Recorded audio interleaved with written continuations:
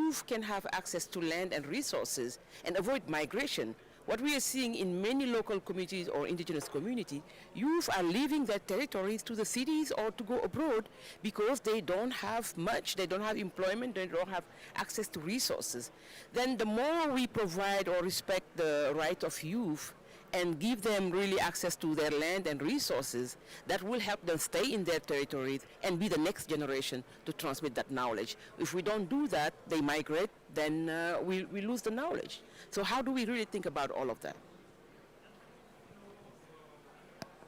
Thank you very much. That's really interesting. We have a question there and another there. Thank you very much for providing me the opportunity. This is Bidhan Chandrupal. I'm representing Bangladesh, and my organization Prabha Aurora, we are a climate sensitive, youth focused, socially committed enterprise working all over the country. And under GEP, Greening Education Partnership, we have been working with Foundation for Environmental Education to run several environmental education programs, not just in other parts of our country, but also in the indigenous and disadvantaged communities in Bangladesh. And in the hilly tracts area, especially in the indigenous community, at where we have been working so far, we have seen that they have really their inherent power that they have, it just not can change their lifestyle, their surroundings, but also change the whole world. Even we have seen that the question asked by him, actually we have identified plenty of trees which can give you water at where there is no water. We have identified trees which can save you from different disasters, and even this kind of solutions we have. But my burning question is, now we need climate science-based implementation research. The point that you have mentioned, I admire all your points, but we need implementation research at where science is involved. Like we have identified trees which can absorb heat, but we are not calculating the rate, how much a particular tree can absorb heat. We need to need evidence, this kind of evidence, so that we can replicate this idea to other parts of our country and other parts of the rest of the world. And these are my questions. How can we get this kind of ideas and can design implementation research, not just in Brazil, but also replicate it in our country, at where we need support desperately. And we are looking forward to working together with different organizations, especially we need technical support. We have the knowledge, but we don't have any technical support to know the science of it.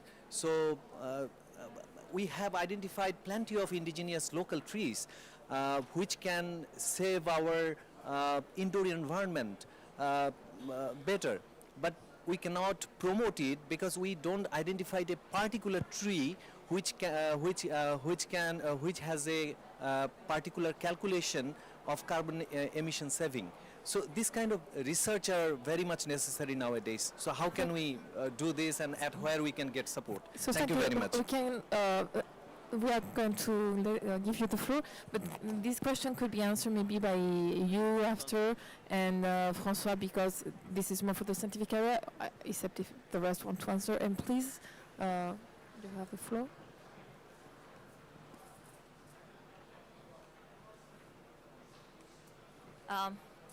Thank you very much for the comments, everyone. I have three questions and comments. The first one really is how indigenous peoples are not from the past. Indigenous peoples obviously are here living, and not just living, but really producing science, climate science. And this session here with our mountain sister, fellow mountain sister, that's such a good example. And so how do we then bring that conversation, that expertise into the IPCC is what I'm interested in hearing from you.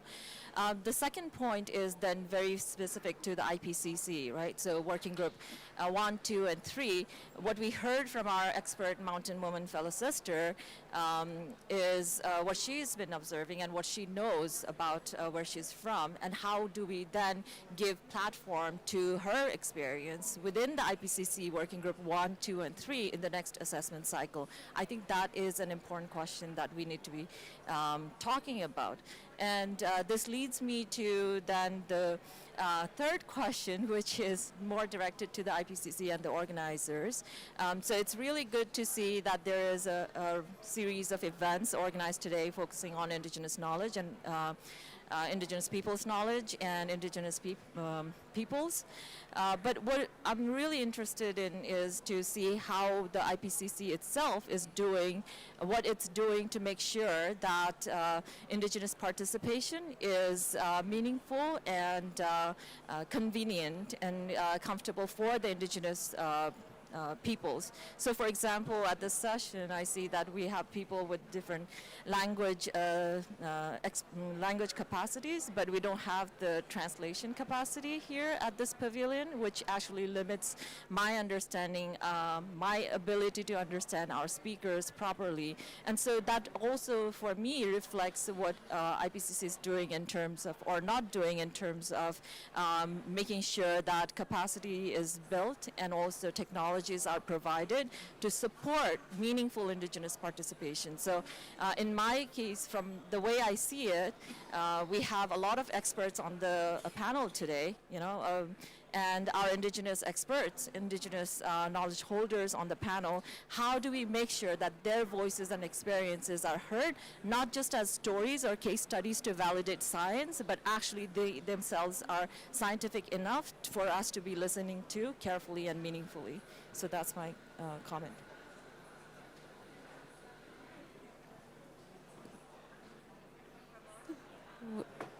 I don't know if you want to start Yes, with the answer. thank you very much. I would say thank you again. I have learned a lot. I mean, as always happens with this kind of events. And with regard to this last question, I would like to make or try to make a contribution.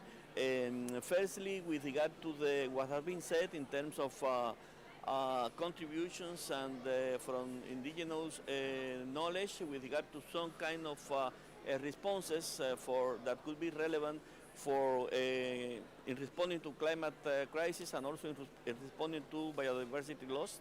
I could say that, as I said at the very beginning, in many cases local knowledge has mainly a local perspective. Indigenous knowledge has mainly a local perspective, taking into account that in many cases the intention of this generated knowledge is not necessarily to be validated outside this place, but however this knowledge is very relevant at the global level, because all what has been said here in terms of the role or the critical role of this wisdom in the context of looking for solutions globally to the climate change crisis and also to biodiversity loss. So I could say that indeed the one possibility that I already mentioned, probably too fast at the very beginning, but later was already taken by other colleagues, has to do with potential partnerships that could be encouraged. There are a concrete experience here, but could be other that could help in this connection, in reducing this distance, because all spatial scale are critical.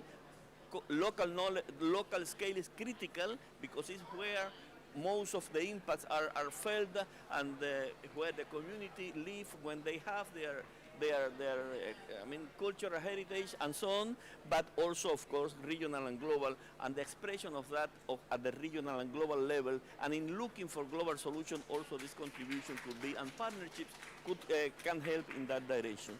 With regard to the last question, as I said before, in the IPCC, the current leadership is in this process of being much more proactive in incorporating or in being much more inclusive, not only with regard to the indigenous knowledge, but also with regard to the gender perspective, with regard to social sciences, with regard to local communities. That means, of course, improve and increase participation. There are different ways, in principle, the traditional ways of participating in the context of the IPCC. One is the observer organizations. Unfortunately, up to now, we have very few, probably only one observer organization representing indigenous people, but this is a way of being directly participating or directly connected to the IPCC, because observer organizations even have the possibility of nominating authors for the report, and this is an entry point. Nomination is not sufficient, of course, but it's necessary to be part of the roster of experts to be selected as member, or as author of the IPCC, but also the observer organization have on first hand all the information because they have voice in the IPCC, even in the IPCC plenaries, even in the IPCC approval processes. There is another channel that has to do with the review processes. The IPCC has 2 rounds of review of reviews of the draft during the assessment process, and their experts, which is very relatively easy to be expert, being demonstrated their capacities, can provide comments, and those comments are addressed by the authors, and at the end of the process, both comments and answers are published after the report is published. So this is a transparent process in which experts, of course also including experts from indigenous and local community, can participate and even suggest additional literature that has not been taken care of and they consider could be relevant for the assessment of the IPCC. This is not all, of course. I would say that still the IPCC has already considered this aspect in the context of the previous assessment, as you mentioned, and I'm going to refer to that later in the second segment. But even in my view, there is a lot of things to be done yet. There is a lot of, even I could say that IPBES has been much more proactive, being a younger organization than the IPCC. Of course, this connection between the biodiversity and the indigenous people is crucial, as has been already said by my colleagues. But again, we are still exploring new ways and options for increasing in practice this participation, but I mentioned already some of the traditional ways that could be much more used, much more explored by the indigenous people. So the intention is this one, to be much more inclusive, not only, as I said, for indigenous people, but in general to be much more inclusive, and the point is to be proactive from both sides. I mean, because this is, in talking about this, answering some of the previous questions, I could say that mutual understanding is critical. Mutual understanding from indigenous people and non-indigenous people, of course, without forgetting history, but mutual understanding is critical. Equitable treatment, informed consent, as has been already said, sharing benefits in the case of the project that has been already mentioned, but I would say that in looking for solution to this global challenge, this knowledge is critical, and I stand behind this idea, and of course support this intention of the IPCC to be much more proactive in this sense. Thank you very much. And last intervention with François. Very shortly, in his introductory remarks, we had the chairman of IPCC earlier, and he talked about interdisciplinarity, and I think that's the key. That's a key concept. I would maybe broaden its definition by saying we need to approach these problems in multiple with a multiplicity of perspectives, and so that multidisciplinarity would involve, an engineer with like an historian. Multiple perspective would, in my mind, involve looking at a problem through the lens of the indigenous population as well as the scientifics. And we need to work in partnerships. And to answer the gentleman's question, I'd say what you're describing is a fantastic university level project or researcher project. I mean, you're looking at communities that know how to harvest the forest, they know how to preserve the species, and they're asking themselves one question. If I want to maximize the carbon absorption of my forest, which essence should I keep and should I harvest the most? Well, this is a scientific question. I mean, if I was in forest research and I had a call from a community asking me that question, I would go right away and we would work together. So I think that's the way we have to go. So I think the IPCC is in the right directions. Of you, it has been a great panel. Unfortunately, we need to stop because another panel is going to come, but it was certainly the best way to start this day about all the panels about youth, gender empowerment, education, and climate change. And as Francisca said, the book about ancestral experience and climate change is going to be available for all of you. So thank you very much. Un aplauso for everyone, and we are going to take the group out picture.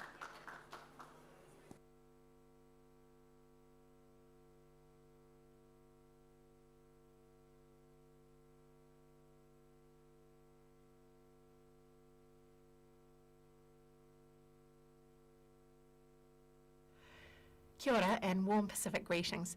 Thank you for inviting me to make some opening comments.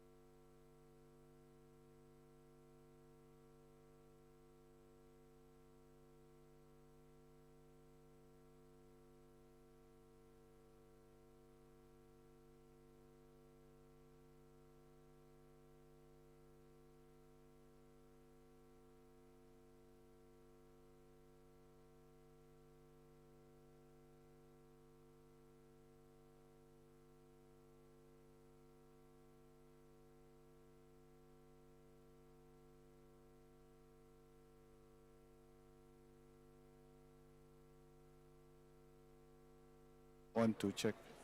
Karim, can you do me one favor? Yeah.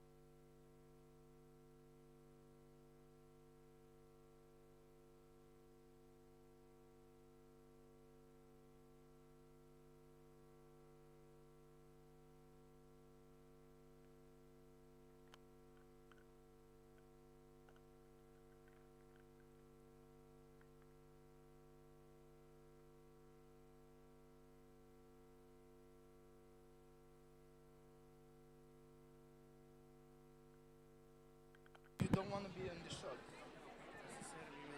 It will look weird, no? Panelists, no. When I make introductions, yes. But then later when they afterwards- speak, Then you I don't sit want. around here. Don't worry. Yes? I'll Okay. stay here throughout. Okay.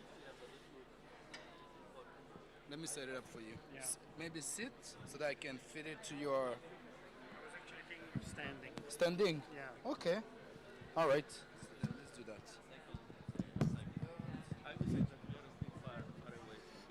That's good. Yeah. 1, 2, 3, 4. Okay.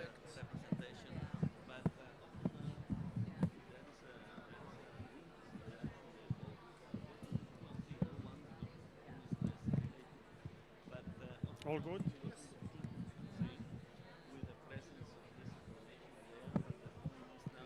So maybe like that? Yeah. Let me Yeah. check the camera. Okay.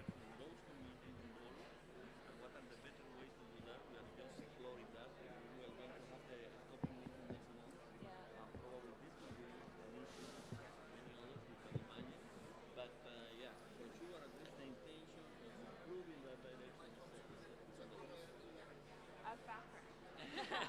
The song, we actually been working together, the UN Foundation and the song and another colleague from Lincoln University, and also colleagues from Lincoln University song were distributing AR6. There. The song is in Indigenous color. Okay, can you check it? So very, very valuable and a lot of experience in this area. But we've been working on research over the past 3 years.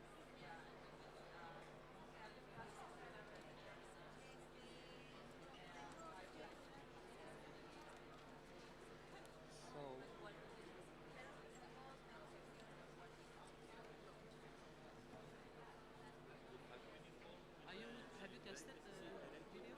Yeah. Sorry, excuse me.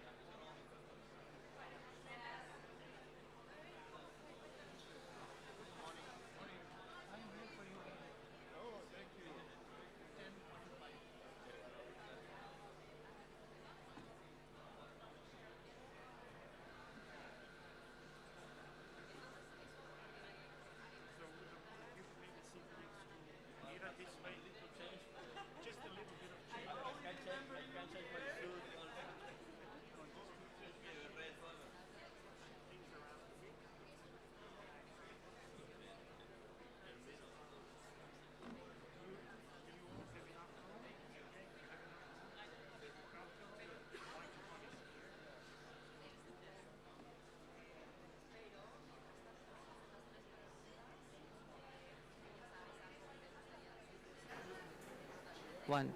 Yeah.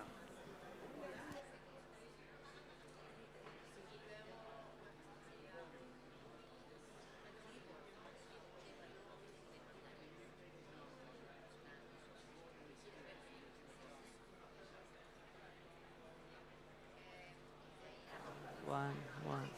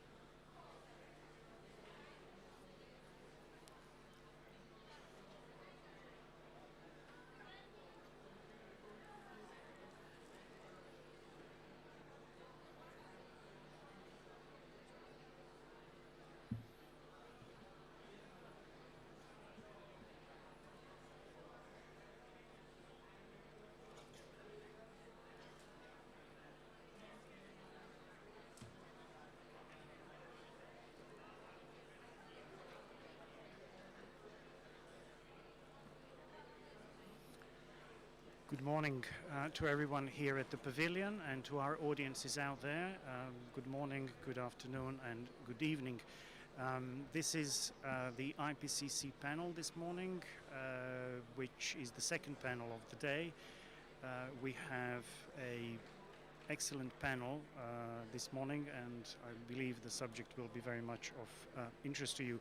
Allow me first to introduce myself. I'm Andrej Mahicic. I'm the head of the communications for the IPCC. The second panel today is entitled Youth, Gender and Indigenous People Knowledge in the IPCC Context. Obviously, the IPCC is at the beginning of its 7th cycle, and as part of the chair's vision, there's been a lot of focus on diversity and inclusion, in particular when we speak about gender, Indigenous people knowledge and youth. We have this segment 3 experts who will touch upon and discuss these issues, and we will have also some time for questions and answers. Allow me to introduce our distinguished panelists this morning. We have Ermira Fida, the Deputy Secretary of the IPCC. We have Ladislaus Changa, the Vice Chair of the IPCC. And we have Ramon Pix Madruga, also the Vice Chair of the IPCC. We will also feature a video. It's a video presentation by Bronwyn Hayward, who has kindly prepared this specifically for this panel, which will very much focus on the children and the impact of the climate change on children. We will then have a chance for a brief Q&A because the program unfortunately is running a bit late, so thank you very much already for the understanding. And on that note, I will invite Ermira to take the floor and deliver the first contribution. Thank you. Thank you, Andrej, and good morning. As Andre said, I'm going to provide an update or a briefing on the how gender is being embraced by IPCC. And indeed, gender considerations have been embedded into IPCC in its fulfilling successfully the mandate of developing periodic assessments on climate change throughout the 30, 60 years of its life now. Currently, the IPCC work in gender is guided by the action plan, the policy and action plan for gender that has been approved by the panel in 2020 at its 52nd session. That has been the culmination of all efforts that have been made from a task group that has been established 3 years before then, back in 2017, which was mandated to look at the work and come up with recommendations, which culminated with the proposal of a framework and then of the adoption of this work plan and policy for gender, which is basically our Bible that guides the work in taking or embracing gender into operations as well as in the assessments, because the earlier definitely affects and influences the latter. And the impact of the work that has been done so far has been felt, has been seen. The gender action team that oversees the implementation of action plan, and that is led and chaired by one of the vice chairs of the IPCC, has done a tremendous job so far, and that includes but not limited to a commissioned by IPCC of a survey that informs all the activities that we have been performing so far, in particular with regards to the trainings and the themes of the trainings. Other aspects of the work include a finalization of the Code of Conduct for the IPCC, which builds on the Code of Conduct of United Nations, and the process for addressing complaints, noting that the gender action team doesn't just monitor and oversees the implementation of the plan, but it's the focal point for every matter related to IPCC and also a focal point for addressing complaints. So we are in the process of finalizing that, and it is one of the most critical parts of the big puzzle that will enable IPCC to embrace gender in its operations. And of course, the process, the work that we do throughout starts making its impacts, and in the 6th assessment cycle, which has been completed 18 months ago, we have seen gender being addressed in a stronger dimension in the reports. Working Group 2 report on adaptation, vulnerability, assessments and impacts confirms again that women, in particular women from developing countries, are at the forefront of the impacts, and they are the ones that suffer the most. The impacts are different to men, and that also affects their access to energy, to other resources, which is something that even the Working Group 3 report of the 6th assessment cycle has elaborated on. So gender has been taken into consideration not only in AR6, even in the past, but the scope and the weight under which it has been treated has been stronger. And IPCC is committed to do even better. In terms of the numbers, which explains why there is such a dimension in the reports, gender in the 6th assessment cycle, we did better. We had 33% of authors that contributed to the AR6 coming from the female domain. And that was much better than what IPCC did in the AR5, and definitely from AR5 to, compared to AR4. As I said, we are trying to do better. We in the AR7 have a bureau that has 40% of its members are are from the female community. One of the vice chairs who is missing, in fact, in this, and who chairs the GATT work, comes from the female community. We have, for the first time, a working group 3, that is co-chaired by women co-chairs, and that goes hand in hand and in line with also the dimension of the regional presentation, which is something that the panel is very much looking at. And speaking of the themes of the cycle, in this AR7, as Andre mentioned in the opening, the chair has set a vision for the AR7, and part of that vision is the theme of inclusivity, and inclusivity includes gender and regional representation, which is something that I've just mentioned. With regards to the content of the AR7 reports, as I said, we expect that the work that we're doing in the process is going to affect the work and the embedding of the gender element into the content of the reports. We have a session, a scoping session in a few weeks now in Kuala Lumpur that is going to set the outline of the 3 working group reports, assessment reports. And I'm very pleased to share with you a figure which shows that we have started doing better in this cycle. 45% of the selected participants to this meeting are coming from the female community. And good figures, relevant, similar figures we expect to have also in the nominations are going to be considered as we move forward with nominations. The working groups move forward with nominations for respective assessment reports. Here in Baku, our strategy for engaging with the COP29 community is being not just sharing and making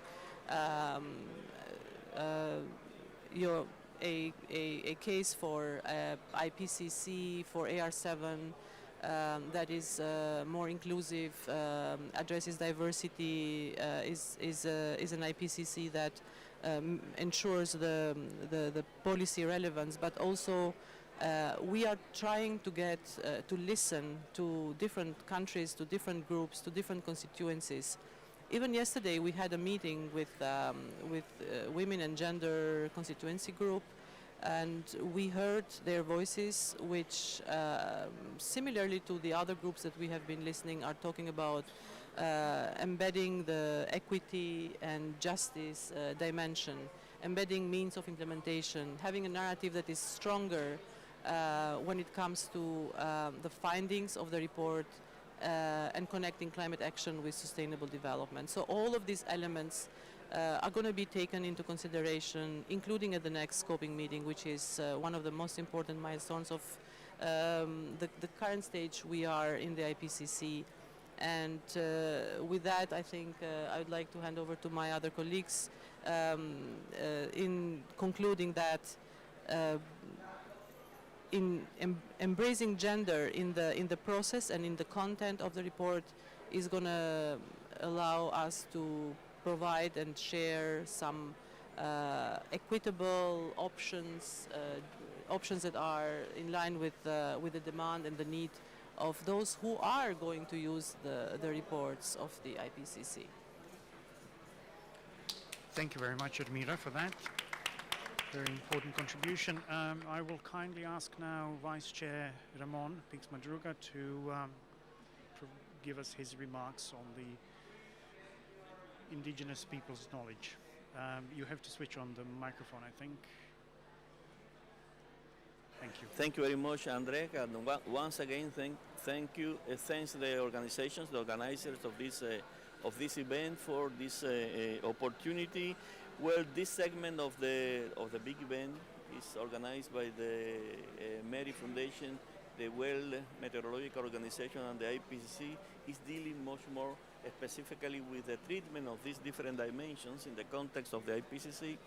And I would like to come back to the issue of the role of indigenous and local knowledge, and indigenous knowledge and local knowledge in the context of the the IPCC report. In the previous segment, I borrow from one sister organization, IDBET, some of the key messages mainly associated to biodiversity and the connection, the synergies between climate change and biodiversity loss, and two crucial aspects of this triple planetary crisis. But now I'm going to make a reference specifically to some of the key messages, key findings of the AR6, and also make a final reflection with regard to how the IPCC is planning to be much more proactive in incorporating this dimension, also in addition to what has been already said by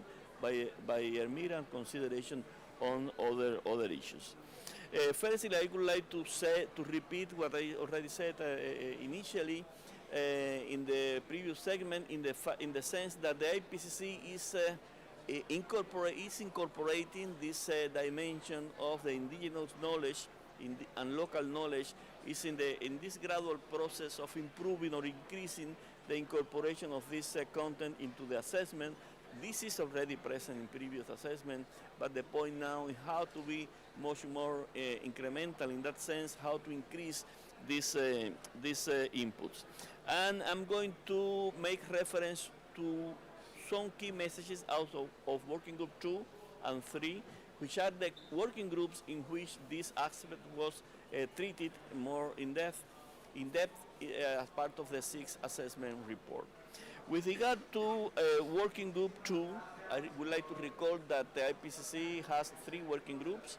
The first one dealing with the physical basis of climate science, the second working group dealing with impacts, adaptation and vulnerability, and the third one with mitigation of climate change. With regard to the Working Group 2, 6th assessment report, the report recognized the value of the diverse forms of knowledge, such as scientific as well as indigenous knowledge and local knowledge, in understanding and evaluating climate adaptation processes and actions to reduce risks for human-induced climate change. For instance, one of the most critical adverse effects of climate change, which is the contribution to food insecurity, have increased malnutrition in many communities, especially indigenous and local peoples, and local community, and this is one of the expressions of this differentiated impacts and the identification of the most vulnerable communities, including in local communities and also some of the indigenous communities in the indigenous people. Another message is that the loss of ecosystems and their services has cascading and long-term impacts on people globally, especially for indigenous peoples and local communities who are directly dependent on ecosystem to meet basic needs. Another one, vulnerability at different spatial levels is exacerbating by inequity and marginalization. Present development challenges causing high vulnerability are influenced by historical and ongoing patterns of inequity, such as colonialism, especially for many indigenous peoples and local community. Cooperation and inclusive decision-making with local communities and indigenous peoples, as well as recognition of inherent rights of indigenous people, is integral to successful forest adaptation in many areas. Maladaptation especially affects marginalized and vulnerable groups adversely, particularly indigenous peoples, reinforcing equities in many cases. And there are a set of proposals to deal with all of these challenges in terms of enhancing knowledge, climate knowledge, and also sharing this knowledge, including the role there of indigenous knowledge and local knowledge. There is a concept that has been widely diffused out of Working Group 2, which is the climate resilient development. And in this development also, the role of indigenous people is crucial, when talking about developing partnership, we talked about that in the previous presentation, including indigenous and local knowledges, the need of equitable outcome, equitable partnerships, all of this as part of the responses in terms of adaptation to climate change. But with regard to Working Group 3, I would like to also refer to some of the key messages there. That increasing, there is a recognition in the Working Group 3 to the increasing diversity of actors and approaches to mitigation, including indigenous peoples and the local community. There are some mitigation options in which, of course, there are synergies, and also there are trade-offs with regard to sustainable development. One of them has to do, for instance, with land-based options like afforestation, and another one has to do with what we discussed previously with regard, for instance, to the energy transition and the role of the critical mineral. There are synergies and there are trade-offs with regard to sustainable development, and the Working Group 3 has been assessing both sides of the equation in that sense. For instance, with regard to the AFOLU carbon sequestration and greenhouse gases emission reduction options have both benefits and risks in terms of biodiversity and ecosystem conservation, food and water security, wood supply, livelihood and land tenure and land use rights for indigenous people and local community. Another aspect, enhanced monitoring, reporting and verification capacity and the rule of law are crucial for land-based mitigation, and also policies recognizing interaction with wider ecosystem services. The report highlights the fact that indigenous people manage a significant share of global forests and agricultural land and play a central role in land-based mitigation options. Also, the report recognized that maximizing synergies and avoiding trade-off pose particular challenge for indigenous people due to the limited institutional, technological, and financial capacity, and with constrained social, human, and economic capital. In general, there is a reference there to the need of effective and equitable climate governance built on engagement, and also the need to enhance access to finance for local communities as indigenous peoples. As you can see, there are key messages there, both for adaptation and mitigation as key ingredients of the responses to climate change. And the intention, as I also said previously, is to improve this, the participation of this wisdom, this input from the indigenous people into the 7 assessment report, both in terms of experts, but also in terms of the contents. Having experts is, of course, a precondition, is a necessary but not sufficient condition for ensuring that the whole content, the content is properly taken care of. Next month, as has been already said, the scoping meeting for the 3 working groups is going to take place, and we would expect there a first step in this inclusive intention of the chair and the leadership of the IPCC in trying to improve inclusiveness with regard to gender, of course, with regard to local communities in general, with regard to the other disciplines, including social science, but also with regard to the indigenous people. So I will let the presentation here, and I will be open for a little bit more elaboration later in the second part. Thank you very much. Thank you very much, Ramon. We will now roll a video that was produced by Bronwyn Hayward. She was the author in the 6th assessment cycle. It is a recorded presentation that talks about children and the impact of climate change on children, and it will be a nice segue into the youth engagement, which will be picked up by Ladislaus after the presentation. So please roll the video. Thank you.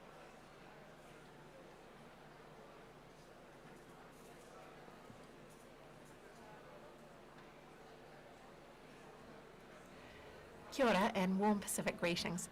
Thank you for inviting me to make some opening comments for the IPCC's contribution to issues for youth as part of the Science for Climate Action dialogue.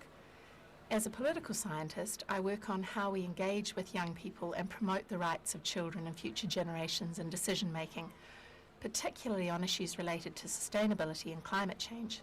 The last IPCC assessment round had an increased focus on issues for children and youth. That focus is timely, but the mentions of children and youth are dispersed throughout the report. The most references that we find for children and youth are in the adaptation report, where there are over 400 references. There were only 14 references to children and youth issues in the synthesis report, but that message matters.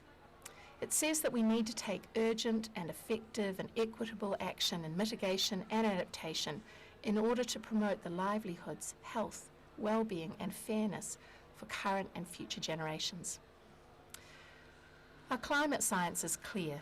The disproportionate impacts of climate change are already affecting children and youth, particularly future generations and those in Indigenous and marginalised communities.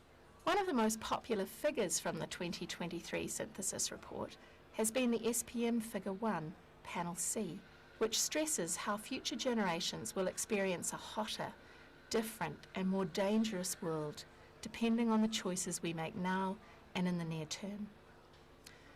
This message was also reinforced in the frequently asked questions highlighted in the IPCC's adaptation report, which reminds us that children who were aged 10 or younger in 2020 will experience nearly a four-fold increase in extreme events in their lifetime under a scenario of 1.5 degrees of global warming by 2100, or a five-fold increase under 3 degrees of warming.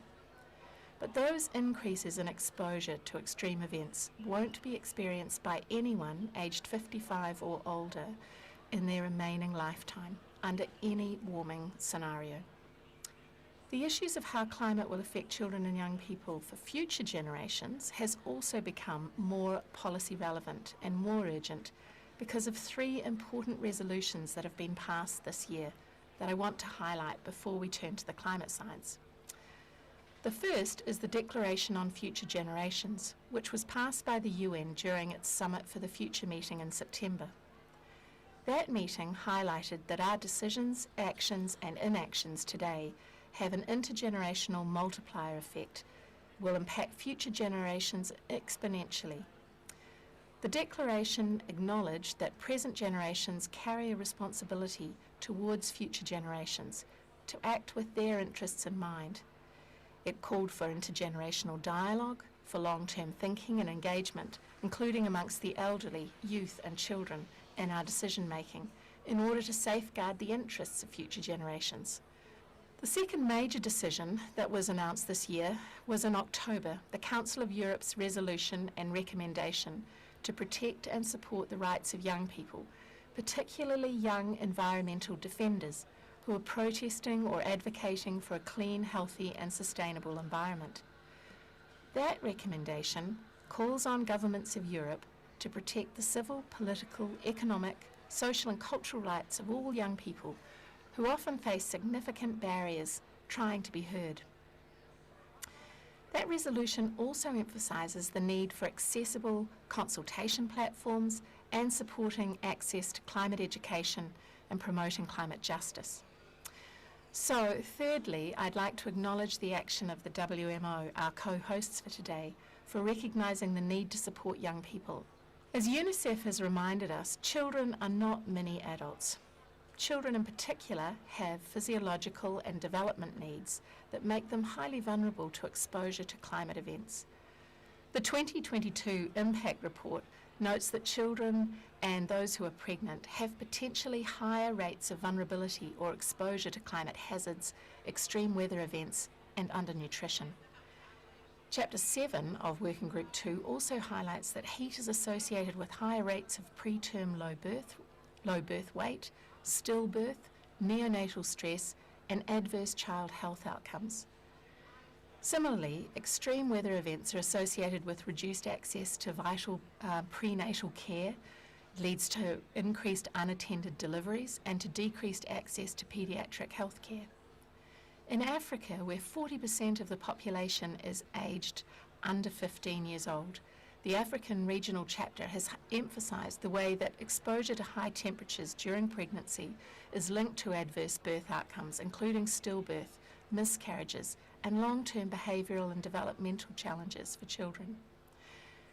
Compounding and cascading risks also impact children and maternal health. As this figure in the synthesis report highlights, it shows the slow effect of extreme heat and drought, particularly on maternal malnutrition and then children's undernutrition. The news is grim, but not all bad. If we can integrate climate mitigation and adaptation actions, for example in public transport and active clean energy choices, Section C of our synthesis report in the IPCC reminds us that there are significant positive synergies and health co-benefits, particularly for caregivers and children. Alongside an emphasis on physical health issues for children, the AR6 round of IPCC reports has focused on the mental health of young people and the elderly. There's very high confidence in the 2022 IPCC report that the mental health of children and adolescents, particularly girls, is at risk from heat exposure and from issues of trauma and from the disruption of climate events on lifestyles and on home and lives. Turning from health to issues around education, climate has also impacted children's education, and references are distributed throughout the IPCC reports, where extreme weather events, including hurricanes and heat stress, have affected children's education. There are even documented accounts of the effect of the loss of permafrost disrupting children's education as Indigenous communities in the Yukon. For many children, heat exposure and drought, as well as flooding, is also affecting their opportunities for outdoor play and recreation, particularly in the context of children's lives where they live in informal settlements or in Indigenous communities and are marginalised socially and economically. These are the kind of experiences which are magnified for children and young people around the world, and the IPCC reports have emphasised that climate risks are also magnified in hotspots of high vulnerability to climate, particularly in Asia, in Africa, in South and Latin America, and in the small island states and the Arctic. But cities and urban settlements are places where we also need to think particularly about children's lives.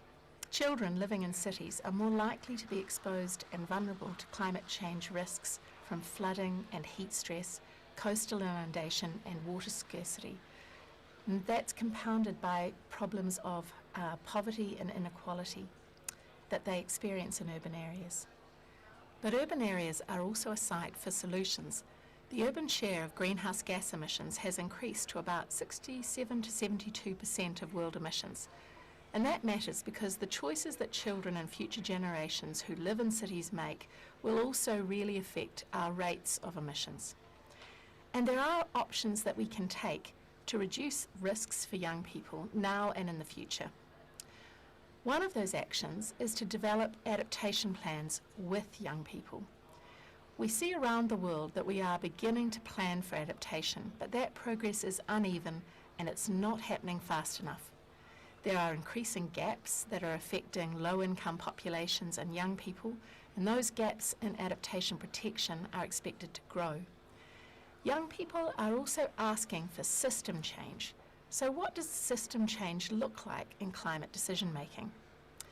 Our IPCC synthesis report highlighted the way that young people in mass social movements have emerged as a catalysing agent alongside Indigenous people, human rights movements and gender activist groups who are promoting government policy responses.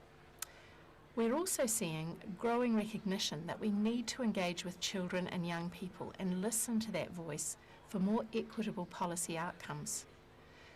The synthesis report notes that when young people are engaged, they help influence political support for difficult choices, the choices that we desperately need our cities and our national governments to make. On issues related to food and water decision making, the IPCC also notes inclusive governance involving marginalised groups, but particularly young people and women, can improve our decision making and our practices for water and water sanitation and health. AR6 was also significant for emphasising what they called climate resilient development. That's development that integrates action for mitigation and adaptation and draws on diverse knowledge through partnerships, including partnerships with young people and women and Indigenous communities and local communities and minorities. The research that was documented tells us that the outcomes are more likely to be locally appropriate and socially acceptable when they're made in partnership. Finally, my own research here at the University of Canterbury and with the University of Surrey in the UK under the Centre for Understanding Sustainable Prosperity highlights the way that involving children in decision making can improve the equity of outcomes in diverse contexts. This is particularly true for children in cities and for children in Indigenous communities where colonisation has disrupted important processes of making decisions and networks. So building from community strength matters. But what are the opportunities for future action in the IPCC and our climate science for youth? I think there are two things I want to leave you with to think about. First, given the disproportionate impact of climate on children and future generations, there's an opportunity to take a more coordinated approach to reporting on issues for children and young people to ensure that our actionable research and solutions are highlighted in sections of our chapters. Second, there's an opportunity for the IPCC to be more policy relevant by highlighting the ethical issues of intergenerational justice in our reports, including the impacts of losses and damages, and documenting the co-benefits of inclusive, long-term thinking. These are exciting opportunities that will make a difference for children and young people, and I thank the WMO, the IPCC and Mary for focusing on children and young people and future generations in today's session. As Ngāi Tahu, who's the Māori tribal authority for where I live here in the South Island of New Zealand, says, "Mō tātou e, mō akuri amuri ake nei," which means for us and our children after us. Thank you for considering the needs of children and the rights of future generations and for inviting me to speak.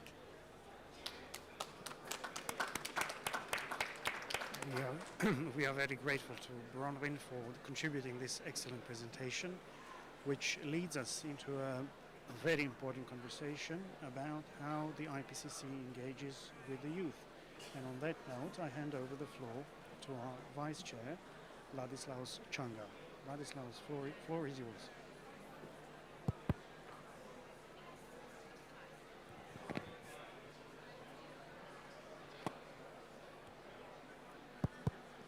Okay, thank you very much. Where to start? Let me start by expressing our appreciation and gratitude to WMO and also Mary Foundation and Philanthropy Francisca Cortez Sorari for all the coordination and for all the collaboration leading to the setting up of this important forum.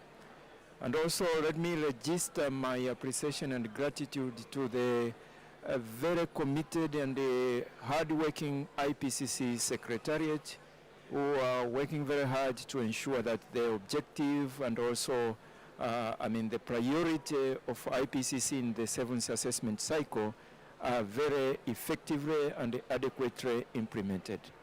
And also let me express my thanks and appreciation for all of you who have allocated time to come and participate in this important event, which is considering the participation of young people and the children and in the IPCC process and ensuring that they are not left behind. Now, let me make a statement. According to the video that we've just watched, what I would like to say is that children and particularly young people are instrumental in the IPCC process in the 7th assessment cycle when it comes to generating knowledge, but also in the dissemination of the output from IPCC, contributing to raising awareness. So they have a critical role to play now. Now, why young people matters? If you look at the data statistics, you will find out that almost 40% of the global population is young people under the age of 25.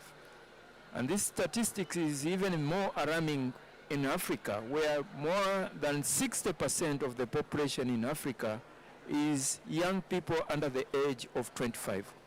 So with that narrative, it is very fair to say children and young people are critical for the implementation of whatever that we are discussing now.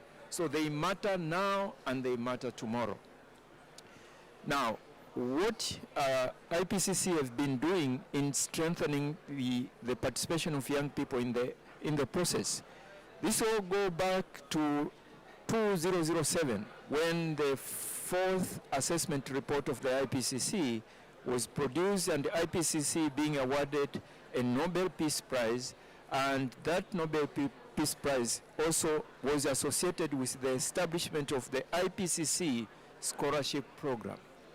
The scholarship program is meant to strengthen the participation of young people, particularly in developing world, to be part of the process in the IPCC, contributing to generating knowledge, but also in the review of the IPCC report and also in the dissemination of the IPCC finding.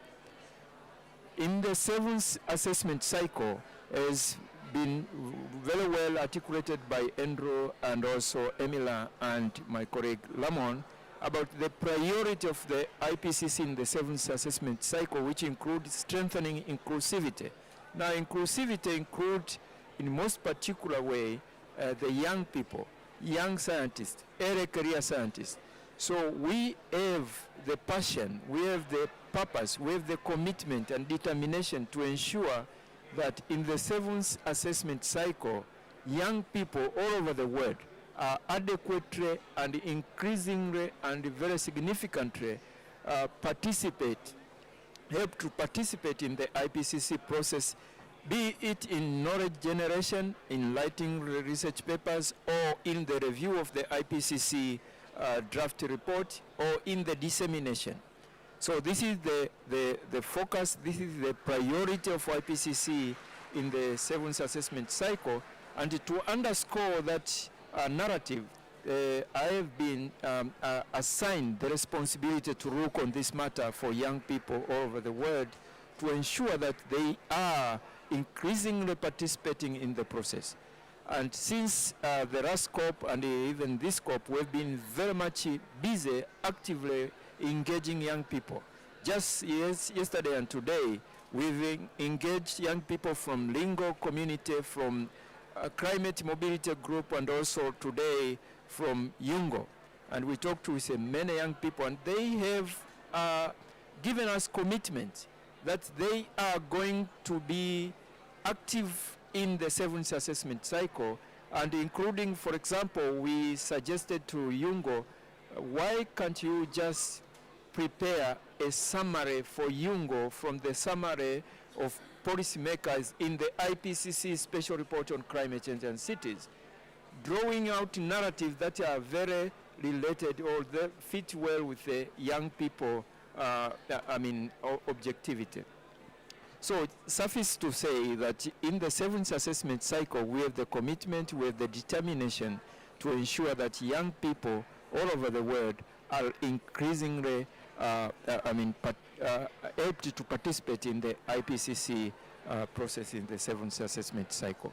I would like to stop there, and I'll be happy to respond to your question, if any. But before that, just to also mention that just a few weeks ago, we had a session with the young people in Monaco where they've been awarded a certificate for being the beneficiary for the IPCC scholarship program. We awarded 24 young people from all over the world, including 15 from Africa. Thank you. Thank you very much, Ladislaus, for these passionate comments about youth engagement. I will open the floor now for questions. And while perhaps our audience is gathering courage to pose a question, I will maybe abuse the microphone myself and ask our three panelists for maybe brief insights into what do you see as possibly the challenges, either systemic or real-world challenges, in getting the inclusivity and diversity within the IPCC context at the level that is desired for this cycle. And maybe we can start first with Ladislaus. Yeah, taking in consideration the active engagement that we have had over the last few days, I think one of the challenges is awareness. Most of the people we engaged, they seem to not know what is possible for them to be able to contribute and how they can do that. For example, just being part of the process by reviewing the draft report, they are not aware about it. So I think to us, awareness is critical. We need to strengthen awareness, and that's why we have the commitment to do that every day and throughout the cycle. I fully agree, could not agree more with what Ladislas has just said, and building on that, I think engaging.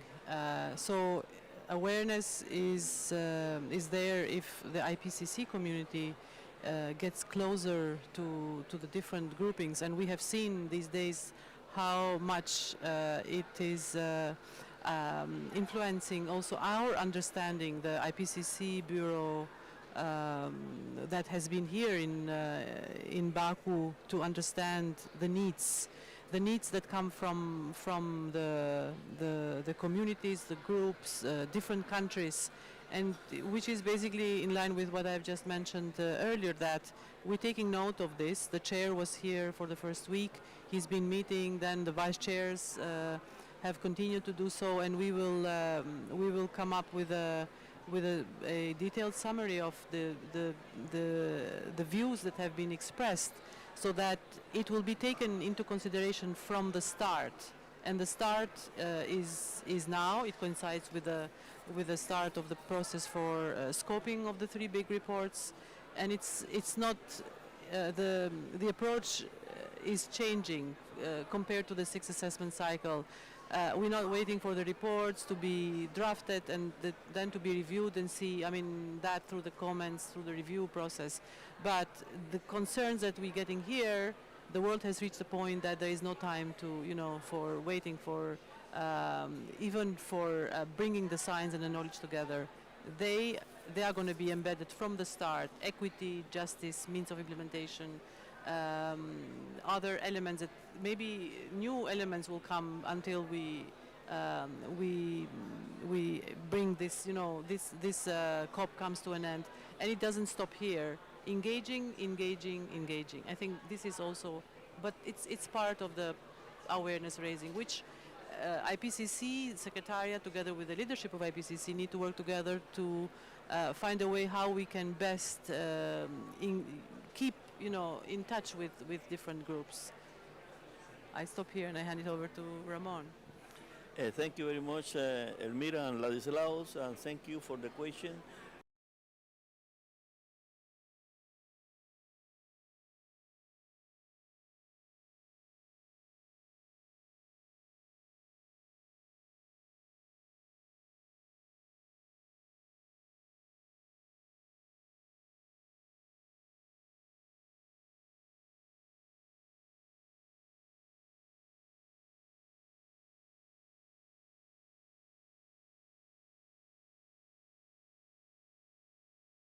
But also gender perspective and the indigenous people's perspective.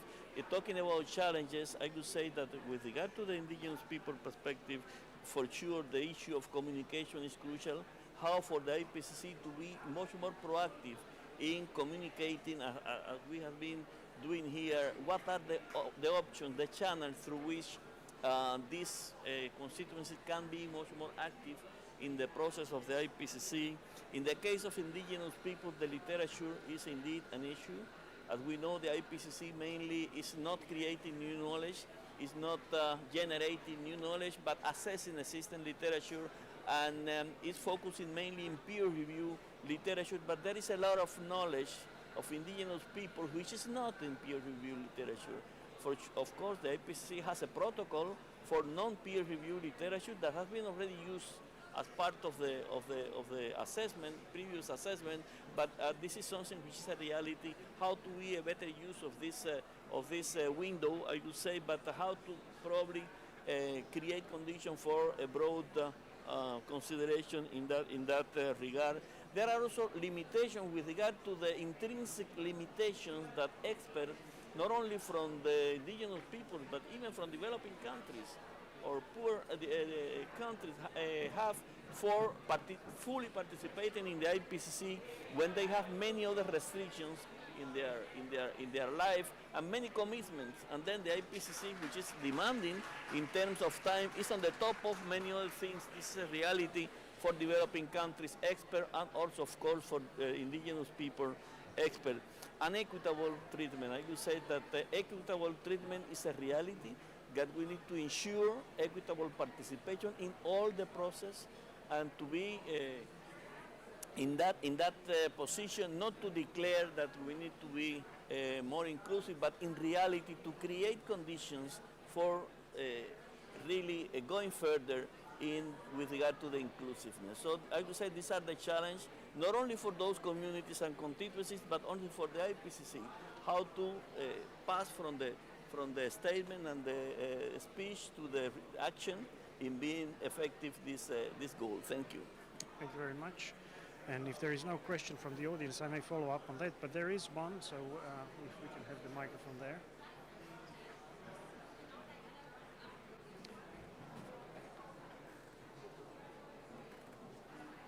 Hello.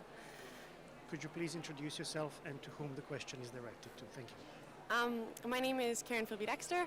I'm from the Australian delegation, and I guess I live in a household of, we would call them Gen Zs. They're engaging in data in a completely different way. They're not reading reports. They might not be accessing all of this wealth of knowledge that the IPCC is synthesizing. Instead, they're listening to influencers. They are on TikTok. They're scrolling through media. And actually, in many places, they're being, like a 19-year-old who I know is being paid to create this content for her generation. So I'm wondering, how many youth do you guys have on staff to actually help disseminate some of the data and some of the reports? To whom?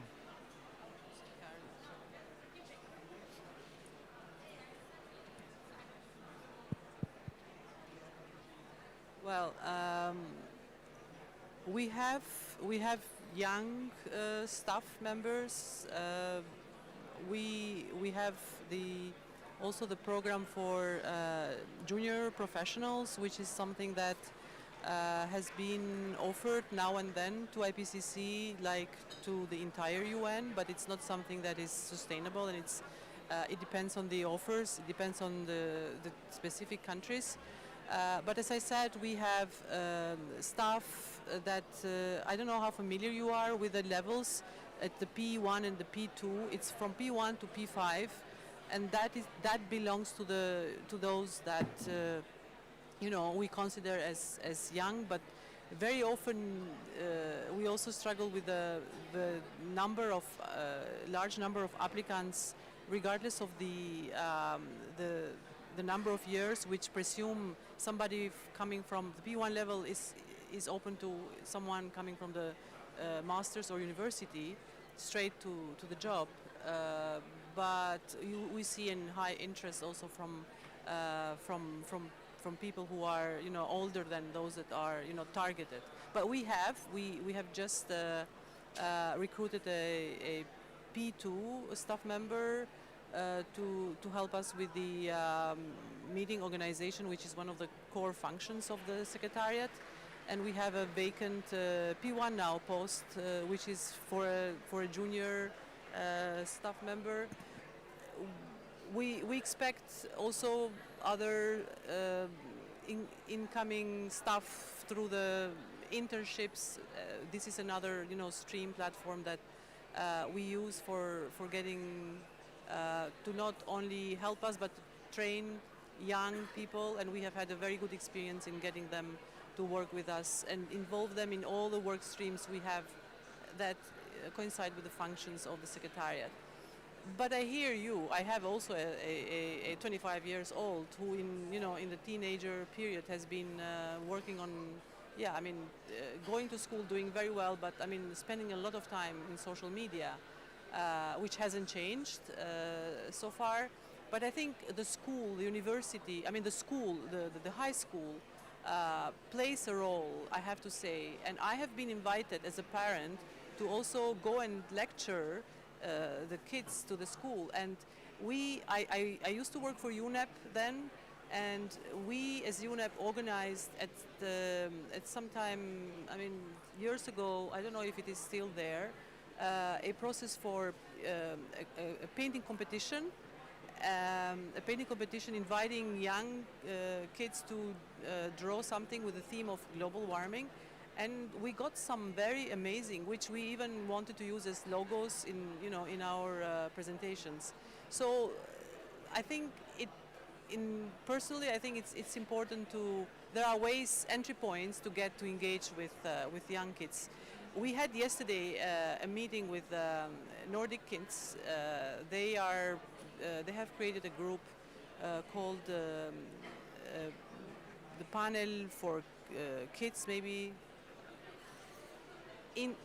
intergovernmental children panel on climate change. Something like that. It is something that it was such an amazing group of kids who were telling us, sharing the outcome of some assessment. It's not the first time that they are meeting with IPCC. They were showing that the survey that they have conducted at the country level shows that the number of kids that are getting to get worried about climate change and wanted to be part of the solution is increasing. But something which was very interesting for me to hear was that there is some of the kids have chosen to not be very proactive because of the bullying. They're getting bullied because of being climate activists. So personally, I think that there is a lot of ways of engaging with children community, and maybe the school can play a role. We in the Secretariat, we are a small group of people who are doing quite a lot, and we expect to get expanded with the expanding mandate and the demand that comes from the panel.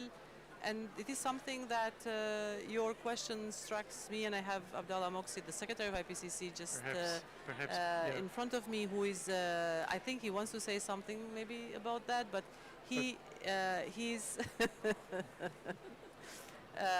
we definitely have to think of young professionals, and I understand that it is something that is ongoing in the entire UN system these days, simply for bringing their concerns, and not just climate. There are other, we live in a triple planetary crisis, and climate is connected with pollution and biodiversity, and children and young people are getting worried more and more today. I hope but perhaps beyond the Secretariat, I think we are looking also for ways, the authors of the IPCC are some of our key communicators, and there is an effort to bring early career scientists on board as chapter authors in this cycle.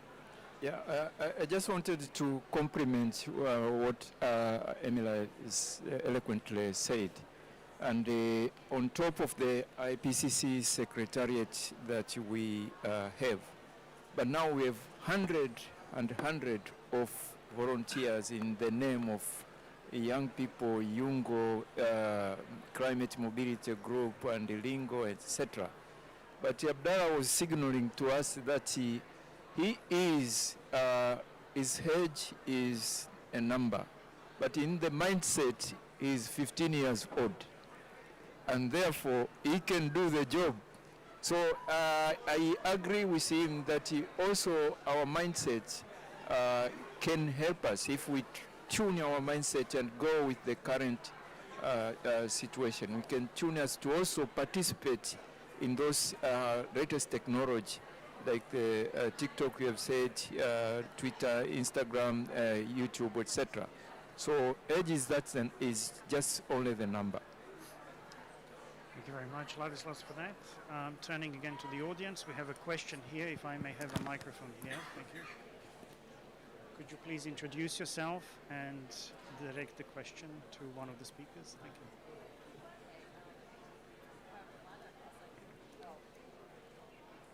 Hi, everyone. I'm Pasang Sherpa. I'm at the University of British Columbia, and I was a contributing author to the AR6. So looking at the AR7, and all of you have touched on topics that are either understudied or, in the case of Indigenous peoples, problematically studied in many cases, right? And so looking at AR7, if we want to synthesize knowledge, how do we do it? Especially there are conversations about artificial intelligence, using artificial intelligence for recognizing the literature to be included in the process. So how do we make sure that the literature that is included or authors that are invited are aware of the problems and inconsistencies even in the literature that is out there, or the lack of proper study in those areas? For whom is the question? And this one, because it's so general, I think it applies to anyone, whoever wants to address it. Any volunteers? Ladislas? Thank you very much. This is a very difficult and a very important question, but the process within IPCC itself guarantee that experts will be able to explore all the best available science. So the process itself is comprehensive, objective, transparent, and open. So not only authors, but also us as scientists, at a certain stage, we have the opportunity to flag out if there is any gaps or any need for addition when we'll be doing the review of the draft report. So that's the beauty of IPCC. Every one of us have the role to play, have the opportunity to do. The process is so incredible, and therefore I can guarantee you that nothing will be left out. No stone will be left unturned when we are doing the preparation of the report. Thank you very much. Do we have another question? Yes, we have a question in the back. Could you please introduce yourself and direct the question to one of the panelists? Thank you. Thank you so much, moderator, and thank you, panelists, for your very clear presentation. I'm Bob Alex Ogwang from Uganda. I'm happy to have come at a time when the presentation was going on. I come from a country with the highest population of the young people, and unfortunately the IPCC initiative has not gone very deep into these young people. I got encouraged when Dr. Changa was making a presentation that there's initiatives to ensure that the young people are progressively involved in IPCC initiative. And I just want to commend the team, IPCC, for that initiative, but also encourage that this needs to be strengthened. And where possible, at university level, we need to advocate for IPCC clubs, a direct initiative to ensure that our people get to understand the science, get to be involved, get to appreciate why the IPCC is in action. And this will help us to move far. Otherwise, those of us who are elderly, we have some information. We are already involved in some way, but if we leave out the future generation, there will be a big problem. So thank you so much for this initiative. Keep pushing, we are with you.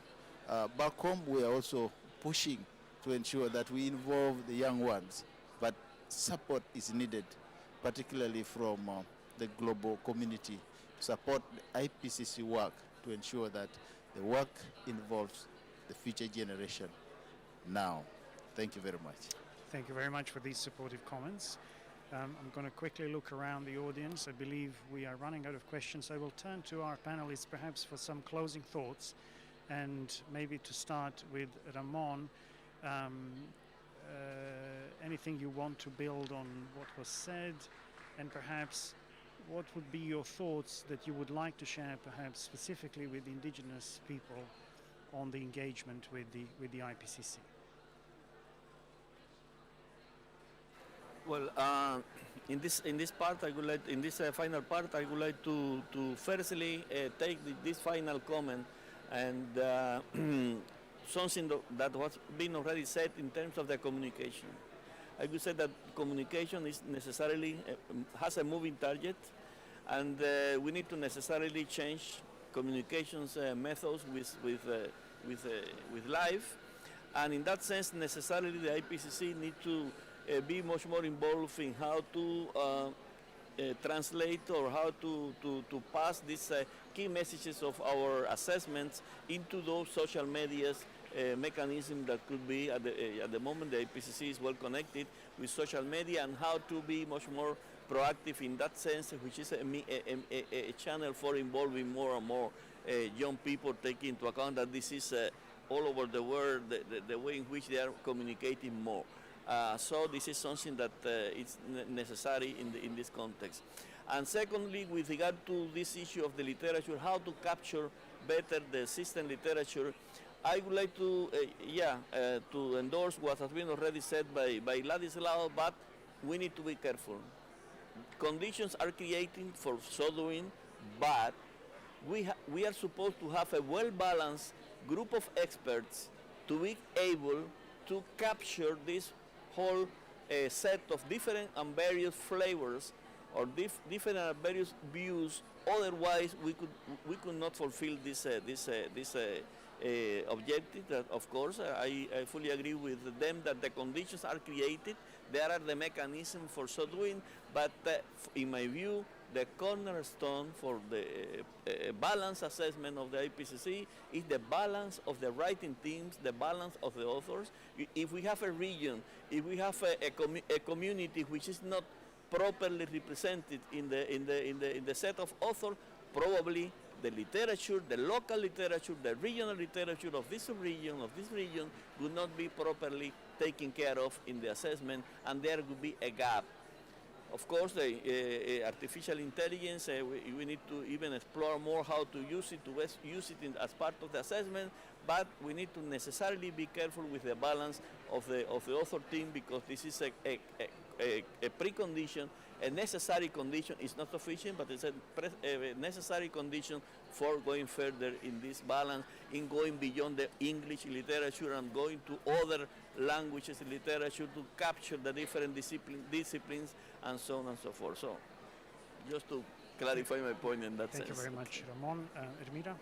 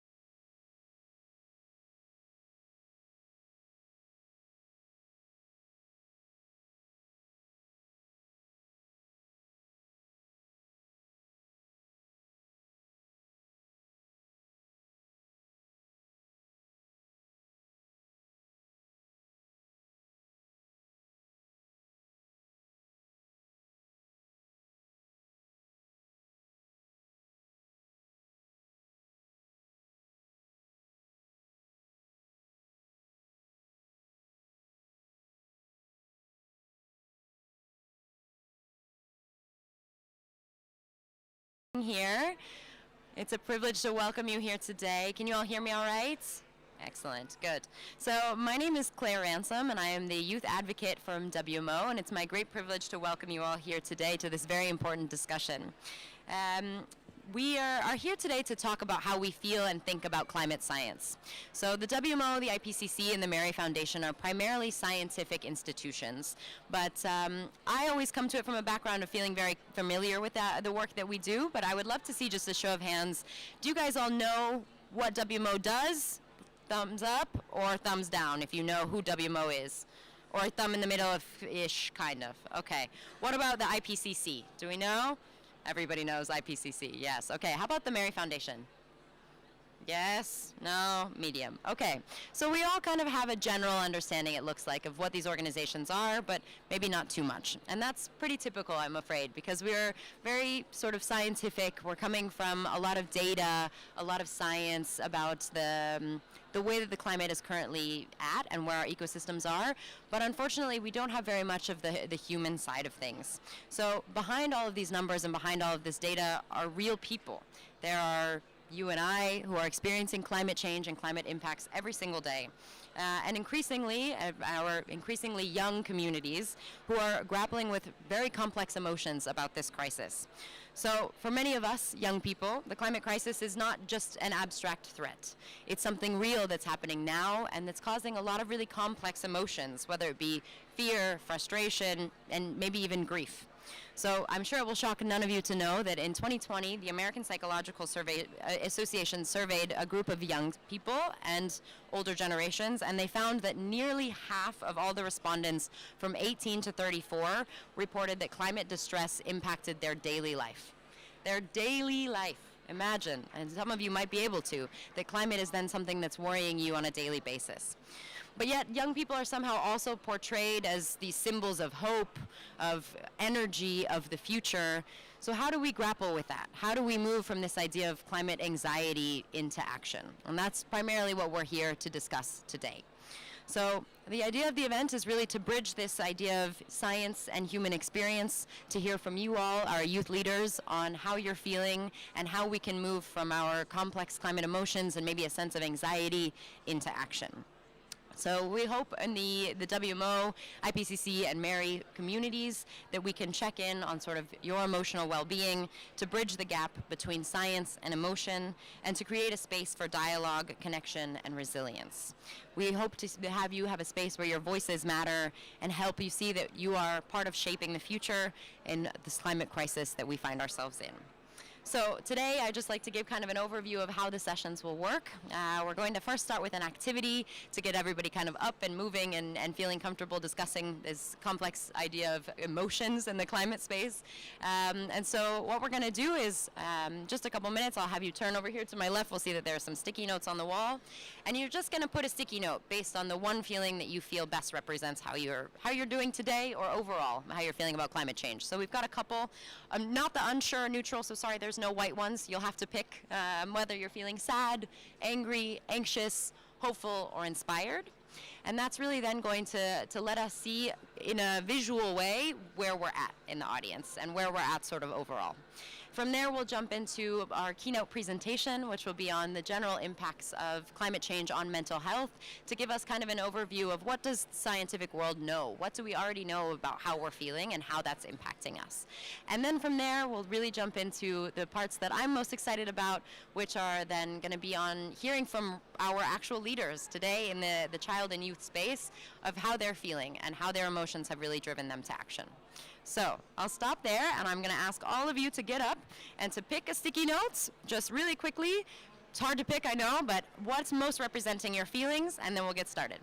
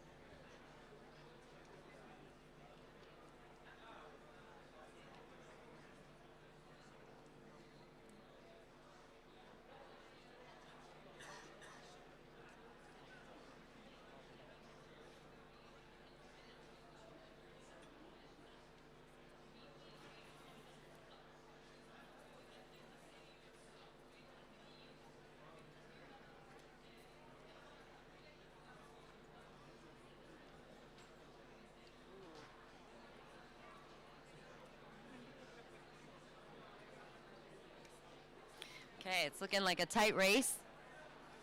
All right, we are exactly tied between hopeful and anxious, which I'm not sure that I had any expectations for how we would be feeling, but that seems about right for this space, that we are equally, hopefully, feeling the anxiety and this sort of sense of being unsure about where we're headed, but also hopeful. And I hope by the end of the panel today, we'll understand those emotions a little bit more and maybe be headed toward the more hopeful side rather than the anxious side. But to get us all going, I'm going to introduce our keynote speaker, Haley Brown, who is going to be giving us an overview of the mental health space and climate change overall. She's a grad student at the Scripps Institute for Oceanography, but has a background and has worked for several years in the space of mental health and the impacts from climate change. So without further ado, Haley, the floor is yours. Great. Thank you, Claire, and thank you all for being here today. So I'm excited to give some backdrop on just this intersection of mental health and climate change, and then going to turn it over to awesome groups of youth advocates to talk about experiences and solutions at this nexus. So as many of you know, climate change has been named the greatest global health threat facing the world in the 2022 Lancet Countdown and has profound impacts on mental health. As reflected in the announcements for the 2024 countdown, there is increased urgency to include mental health considerations within adaptation and mitigation efforts. The effects on climate change on mental health are direct, indirect, and disproportionately distributed.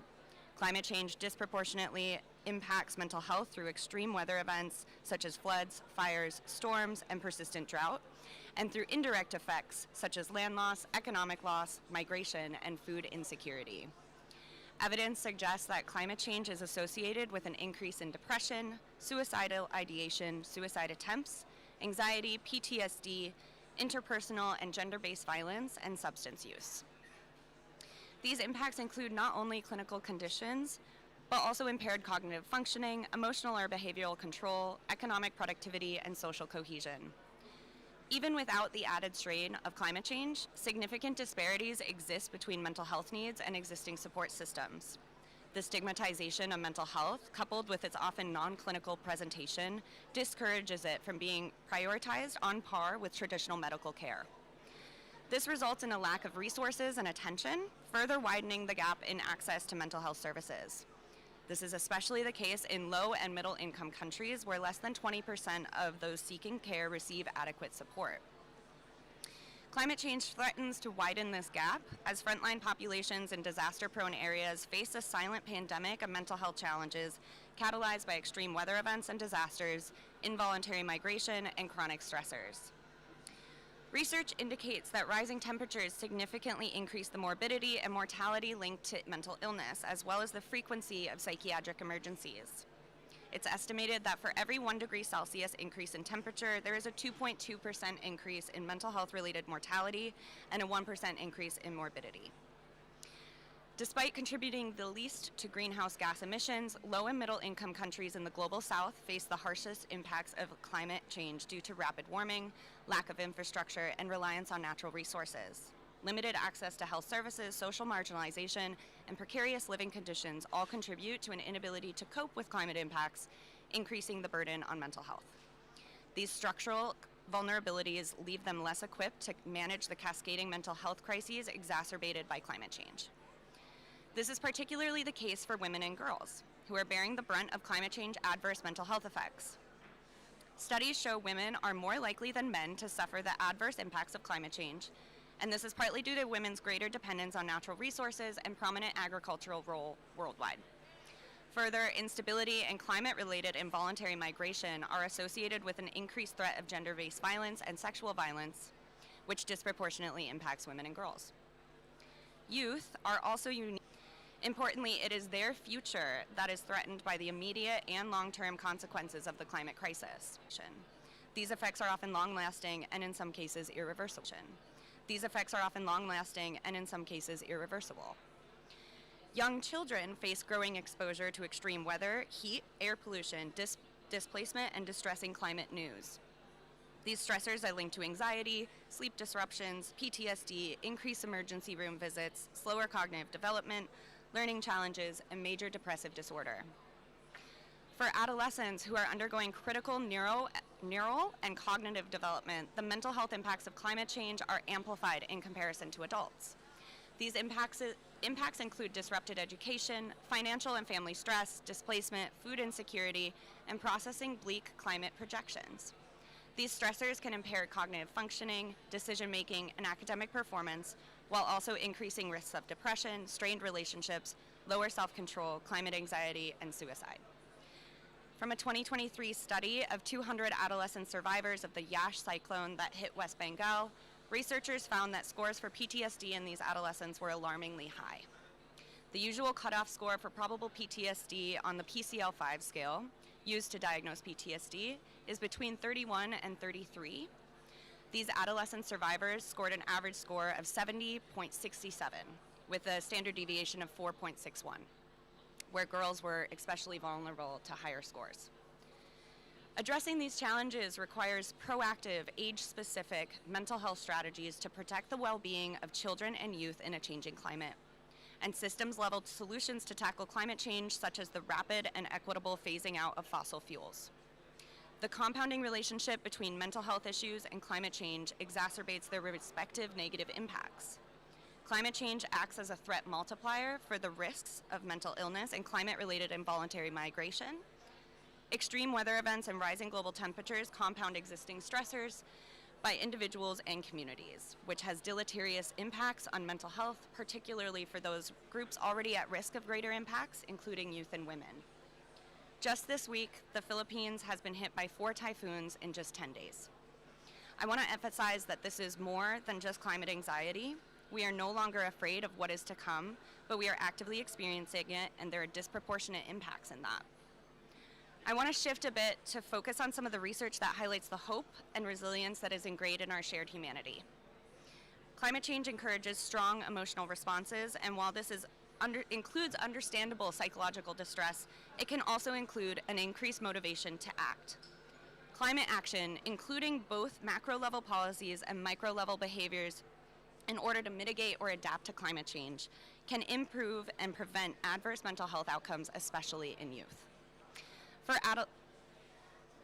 The changes that may occur from climate action have the potential to improve mental health through determinants known to reduce mental illness, such as social cohesion and community well-being. The true first responders in disasters are often not state-sponsored emergency services or doctors, but the families and community members directly affected. Those who rise to the challenge and lead mitigation efforts in the moments of disaster. This reality underscores the vital role of empowering communities and prioritizing their resilience as we prepare for the inevitable impacts of climate change.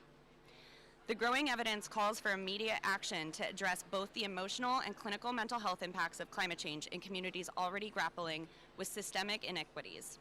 Mental health intervention is too often reactive rather than preventative. To translate research into climate mental health aligned policy and practice, a shift to preventative approaches is essential. Preventative approaches may include retraining or upskilling whole workforces, including key stakeholders like health leaders, policymakers, educators, mental health professionals, and emergency responders. Mental health and psychosocial response must be seamlessly integrated into climate adaptation and disaster management plans, focusing on those most at risk. These preventative approaches can contribute to a more seamless transfer of skills from the micro, so grassroots and community levels, to the macro, policies at national and international levels, which has the potential to minimize population-level distress pre- and post-disasters. Current adaptation and risk reduction strategies such as infrastructure upgrades, expanded essential services, and green infrastructure often fall short of addressing the mental health challenges posed by climate impacts. A holistic approach to climate adaptation should integrate mental health considerations into these interventions. This looks like co-designing interventions and policies, sharing decision-making, and creating a loop of knowledge exchange with local and indigenous communities and those already responding to these crises. Further, developing education and awareness initiatives must involve key institutions such as mental health systems, schools, universities, and community leaders to provide climate-informed mental health support and promote participatory and collective climate action. Turning to these types of organizations and social networks as anchors for mental health and psychological resilience makes sense. especially as they are already often fulfilling this role in similar ways. For example, schools and other youth-facing institutions around the world have adopted more psychologically informed and nurture-promoting methods within their teaching and learning approaches, positioning them as credible entities to reach out to or be a trusted place for engaging with parents, youth, and other community members and institutions. Recognizing youth's potential to be climate advocates and integrating indigenous practices of environmental defense and protection further enriches preventative strategies.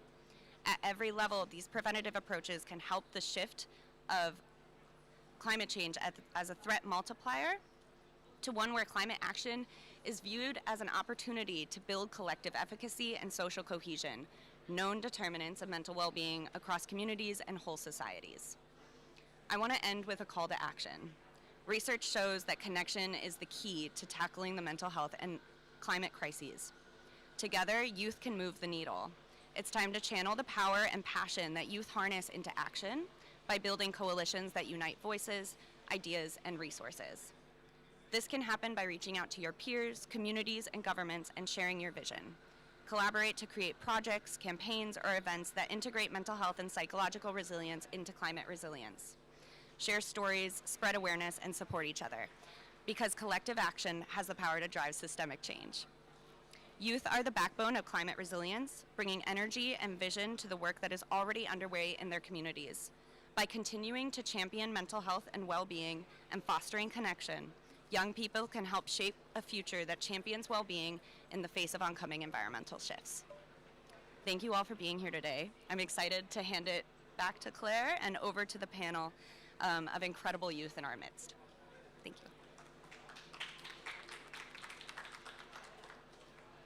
Wow.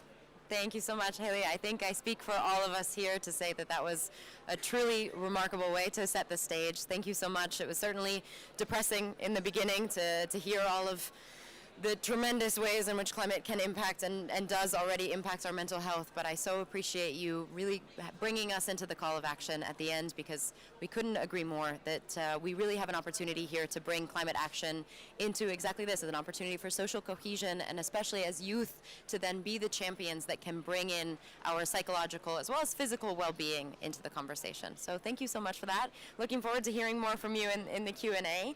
But now it's my great pleasure to bring us into the next section of our dialogue, which is going to be focused on our children and adolescent perspectives. So really hearing from these young voices that we've heard so much about, the theory of how they're impacted, to actually get to understand how it is that they're experiencing climate change already. So I would like to invite Grishma up to the stage, and Gabrielle as well. Both two very young leaders, and if you guys can grab a seat. Yeah, thank you. Who I'm going to let introduce themselves, because I think they'll be able to tell their story much better than I will. But we're going to start with the first question on the panel today, is that if you could just introduce yourselves, and I don't think you'll need the headphones, you can pull those off. If you can introduce yourselves to all of us here today, tell us a little bit about your story, how it is that two such young women have arrived in Baku at COP29 at this conference, and particularly thinking about the role of how your emotions have led you to where you are today. So I'll hand it over to Grishma first. Please go ahead. Namaskaram. Can you hear me? Namaskaram. I'm Grishma, and I'm a 14-year-old climate advocate from India. And I am here representing the #Decarbonize program run by the Center for Global Education, which is an NGO based in Canada. And I'm really excited to be here. But I'm also, the reason I've come here is because I'm anxious. I'm scared, and I'm worried about the uncertainty that lies in my future. And coming here has given me a little bit of hope, but I still think there's a long way to go from where we are right now. Great. Thank you so much, Grishma. Not great to hear the anxiety, but we're glad to have you with us here today. So now, Gabrielle, I'll hand it over to you. I'm going to pass the mic. If you could just give us your introduction and how you're feeling. Hello, everyone. My name is Gabrielle. I'm 15 years old, and I come from the Pacific Island nation of Vanuatu. I'm here with Save the Children Vanuatu with a program called the Next Gen Youth Ambassador Program, which kind of gives us the global stage and also teaches us special skills that we need to be good climate activists. And I'm also here because Vanuatu is a country that's really vulnerable to climate change. We get extreme weather events, droughts, sea level rise. There's a lot of impacts, both social and physical, that climate change has negatively on us. And I'm here at COP because I want some change. Great. Well, thank you both so much for being here, and we're glad that we're able to hear your voices. So just given the background that we heard from our keynote presentation and sort of the general knowledge that we know already about the impacts of climate change onto mental health, I would love to hear from both of you a little bit more in detail about how you were feeling about climate change overall before you came to COP29. And if you could maybe give us a little bit of information of how did you first find out about climate change? Was this something you learned in school? Was it something you were seeing on social media? And sort of your journey and your emotions and how that's brought you here. Thanks. So Grishma, over to you first. Breaking news. The planet is burning, the sea levels are rising, and we might all die tomorrow. At this point, I don't think I consume news. The news is consuming me.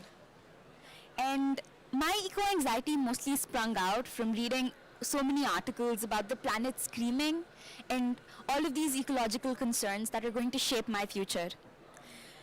Sometimes I feel like the end of the world is near, and sometimes it's very, very easy to lose hope. And sometimes I want to scream at politicians, at corporations, and all of these big companies that are projected as responsible for climate change. I'm afraid, I'm anxious, but I'm also guilty, and I feel powerless. But if there's one thing I've realized, it's that we cannot afford to be powerless right now, because every single one of us in this room, whether it's a CEO or whether it's a student in a classroom, we all have the power to create change. And let me get something straight right now. Most people falsely assume that when we as the youth try to advocate for climate change, we're very aggressive about it, and we mostly want to play a blame game, but I want to change that. Climate change is not about a blame game. It's about realizing our collective responsibility to shape our future. And it's about the recognition that every choice that we make matters. Whether it's about a sustainable fashion trend that you choose, or whether it's just about eating vegan. I don't know. Every small action that we take contributes to a bigger change in society. And to answer the question about the earlier question, I started learning about climate action mostly through news and journalism, and it induced a lot of anxiety in me, like I already mentioned, because there's just so much negativity and there's so much talk about the problems, but there's not really anything about the solutions or the steps that we as individuals can take. And another horrible thing is that climate education is not prioritized in schools, and we don't really get to talk about climate change in schools. Even if we do, it's mostly about complex mathematics or science. It's not about what we as the inheritors can do to change the planet for the better. So that's really horrible, and I feel like countries and policymakers should take a step towards prioritizing climate education and making climate action available to everybody and understandable to everybody, because there's so much scientific jargon that most youth cannot understand. Like, maybe I can because I'm privileged to have education, but there's so many students out there and so many people who do not have access to education, and they don't know what they can do about climate change, even though it's not only the policymakers or the experts that are going to face the effects of climate change. It's everyone who can breathe, who can drink water, and who wants a better future or a better tomorrow. I think that deserves a round of applause. Thank you so much, Grishma. That was really, truly an excellent answer, and it's great to hear that, unfortunately, that you have identified these really big gaps, right? That the news is rather anxiety-inducing and really can make us feel this loss of solutions. But if we can bring more climate education into schools, hopefully that's not just going to teach our children and our future generations about the facts of climate change, but also what we can do about them. So now, Gabrielle, I'll hand it over to you. The same question, just kind of if you can expand upon how you're feeling and also a little bit more in your story on where you learned about climate change and if it was more in your educational system or from news and how that made you feel. So for most of my life, I've learned about what climate change is because of how vulnerable my country is to it. Every year we have cyclone season from November to April. And that's the time where we're kind of always on the edge of our seats waiting for a cyclone to strike us. Getting those resources ready. And climate change, it's a huge part of our lives in Vanuatu because it's stealing not only like essential aspects of our culture, but as children, it's also taking away our future. So I've always had kind of a negative perspective on it because if we don't make a change now and if we don't stop these types of greenhouse gas emissions and go phase out of fossil fuels, our land will be taken away. And as a small island state, we have nowhere to go if sea levels rise. And we don't want to leave our country, and we have the right to stay because of how connected we are to it and how it's embedded into our culture and identity. And yeah, just to link back to that kind of mental health aspect, when stats show that when a cyclone strikes, there are really high anxiety levels in children around Vanuatu. So that's rising up as well. Absolutely. Thank you so much for that. And I think especially the perspective of coming from a small island state, it's something where we often hear that children have their future being taken away. But in Vanuatu, we're seeing it in real time, right? It's not just the future, it's what's happening today on the ground. And that's, of course, gonna spark some negative feelings. So I hope now the question that I have for the two of you will bring in a little bit of positivity, hopefully, which is I would love to know a little bit about how your thoughts about climate change and the general sort of future have changed since coming to COP29. And if this is your first COP, which I'm assuming that it is, yes, how are you feeling about the processes and the events and the negotiations that you've been able to follow so far? So a little bit just to understand how has the inclusion in these spaces shaped the way that you're feeling? So Grishma, please. To be completely honest, I think my anxiety has increased even further because although the youth is being given a voice and although I'm able to express my concerns, most people are committing to action, but I don't see that action materializing. And I feel like it's really important that this action does materialize. So yeah, it has been anxiety inducing, but I'm very happy that everybody that's here is actually recognizing the problem and is allowing youth to actually take part in discussions, and they actually are genuinely interested in what we have to say. So I'm really grateful and thankful for that. But I do believe that we need to take action quickly, or I don't know if there's going to be a future. Okay, well, thank you so much for your honesty. I appreciate that. How about you, Gabrielle? How are you feeling about everything since coming to COP? Yeah, to be honest as well,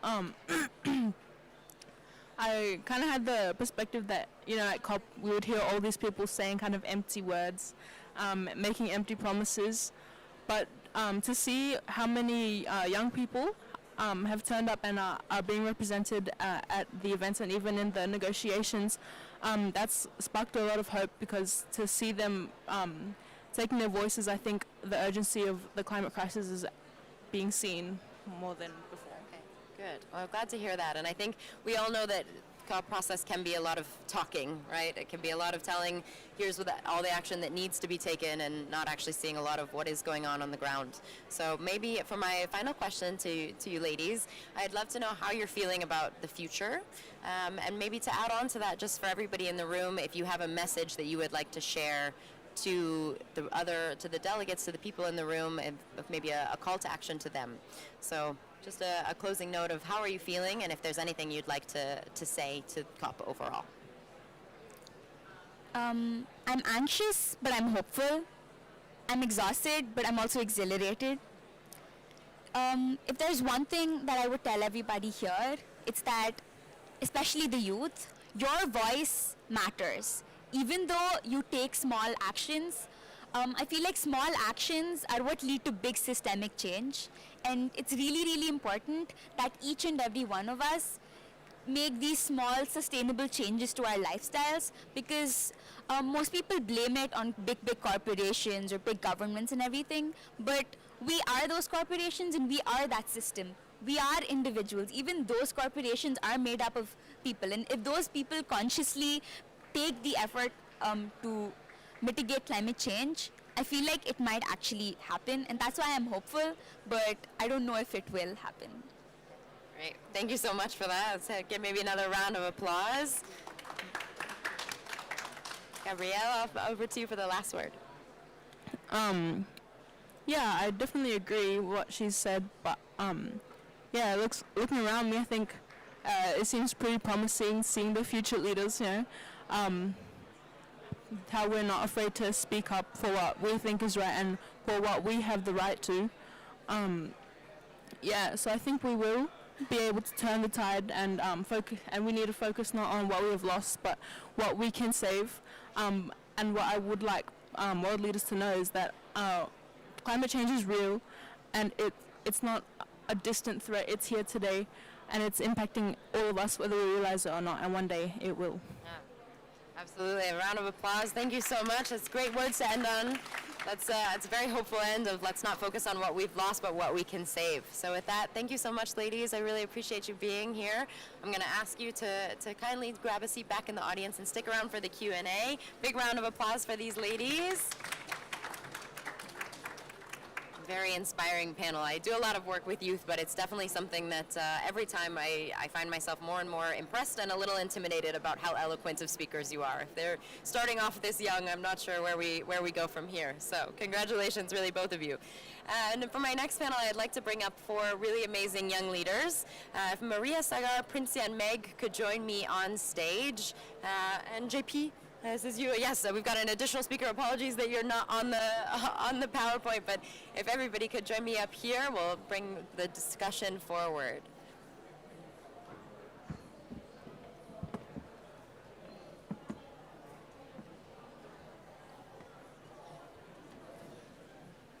Great. Okay. Excellent. Thank you all so much. It looks like we are. Oh, here he has him back there. Okay. Sorry, it's a bit of a tight squeeze. We can grab these, the headphones. I'll take these from you. Thank you. Yeah. Okay, guys. Thank you all so much for joining us. And I know that's going to be a tough act to follow, hearing from such eloquent young people, but I'm confident in your abilities here as well. So as we heard from our keynote speaker, young leaders are really what we need right now to impact these horror and to combat these impacts that we're really feeling across all of our generations on the impacts of climate change to mental health. So I'm going to follow a similar structure for what we've had for our first panel here and allow you to introduce yourselves. But really what I'd love to know from each of you in your introductions, if you can share with us your name, of course, where you're coming from, and if you could tell us how the way you feel about climate change has led you to be present with us at COP29. So really focusing on how emotions have driven you to where you are today. So we'll start with Meg. Yes, thank you so much for giving me the floor. So my name is Meg. I am originally coming from Mongolia, and also I actually come from a pastoralist nomadic background, and also an indigenous heritage. And I'm a grassroots climate advocate, as well as a co-founder of a grassroots initiative called Climate Mongolia, and we work with our NGO on actually building the capacity of young people in climate advocacy education, as well as policy advocacy and research. And also, apart from that, I work as a communications consultant for the ILO office in the Pacific Islands, but I actually work remotely for that, but mainly I'm engaged with my own community in Mongolia. So how I got into what I do right now was actually led by my anxiety to climate crisis. So it went through several phases, actually. First being a lot of confusion and doom, feeling of doom and anxiety when myself actually coming from a nomadic community, some of my family members living in Mongolia in the rural areas were directly impacted by a natural disaster named Zot. Actually, this natural disaster is unique to my region, my country. It is a severe winter natural disaster that actually affects the livestock of herders. So it is a periodic phase where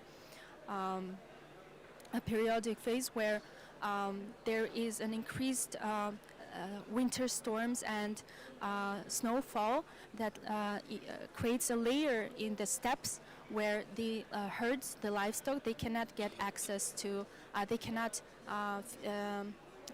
feed onto the grass. So in a short period of time, they actually, all of the livestock, they can die. So it happened to a very close, actually my aunt's family, who are living as nomads, and it was very devastating for that family that they just within 1 week they lost all of their income, all of their livestock that their life depended, and they did not have any other ways to live, so they had to move to the city, like thousands of herders are currently doing right now. And that zot is actually one of the main factors of climate migration in my country. So actually seeing those impacts and also seeing the lack of awareness or the priority that is given to climate change really made me feel like I first very confused why there was a lack of action, and that I needed to do something. Though myself I did not really have access to those same resources, so it really made me to look for those resources, look for like-minded people who are actually very much worried about it. And then successfully, very great, happily, I was able to find like-minded people who I decided to co-found my NGO to implement those projects. So yeah, sorry for a long answer. Thank you. No worries. Thanks so much, Meg. I think it's a good reminder that climate change is not just happening now. It's really it's not happening in the future. It's happening now. So thanks so much. JP, over to you. Hi everyone, thank you for having me. Actually, we met yesterday with another event that we did here, and we talked about our project and what we've been doing, and Patricia and the team was so kind to say that they wanted to also listen to what we have to say. I'm JP Amaral, I'm from Brazil. Very happy to have you next year in COP30. I work in an institution called Alana. We work for children's rights and the children's development. And I'm a head of nature in this agenda, so we've been working on how can children's rights be incorporated into climate negotiations. And actually, I wasn't supposed to be here, but actually Thaisa, who is 14 years old, indigenous child from the Amazon, from the north region of Brazil. We just had an action there on the main hall, and she had a really, really beautiful speech, but also very hurtful for her, which connects a lot to the subject of this discussion, right? So she couldn't come here, and for the safeguarding, we kept her to rest. But the point is, especially seeing here CGE, which we've been always seeing, already saw all the activities that were done in COP16 in biodiversity, seeing a huge group of children being there. The truth is, they weren't supposed to be here. That's the truth. They weren't supposed to be covering for the adults for not doing our responsibility, right? And that's what I'm doing right now. I'm covering for Thaisa, let's say, to really for everything that she and a lot of other children and youth that I've been seeing here that have been doing for them. So I think the feeling first is that we need to really have empathy for these children and youth advocates, because they were supposed to be playing or being educated, thinking about their future, their lives, their family, and not thinking about their future in the sense of what has been the climate risk. So I think we're already moving or shifting from the point of seeing climate anxiety only as something that, oh, they listen to the news and they get anxious, but they're actually living this, they're actually suffering. And I could see that on Thaisa's speech right now, especially as an indigenous person who is not only fighting for climate change, but fighting for the rights of their territory, which in Brazil is being in dispute, right? They're losing their territory, so that's the big challenge. And I will just say that connecting to her story and to what she feels and what she also said there, and I think it connects a lot to what you said right now, is something I read once about an article about Greta's journey, which was she was suffering a lot from anxiety and also from depression and so on, and actually she shifted that once she saw what she could do with the climate strikes, with the Fridays for Future movement. And that is a term, a concept called constructive hope, which is, and that's how I feel normally when I come to COP. I try to put my energy on the constructive hope of let's make this, let's do this, let's make this happen. Even if it is a small change that we see in a person or in a delegate and a negotiator, it's something, but that makes me move, right? That's what makes me move. And for now, that's what I'm focusing on, in the presence, right? That's all about the mindfulness that teaches us be in the present. So I think that's where I put my energy. That's what I learned from Thaisa right now. She said, well, from all this suffering, what I'm doing is I'm still here because that's what moves me to keep on fighting. So let's learn from her, from other children, and keep moving. So much, JP. It's a very, very good reminder that we talk a lot about representation and we really champion youth and children for being present, but really they shouldn't be. And they should be playing. They shouldn't be here, and youth should be out studying. And so we thank you for being here in her presence, and I hope that she recovers well. And thank you very much for your remarks. Princia, over to you. Salam Adaoul. My name is Princia Prior Zafna Djermanal. I come from Madagascar, specifically from Antefas community who live in the southwest of Madagascar. And I'm also a strategic manager of Climate Madagascar. We work with young people, young Malagasy people, with to sensibilizing and advocating about climate change. I'm here for the COP. I attend the COP because of our to sensibilizing youth people in Madagascar, because it's part of our project. We start to sensibilize about climate change last year after some research about this. That many young people in Madagascar don't know about climate change. They think that catastrophe is a curse, and most of the time they don't really see the importance of making action or do something about climate change. The biggest problem now, it's not climate change, but economical problem. So no, even the government don't really make an action about climate change, but because it's not the priority. The priority is economic and social. And that's why I'm here for the COP. I don't really have anxiety, to tell you the truth, because every time it's like catastrophe is like it's normal for us, because as my professor said, we are too resilient. Malagasy people are too resilient. So I'm here because I hope that we can do something and we can have another solution. Mobilizing many people, especially government, to take an action in climate change. Thank you so much, Princia. Yeah, I think that it's a very good reminder as well, and this is why I'm really excited to have all of you on the panel, because so often we put youth into these boxes. So we say youth are anxious, youth are hopeful. In reality, youth are all of us. Youth have a variety of different opinions and feelings, and so here in the context of Madagascar, to know that we're not necessarily anxious, and that there are sort of other priorities, and this idea of sort of having other worries and other cares, and so you can be kind of neutral about climate or even not know, is a very good reminder that there's this need for literacy as well, and sort of why this is a problem, but then again is a reminder of how there are other priorities. I think a lot of the times we are here at COP and we think, oh, climate change is the only and the most important catastrophe that we're facing, but in a lot of contexts, there are plenty of others. So thank you very much, and let's continue. Hello and good afternoon, everyone.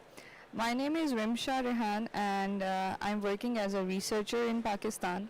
And to be honest, something that has made me to come here was just like Gabriel or Grishma when I was just 15 years old, when I first experienced that how climate change can really impact us. And it has took me almost 10 years to reach to a platform like COP29. And I come from a background which is at this current moment is facing the impact of life and death at this moment. The city of Lahore in Pakistan is basically has reached an air quality index that has crossed more than 400, and we are having a lockdown right now. It's not COVID anymore, but still children are unable to go to school. The hospitals, they have been accommodating, they have been full, and they have been accommodating patients because they cannot go out. So imagine if somebody tells you right now that your child or your grandchild will be born with a deformity, with a lifelong sickness. Why? Just because of the impacts of climate change. That triggered me right now. We say that the children are the future of the planet, but children are the present. The unborn children are the present right now. So that has what brought me to this platform right now, and I was only 15 years old when I started working for the drive for this climate change. And right now I present a movement known as the Asia People's Movement on Debt and Development, APMDD. You might have seen all of them chanting slogans every day outside in the morning. And I started working with a small village in Pakistan, and we observed that the women specifically had to walk 25 kilometers each day to fill just one bucket of water. And it was not, and that water was unclean actually. They were having issues with malaria, they were having health issues such as hepatitis, water contamination, cholera, and so many others. These were just the health impacts, but also the impacts that were on the children and the women themselves. The children were unable to go to school because they were spending half of their day collecting water for their household needs. So when we worked on that project, we installed a solar water pump there. We saw that the benefits of that project itself had contributed to 25 years of clean water supply. That, it was a project that I did back in 2016, but that showed me the impact that young people like me can do. I was only in high school, and it was just a community service project, like all of us do in their young age. But that made me push to where I am today. That just one, journey had led me. The impact of the innovation and the technology that climate change also brings the opportunity for us to, cater to, and how our actions will actually give an impact. So this was just a journey that has led me here, and I'll give it to him next because I know the No worries. If I actually just before you hand over the microphone, just could ask you really quickly, because this is pretty stark what you've just shared on the air quality, and especially in the impacts of gender and women to access to water. So just to tie it back to sort of emotions and mental health, I would love it if you could tell us a little bit about how your emotional journey was, having been in this space for the past 10 years, and how you're feeling about it now. So, like I mentioned, initially I was pretty unaware. It was just, a passion for me to work for community service, for sustainability. And when I was actually, saw the first-hand impacts of climate change, it was an alarming situation for me. First, it was shocking for me. Then it instilled a sense of realization in me that, okay, now it's the time that I have to do something. Like Grishma has mentioned, that every action counts.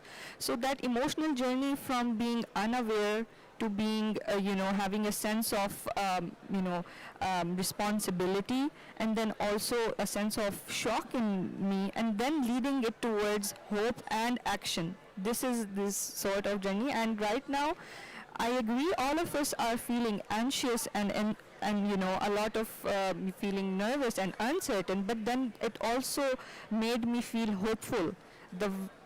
Just the opportunity of me speaking here that my voice is being heard, my voice is being valued, has given me more hope that yes, we have to continue and we cannot give up. Thank you. Thank you so much for sharing. And Sagar, we'll go ahead, last but not least, over to you. So I wish we could have saved you for the end, because I have a very gloom and doom perspective about this.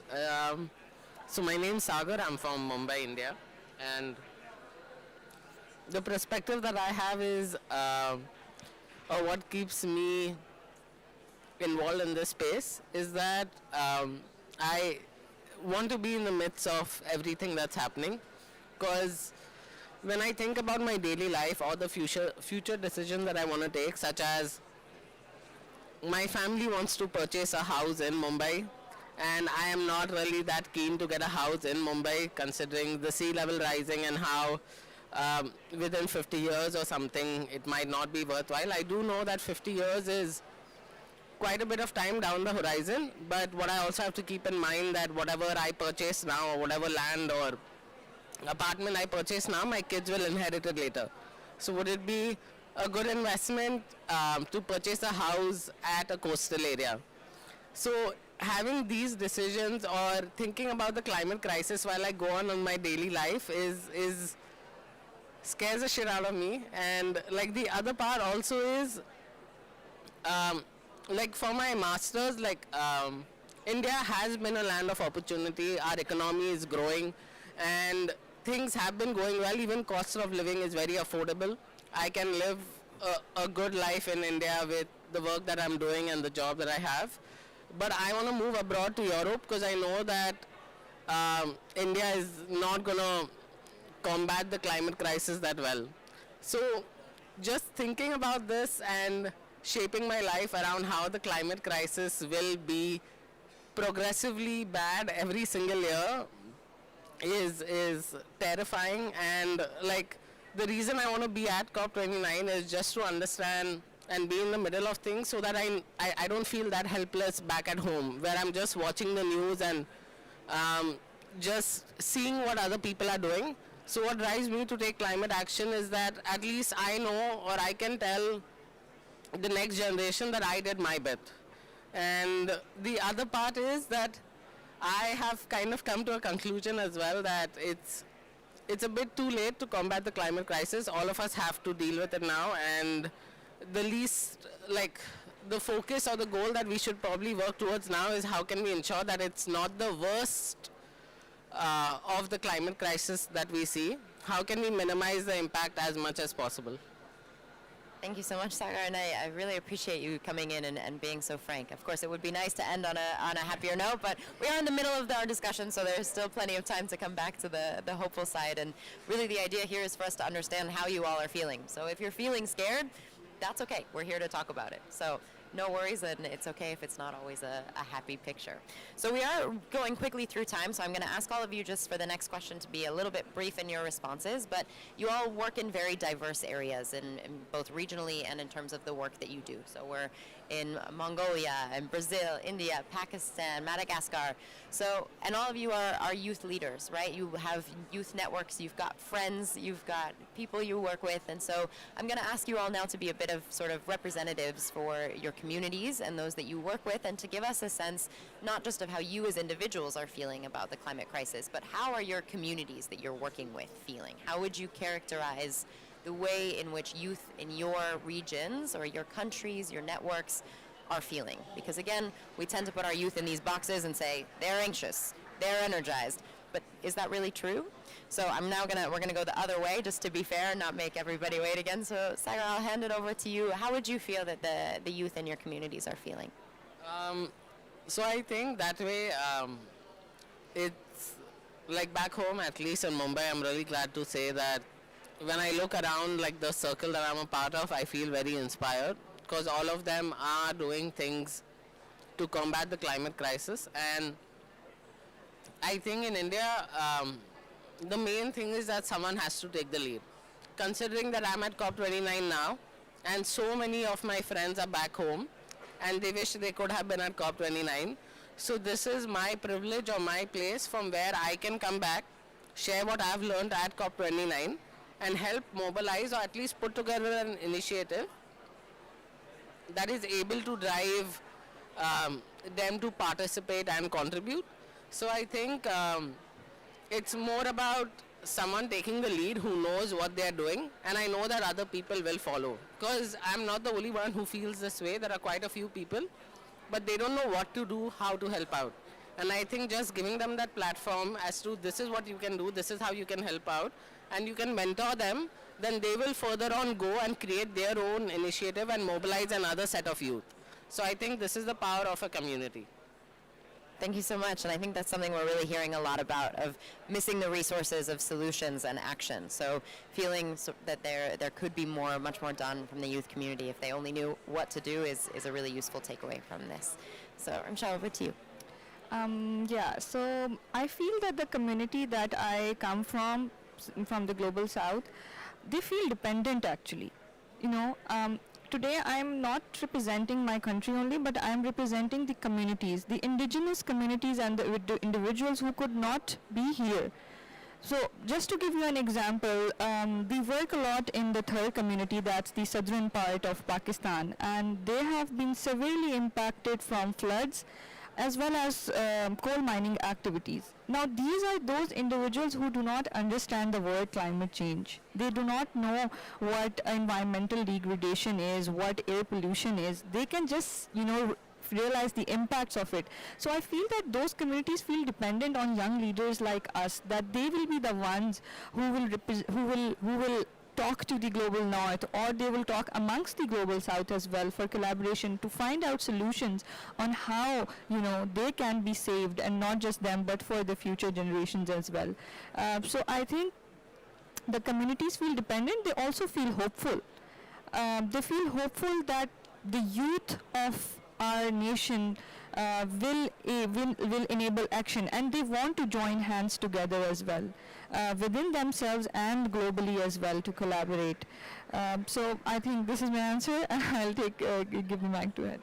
Thanks so much. It's good to hear that they're feeling hopeful, but that might be a big weight on your shoulders if they're dependent on these future communities, right? And this is a big thing that we can talk about in terms of youth as well, that we're often told that youth are the solution, they're the ones that will solve the problem. And so seeing that in your day-to-day reality and really feeling like, oh, well, we're the ones who have to solve it, when it's maybe there's this huge sense of justice, right? That this isn't necessarily our problem to solve, but good to hear that they're hopeful, and that this is hopefully something we can work toward.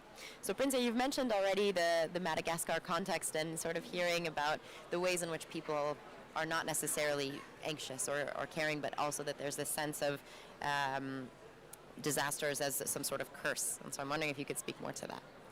Yeah. Sorry. About this, as I've already said, in my local community, they are most of the time they think that it's a curse, so they don't really think about this. But in our association, I saw that many young people, most of our benevolent, start to be very interested about climate change, especially this year. It's like, I think that they see that there is a difference between when they take action and if they just stay here and wait catastrophe and something like this. And that's a good point too, because I see that when you start to be in an organization or to take an action, and your environment sensibilize you about climate change, it's like you start to be hopeful, and you start to have some opinions, some ideas about climate change, and maybe find a solution. Of course, there is no specific solution, especially from Madagascar, because we have many different situations, many different problems in climate change. For example, in the north we have an inundation, and in the south of Madagascar we have desertification. So we're trying to find solution in specific region, and that's that's the interesting thing about young people in Madagascar, because they have many ideas when they start to take an action. Yeah. That's very true, and we'll certainly need diverse climate solutions for the diverse climate impacts that are being faced in one country and let alone over across the entire world. So good to hear that those who are involved are starting to get much more involved to take action, because as many of you know, I'm sure a lot of us can feel anxious, but that doesn't necessarily translate to action then. So seeing that they are sort of moving forward and seeing what they can do, hopefully will be this domino effect that then they tell more, they get inspired, and then their friends and others will contribute. So we're very quickly coming to the end of time, so I'm going to ask Meg and JP to just remember to be brief in your responses, but if you could give us, again, just a reminder of how youth in your communities are feeling. Well, Brazil is a huge country and continental country, and we have the same case in Madagascar, from south to north, different scenarios. But what we've been seeing, and this year especially, is that it has been 365 days of extreme events, one after the other, one in each region. We had just had 3 months of droughts and burning of the forest in the Amazon region, which is normally the most humid region in the country, totally dry. And then we had a huge flood in the extreme south of the country, which would be normally a dry region as well, but the floods on all states. 1,200 schools destroyed, 400,000 students impacted.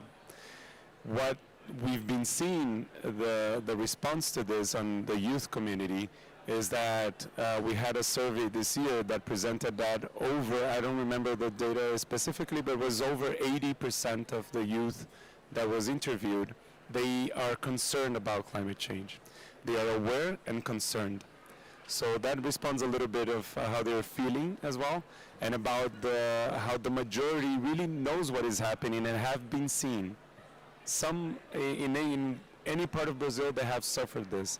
So I think it has been something to look forward to. What the survey always also brings is the lack of really power to see what they can do right about this, because then is that feeling of being powerless and not knowing how to deal with this. And one of the reasons for that is also the political crisis that we've been going on in Brazil and many other places in the world. No wonder we've been challenging so much to have to move forward on decisions, because with war all over, with a lot of this political crisis, we've been seeing this challenge. So Brazil is suffering that, and what definitely we need to see is how these youth, because in Brazil we can start voting after 16, but it's only obligatory after 18, and it's obligatory.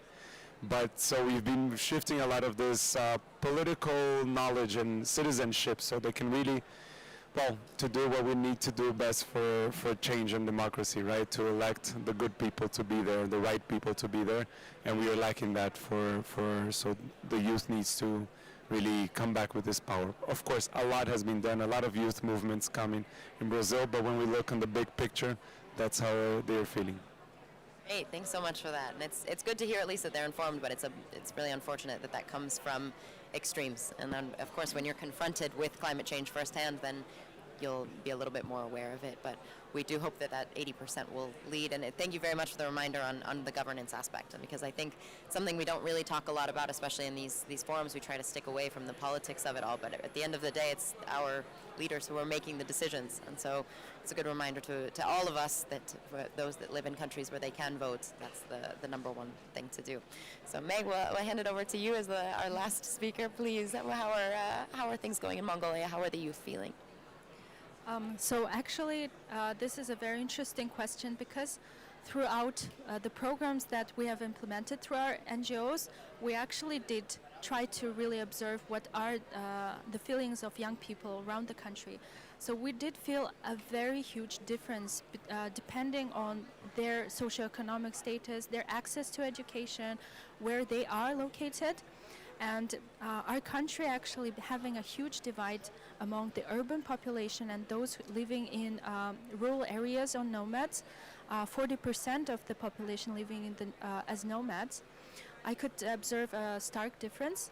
And actually, hearing also from Madagascar's case, I also felt a bit relatable to it, because the way people living as nomads, young people, it is quite similar. Our culture, our indigenous culture, is very much connected to the nature itself. Even our belief system, our religion, is actually to worship the nature itself.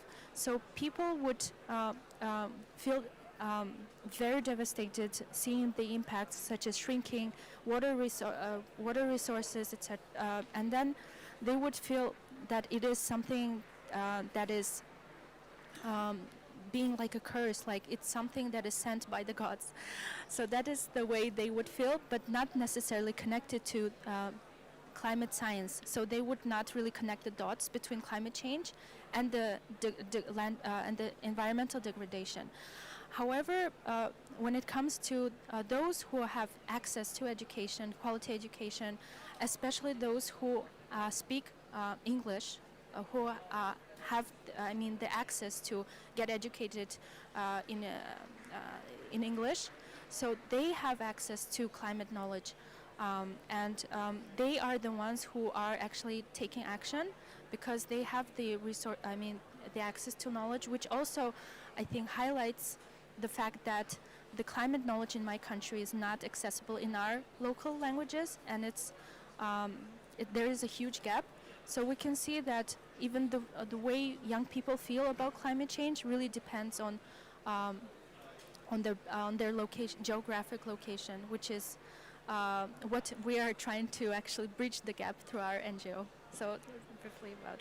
Excellent. Thank you so much, and what a great note to end on. And I think it's a very good reminder to tie us back into the climate science, which is what we're all here for, right? Is to then make sure that that science gets to everybody, and it's not just them, those who are in the urban areas and who are educated, but to every community and to all children, all youth, all adults even. We're hearing a lot about this, of making sure that the science is then accessible in local languages. It's accessible to young people, that we can sort of break down this communication in a way that then is actionable also. I think this is something we're really hearing from across the panel, is that youth across the board need more information on how they can do something and where are the solutions. So I'm going to ask you all as a final question to give me an answer to what brings you hope, or what gives you hope. We want to end on a happy note, and it's just one word. So I know that's going to be hard to distill. So in order to let you think about, and I'm going to hold you to one word. So if you start your I, that's the answer, okay? So please be thinking about that. And we've got about 5 minutes for questions from the audience. So it's a little bit bleak in our audience, and I thank those who are here. It's a very difficult slot at lunchtime. Everybody's in the food court. But I want to see if there are any questions from our audience members here today. Yeah?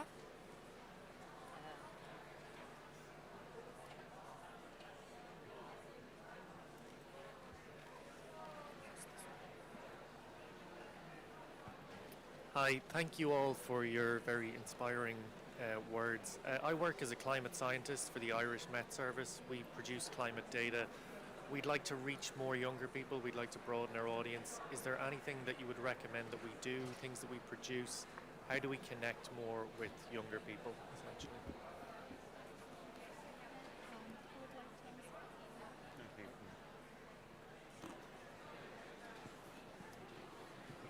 So I think one of the things is you can probably reach out to Yongo. Yongo is the official Children and Youth Constituency. They have a particular working group called the Science Working Group, and they have another working group as well called the Youth Learning Working Group. I think probably organizing capacity building webinars within the constituency is a good start, because the constituency is the one who presents what are the demands of children and young people across the world to the parties at COP every year. So I think that will probably be a good start. Yeah. And the other part would be is probably check out which youth organizations are running in where your office is based. I'm sure that there'll be a couple of you taking climate action there. I think supporting the ones around you would also be a good start.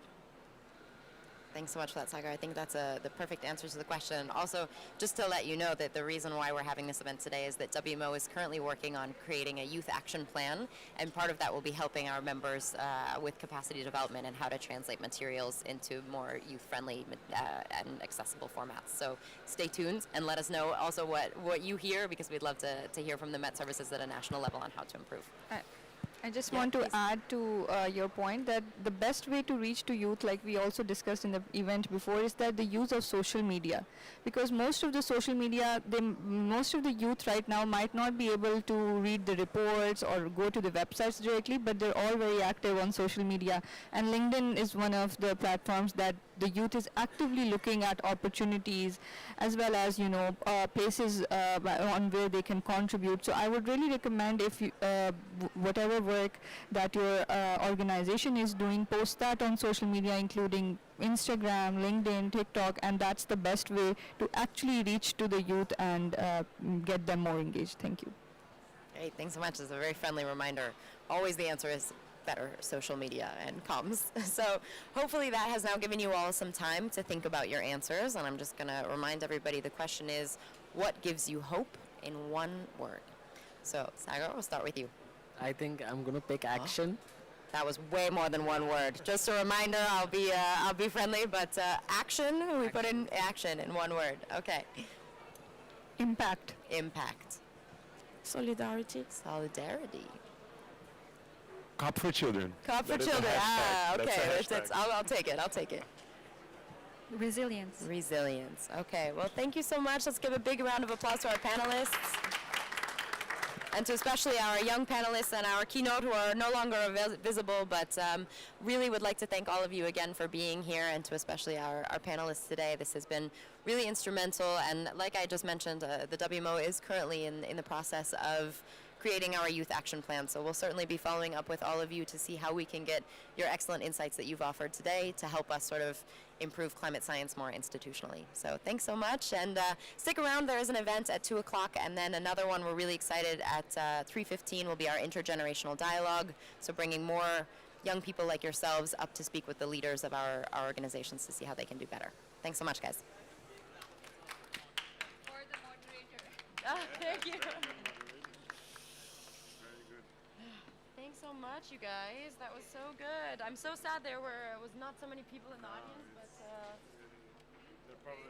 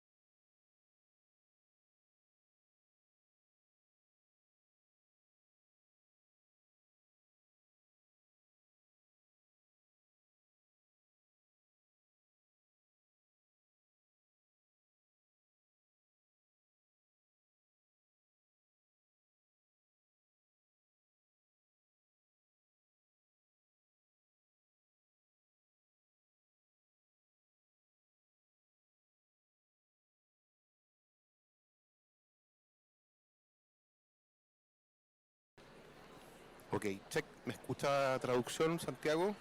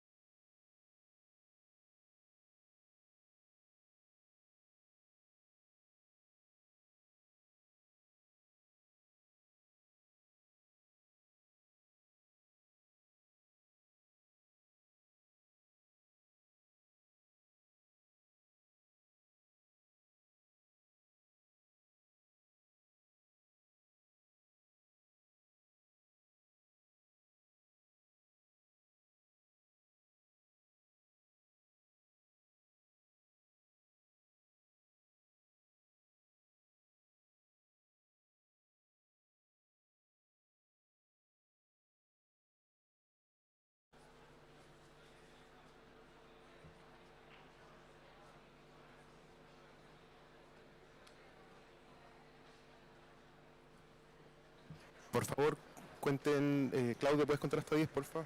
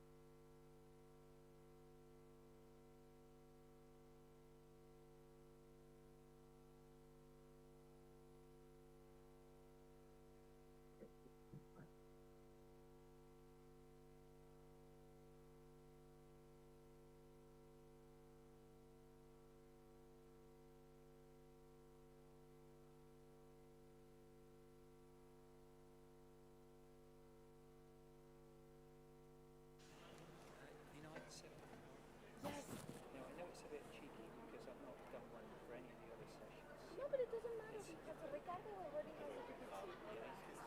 we're going to have a conversation, but when you want to show something, Probably be the third bit when we're talking about how do you work with universities to get students to communicate. It's in that bit, so okay, quite tell late on. that, And okay. if there's no time, then We have time. So hi everyone, I'm very anglais alternatif, comme toujours, toujours alternatif. Hi everyone. Yeah, now you're hearing me. Well, I'm very yes, please, please. Is Charlotte here? Ricardo, Charlotte está por Zoom? Well, probably she's going to enter as soon as possible. So I'm She's very, Lolot, I knew you will be there. This is a very important panel for us. We are very, very pleased to co-organize this together with WMO and the EPCC. All the panelists, the brilliant panelists are here in front of us, except Charlotte Mogensen, that is in Copenhagen. I'm going to introduce very quickly all the panelists, and as well as myself and the other moderator, and then we are going to give the floor to one of our panelists to do a poem, and then we are going to start with the session. So I'm Patricia Morales, I'm the CEO of Philanthropy Corte Solari. It's a pleasure to be here. I don't know if you want to introduce yourself as a moderator.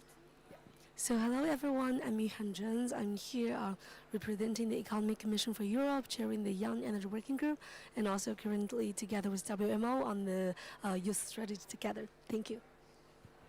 Thank you very much, Yuhan. So I'm going to introduce quickly each of our panelists. First of all, we have Alice Aevi. Where is Alice? I'm not seeing she hasn't arrived yet. Well, we have Maria Paula Marquez, who is the Development Director at Youth for Nature Foundation, by Youth for Youth international organization working at the intersection of nature and climate.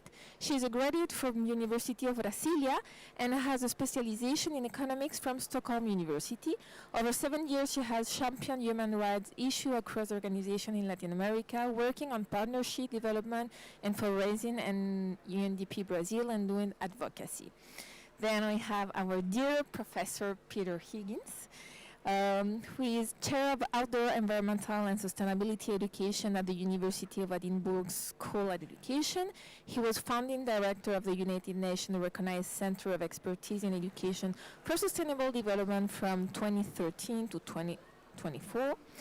His teaching and research are interdisciplinary, and his publications span a diverse range of related topics. He teaches extensively indoors, outdoors, and online, and he is recipient of the University Highest Award for Teaching, the Chancellor's Award.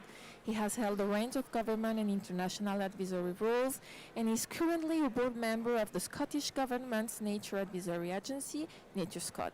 He's also chair of its Scientific Advisory Committee, and he's a member of the UK Joint Nature Conservation Committee. You are very welcome. Then we have my dear friend Charlotte Bettina Mogensen, who is, as I said, Program Director for the Ocean Program at Velux Fonden. Charlotte has a long career as government official working for the Danish Ministry of Environment and Danish Ministry of Food, Agriculture and Fishery. Prior to that, she held a position as Program Director at Velux Fonden. Before that, she was Ocean Advisory at the Danish Ministry of Environment, working on international oceans issues, and head of delegation for the Kingdom of Denmark to the Arctic Council Working Group on Protection of the Arctic Marine Environment. Charlotte is a former Deputy Secretary for OSPAR and the Bonn Agreement. Then we have with us Christian Moquet, who is head of the Master in Science, Conservation and Valorization of Marine Resources, MARES, at Université Côte d'Azur. With a PhD in marine biology and a passion for the ocean, he works to bring together the scientific, environmental, and socio-economic dimension of the marine world to value and better protect its treasures. Christo has been promoting blue growth for sustainable development of community for 10 years in a business school and non-profit organization, and since 2018, he is the director of the Interdisciplinary and International Program on Marine Resources, MARES, at Université Côte d'Azur. Then we have Claudia Cabezas. Very welcome, Claudia. Licanantai Indigenous People Representative. She's agronomist, president of the Association of Irrigators and Farmers of San Pedro de Atacama, the world's driest desert in Chile. She develops sustainable agricultural projects in the region. A mountaineer, Claudia is an advocate of ancestral culture for the conservation of biodiversity and food. And last but not least, we have Parneet Kaur, who is a sustainability and women empowerment advocate who is reinventing diplomacy and advocacy through the power of storytelling. As an emerging Indian poet who debuted at COP29 in Montreal in December 2022, she has performed at international conferences such as COP28 in Dubai, UNFCCC's Paris Committee of Capacity Building, the 53rd or 3rd St. Gallen Symposium and Swiss Indian TEPA session in Switzerland. She is a creative communicator who works at the intersection of sustainability, policymaking, and empowerment. And today, she's going to give us a poem before starting this panel. So, Parneet, you are very welcome.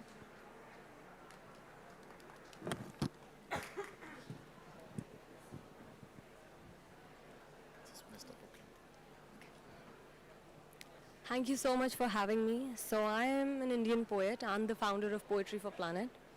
I use storytelling as a medium to share and advocate for climate action. Today I'm going to share a poem that is very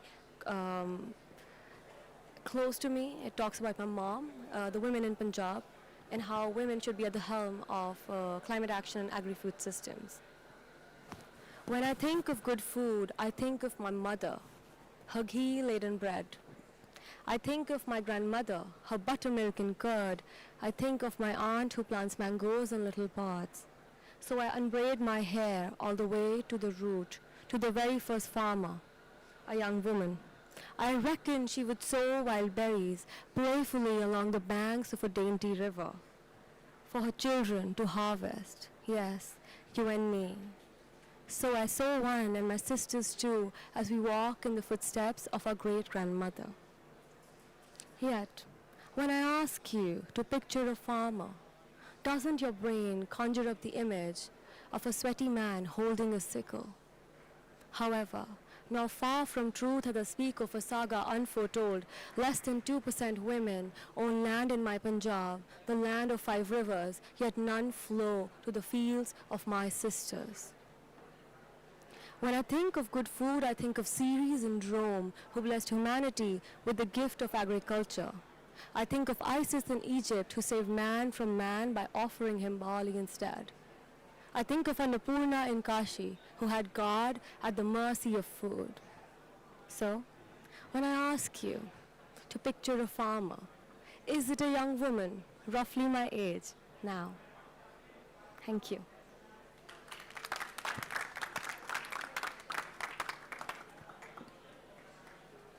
Very much, Parneet, for this moment that remembers the traditions, our identity, the role of our mothers, of our land, the Pachamama, as our ancestor in Chile would say.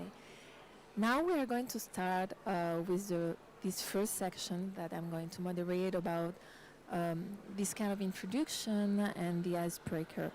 And to do so, we decided to ask you a first question, dear panelists. We all know that we do, and I'm going to introduce to Claudia obviously, we all know that you do a lot of projects and you work on the fields and so on, but something, you have, each of you have something very special, and this is why you are here. And we were thinking, are you able to tell us what is or what are your unofficial talents? Could you tell us what makes you special? What is the difference? Because we have many people that have a lot of PhD, as Mr. Higgins, but you have something special. The same happens, yes, you're a leader because you have something special. The same happened to Maria, to Claudia, Christophe, and so on. So this is the first question for you.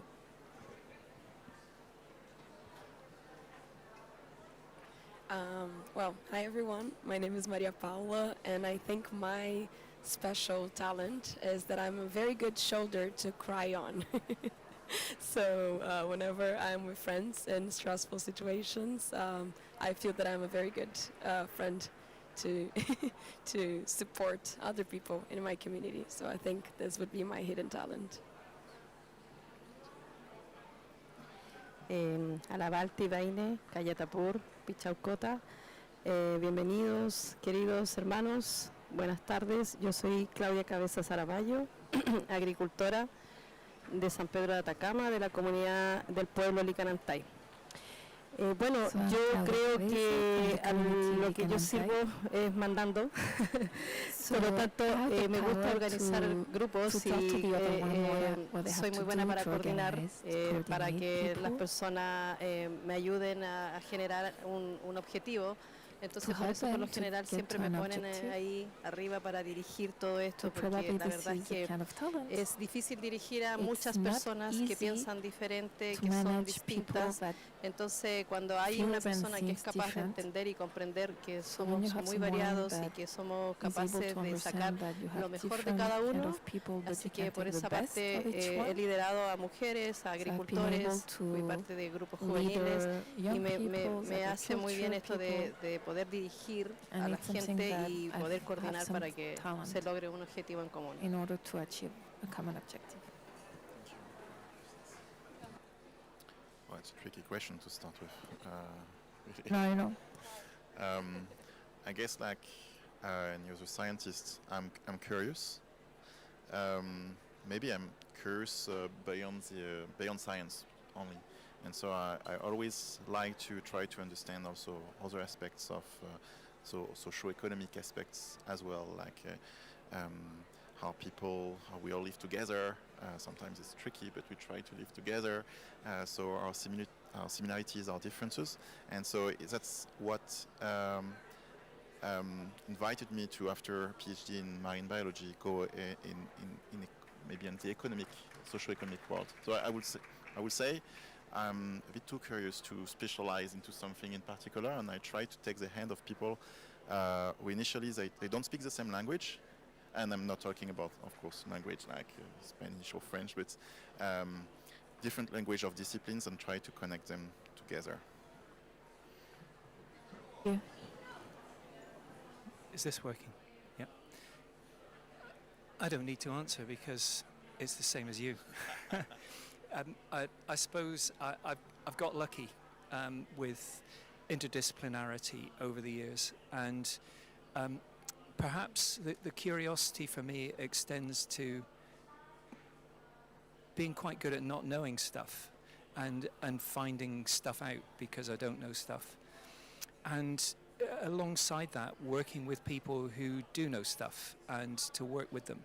So I've been very fortunate to learn from lots of people during my fairly long career.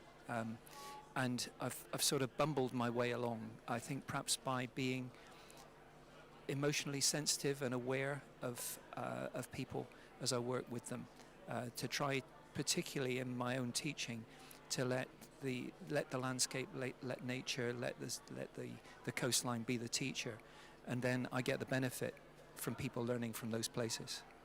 Thank you.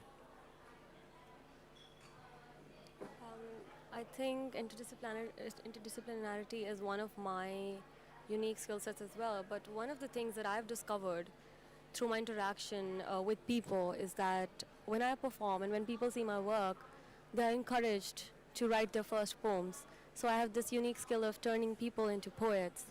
People have never thought about it because I advocate for giving agency back to people. And in this space where we talk in English and the 6 UN official languages, we don't see representation and inclusion of some languages.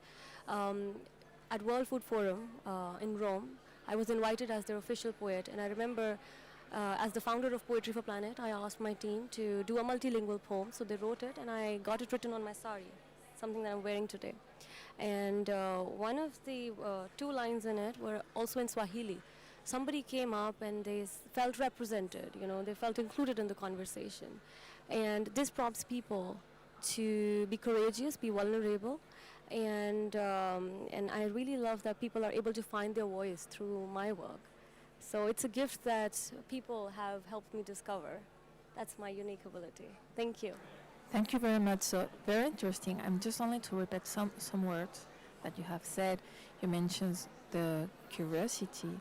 You mentioned the capacity to manage and leader other people, the capacity to listen the other ones. Emotionally sensitive. Really important that. And obviously the capacity to open new languages to the other one. So we're going to keep those words because I think maybe it's resume what you are. It summarizes who you are. Another question was that you all choose a meaningful work that consists of listening others and at the same time trying to make a point without imposing it, because we know that you are not going to get it. So what do you think young people and the adult are looking for today, and what are the main challenges that you have faced along that way? What are the main difficulties? And obviously all of you have different point of view because some of you work in the field, other in university with a long career, so you have time, decades to compare. You work in other works, so the floor is yours. Who want to start with a question? Christophe, I sense. Not sure you sense well, but let's try. You asked, I think, 2 questions. So, what do we want? Yes. And so the challenges that you have faced in this path of trying to work in the meaningful work, and at the same time, what do you think that young people and adults are looking for? It's hard for me to tell what the others want. Maybe what with the people we work with and with our students, I think maybe it's what I say, we want to live together. And maybe if we come back decades ago, it was not mandatory like decades ago, maybe centuries ago. It was possible to live just with your community. And now we all live together. So and it's fantastic to be at the COP. Really, it's for 2 weeks. It's it's a big mess, but the whole planet, all the people living in the universe are in the same place and are represented here. And it's hard to work together because we once again have different languages, once again Spanish, French, English, but also different point of view initially. And to overcome that, it's really difficult. So I would say this will be my first challenge. And when I reflect back on interdisciplinarity, it's the same. Like I think you say something like that at the previous panel. We are all a bit stubborn. We know where we want to go before starting to work together. And I think this is the biggest challenge. It's to make the others really listen to each other and adapt their goals.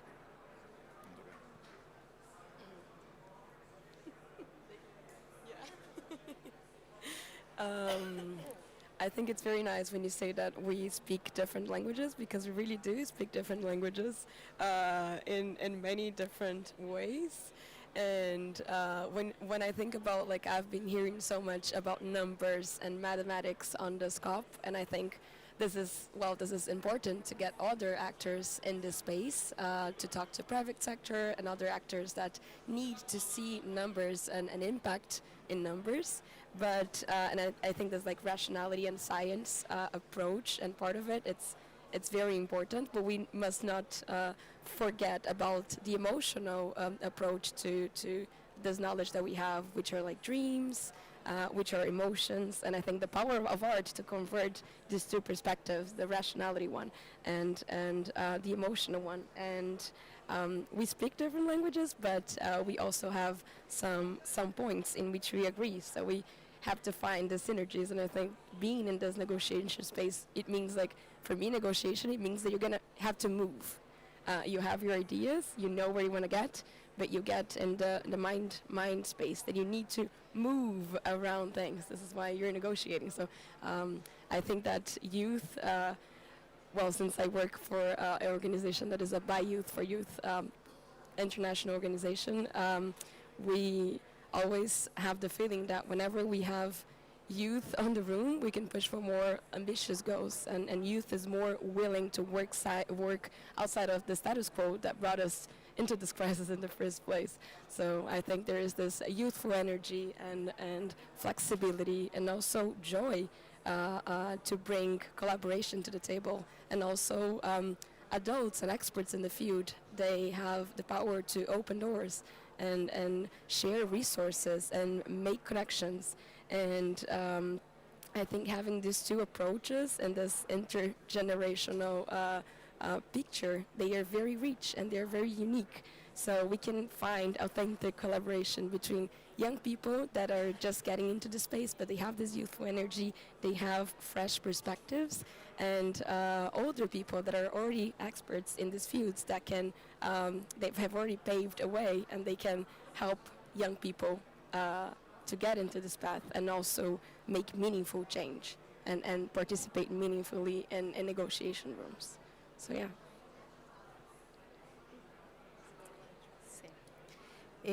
Bueno, en el caso mío, el mayor desafío ha sido siempre el racismo, el machismo. Para nosotros como originarios cuesta mucho desenvolverse en la ciudad, en otros tipos de colegios donde no llegan los indígenas. Así que creo que ese desafío ha sido súper importante y por otro lado ha sido como el empuje que me ha dado a mí para poder seguir trabajando. Yo me relaciono y represento a mucha gente mayor. Trabajo con muchos adultos que trabajan en la agricultura, con ganaderos.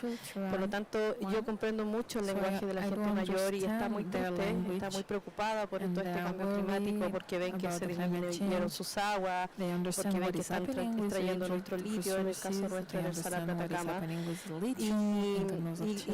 Y me siento una generación en transición que tenemos este objetivo de traspasarle a los jóvenes, pero todavía me cuesta mucho entender a los jóvenes. Por lo menos a mis jóvenes los veo muy dormidos. No sé si es así en todo el mundo. Recién hoy día hablaba con una amiga sobre eso, porque no sé si es la tecnología, no sé, algo está pasando, que los jóvenes no todos están teniendo interés. Si tú ves aquí, la gente que lidera son pocos jóvenes, o sea, hay una buena cantidad de jóvenes, pero detrás de ellos hay 2 o 3 personas que los siguen. Entonces, en mi tiempo, cuando yo era joven, todos queríamos quemar el mundo y sacar por todo este problema, pero veo que los jóvenes hoy día son más pasivos, tenemos que aprender de ellos, pero sí creo que nuestros adultos quieren traspasar esta información, quieren traspasar el lenguaje, quieren traspasar las costumbres, así que para nosotros, como grupo, junto a otra amiga que trabajamos juntas, nuestros desafíos son precisamente los jóvenes, traer más jóvenes, invitar más jóvenes, también por eso nos hemos acercado a la Fundación Mary,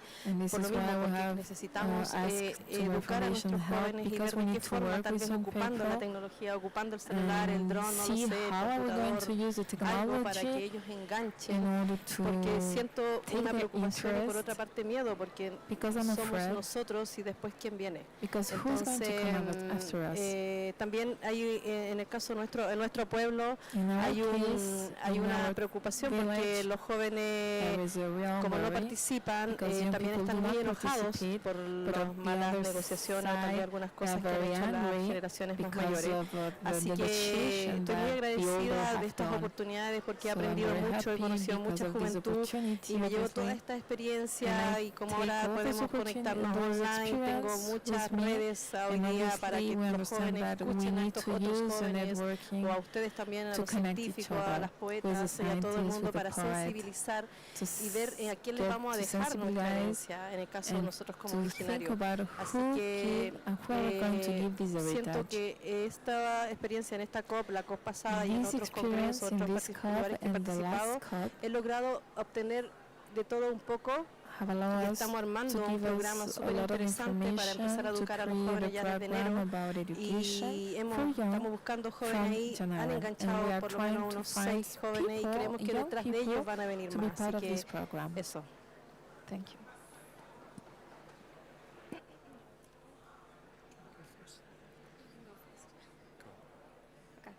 So one of the challenges that I face personally as a young person is that I have been able to connect with people who are elder, youthful at heart, I would say.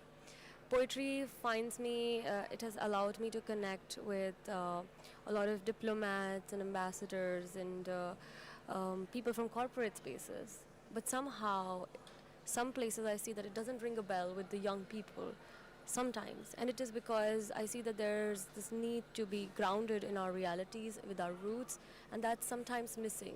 sometimes missing. The people, young people are not connected to their roots, which doesn't allow them to fully envision the force that poetry has. So I come from India, and India is the land of storytelling. The epics of Ramayana and Mahabharata, they run and they set the bedrock of our society, of our economics, of our politics. And when we are not connected with our roots, because that's what also climate change has a huge role to play, as it leads to cultural erasure when displacement happens. When that happens, our identities, our cultures, we are not connected, we are alienated, and that's what's happening with the young people today. And also with the more we are advancing technologically, there's this alienation. Right now, as I speak, in Delhi, there's so much pollution that the schools have been shut down. And I will be boarding my flight from Baku, and I'll be landing in Delhi. And as you know, that in that space is where the real culture lies. That's where you grow. And to see that being deprived, I don't even blame young people for that. It's because how we have advanced as a society. Maybe we are not really sure of what progress really implies, because we are more alienated as ever. So I think this is one of the challenges, to be able to connect with the roots and the tradition of storytelling, which is the tradition of our ancestors, and it is something that we are hardwired scientifically, biologically. That's why when we are kids, we grow up listening rhymes and poems, because that's how we are hardwired to register and grasp knowledge. So I think that is missing. But the way I see it being bridged is through music. And right now, as we see that young people like to dance, we like to dance, party, but the music can be transformed. We can have music that talks about climate action, talks about climate change. It could have the same beat and rhythm to it, but the lyrics could be changed, and that's how we can tap into the subconscious and include young people into storytelling on their terms, in their way. Thank you, Pete. We have talked about how to make the other really listen, and we finish with this other question: how do we connect between each other? I'm glad you said that, because that's the response I was going to give, whatever the question was. It's about that connection idea. So a lot of my work has been on disconnection and reconnection, understanding the ways in which there are consequences to our actions, and trying to build this into an educational model. And so I kind of think about it in terms of kids and parents. What do young people want from their parents? They want time, they want respect, they want trust.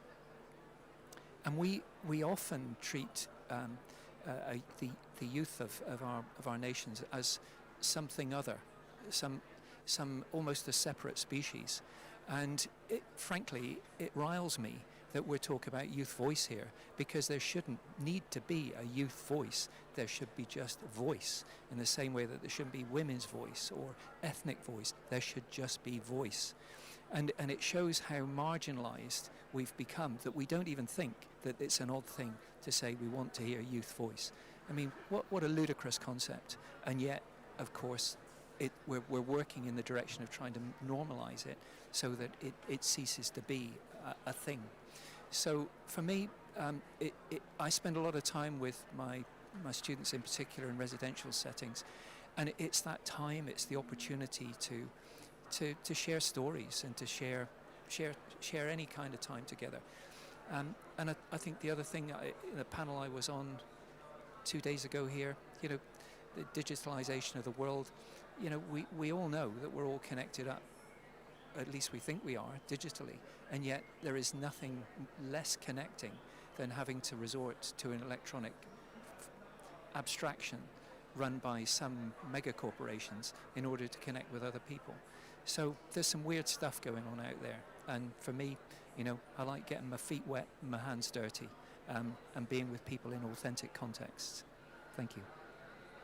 What a beautiful moment. Thank you very much for this first part of the panel. Now I'm going to give the floor to Johan Seng for the second part about communication strategy and storytelling. Thank you so much for giving so much insight in the first part, especially like you were closing with the storytelling and how to connect with the students. So, but here, just as you mentioned, like we're now in the areas of modernization and digitalization.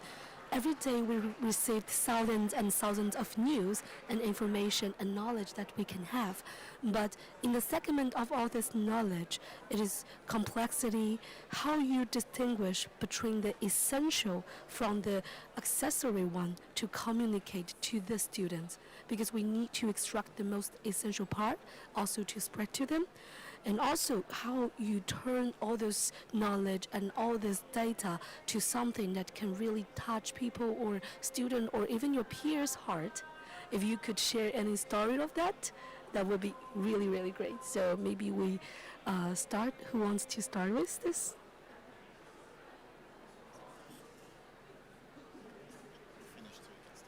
Yeah. You don't really want to hear from me again directly after the last one, do you? Look, I've got a short PowerPoint presentation later, which I think will summarize an approach of where I'm trying to find simplicity within complexity in order to bring about some broader understandings. But I think I'd go back to the idea that you try to spend time focusing on whichever, for me anyway, whichever parts of the natural environment when I'm teaching in it are most useful for those young people I'm working with to learn from. So it in a way it gets through all of the mess if you just say, what can you learn from this place? What can you learn from this person? What can you learn from this activity? And then you try to link those ideas together rather than keep them as separate. So you build interdisciplinarity through engaging with ideas, engaging with places and spaces, and then with communities and individuals. But I'll show you an example of it later if there's time. No problem if there's not.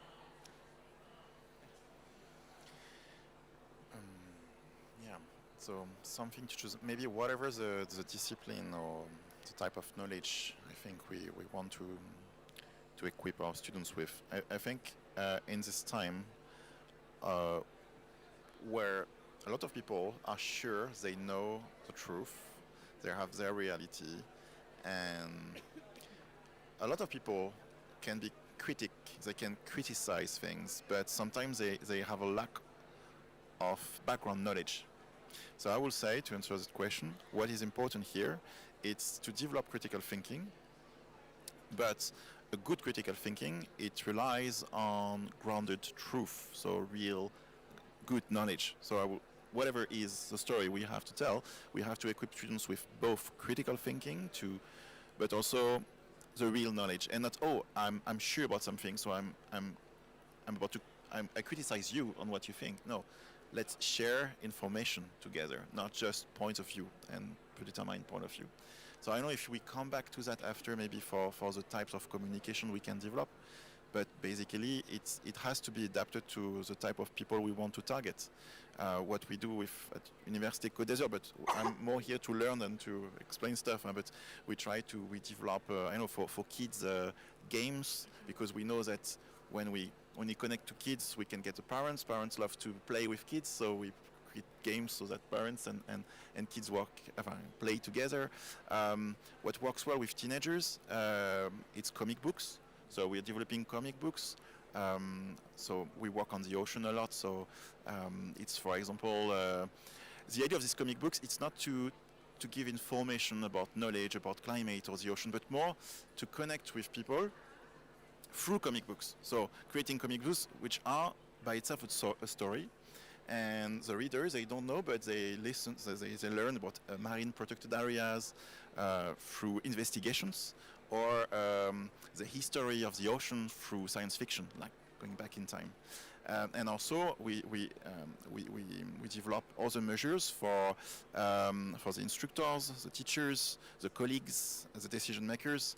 So we already talked about that before, but our scientists, they develop books to sum up their knowledge, also advocacy documents, so that our community can share the information. So, well, to sum up, according to the type of people, we adjust our strategy. A ver, en el caso nuestro In our existe una case, historia de mucho ultrajo, de mucho It's a violencia, very- a de story gente of que lot of llegó a invadir. violence Por lo tanto, por that mucho tiempo invade us. nosotros, bueno, cuando So for llega el many español, una de las years, cosas when the que, Spanish de los arrives, castigos más severos que hacían para que nosotros one no of the habláramos worst nuestra lengua era cortarnos punishments precisamente la lengua. were Entonces, to en cut base a our eso, de tongues. todo este miedo de nuestros considering this antepasados, de fear nuestro adulto, la of mayoría those de ancestors, las tradiciones, costumbres se traspasaban en silencio. En silencio, y nuestros mayores hacían todo prácticamente a escondida para que las personas que estaban a cargo de todo esto, primero fue el virreinato del Perú, después Bolivia, hoy día Chile, querían ocultarlo. Por lo tanto, mi generación aprendió siendo intrusa y te ibas detrás de la abuela, detrás de la mamá, mirabas porque era tan oculto esto del pago a la madre tierra, de llevar nuestras aguas a la montaña, todo esto era muy oculto, tuvo mucho tiempo oculto. Entonces nuestra generación hizo que esto empezara a salir y ha creado de una u otra forma este paso. Por eso te digo que somos una generación en transición y nosotros hemos adquirido todo esto, estamos recuperando nuestra lengua, estamos recuperando tradiciones que se habían perdido y precisamente el hecho de que nuestros abuelos fueran un poco egoístas por miedo, ¿no? Hizo que muchas personas no supieran algunas cosas. Nosotros hoy día, para poder invitar a los jóvenes, lo estamos invitando precisamente a esto, a nuestras tradiciones, donde te decían no puedes participar porque eres chico o no puedes participar porque eres mujer. Hubo un tiempo inclusive que las tradiciones se traspasaban en puros hombres y dejaban de lado a las mujeres. Hoy día las mujeres estamos empoderadas en todo el mundo, así que ya estamos en todos lados, hemos logrado entrar a muchos lugares secretos, tradiciones que eran muy ocultas. Entonces nosotros como generación lo que estamos haciendo es precisamente llevar a los jóvenes a estas tradiciones, que sean parte de la siembra, que sean parte de las cosechas, que sean parte de estos pagos, que vayan a la montaña y creo que los jóvenes que nos están siguiendo han aprendido bastante y necesitamos también de afuera, necesitamos de estos estudios científicos, porque muchas veces también fueron científicos que hicieron estudios y que nunca mandaron los resultados, entonces tú dices, escucha, la gente ve a un científico, no queremos nada, pero hoy día no, es diferente, nosotros somos este gancho, somos la generación que estamos llevando personas de afuera para que nos expliquen, para que entendamos todo esto que pasa aquí, porque tú cuando viajas te das cuenta realmente que estamos en una burbuja, pero también te das cuenta que tenemos los mismos problemas que tienen todas las comunidades indígenas de todo el mundo. Entonces, para nosotros es súper importante hacer alianza y buscar también a estos científicos, a esta gente que enseña, porque nosotros ya estamos recuperando a los jóvenes para que sean parte y conozcan nuestra cultura, pero nos falta también esta parte de entender el mundo con datos, con estudios, así que de esa forma nosotros estamos haciendo que los jóvenes vuelvan y es un desafío, como te decía en un comienzo, un desafío tan grande que estamos felices también de poder hacer alianza. Nosotros no tenemos miedo, no tenemos desconfianza, porque claramente la persona que te va a engañar te va a engañar igual, o sea, eso es algo aquí en todos lados, entonces ya nosotros ya no tenemos esa desconfianza que había antes y hemos abierto la puerta para que otras personas sean parte de este crecimiento, porque no vamos a estar siempre y necesitamos que el joven se empodere, así que ahí estamos con nuestros desafíos.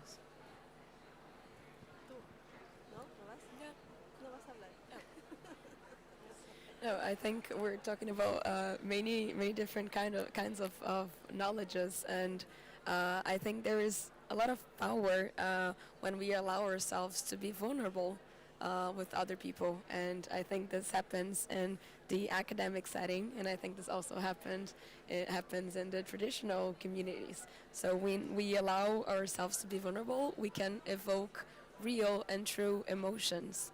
And this taps into the power of storytelling, and which is basically how we can move people around us and how we can negotiate and move and push things forward and actually achieve things.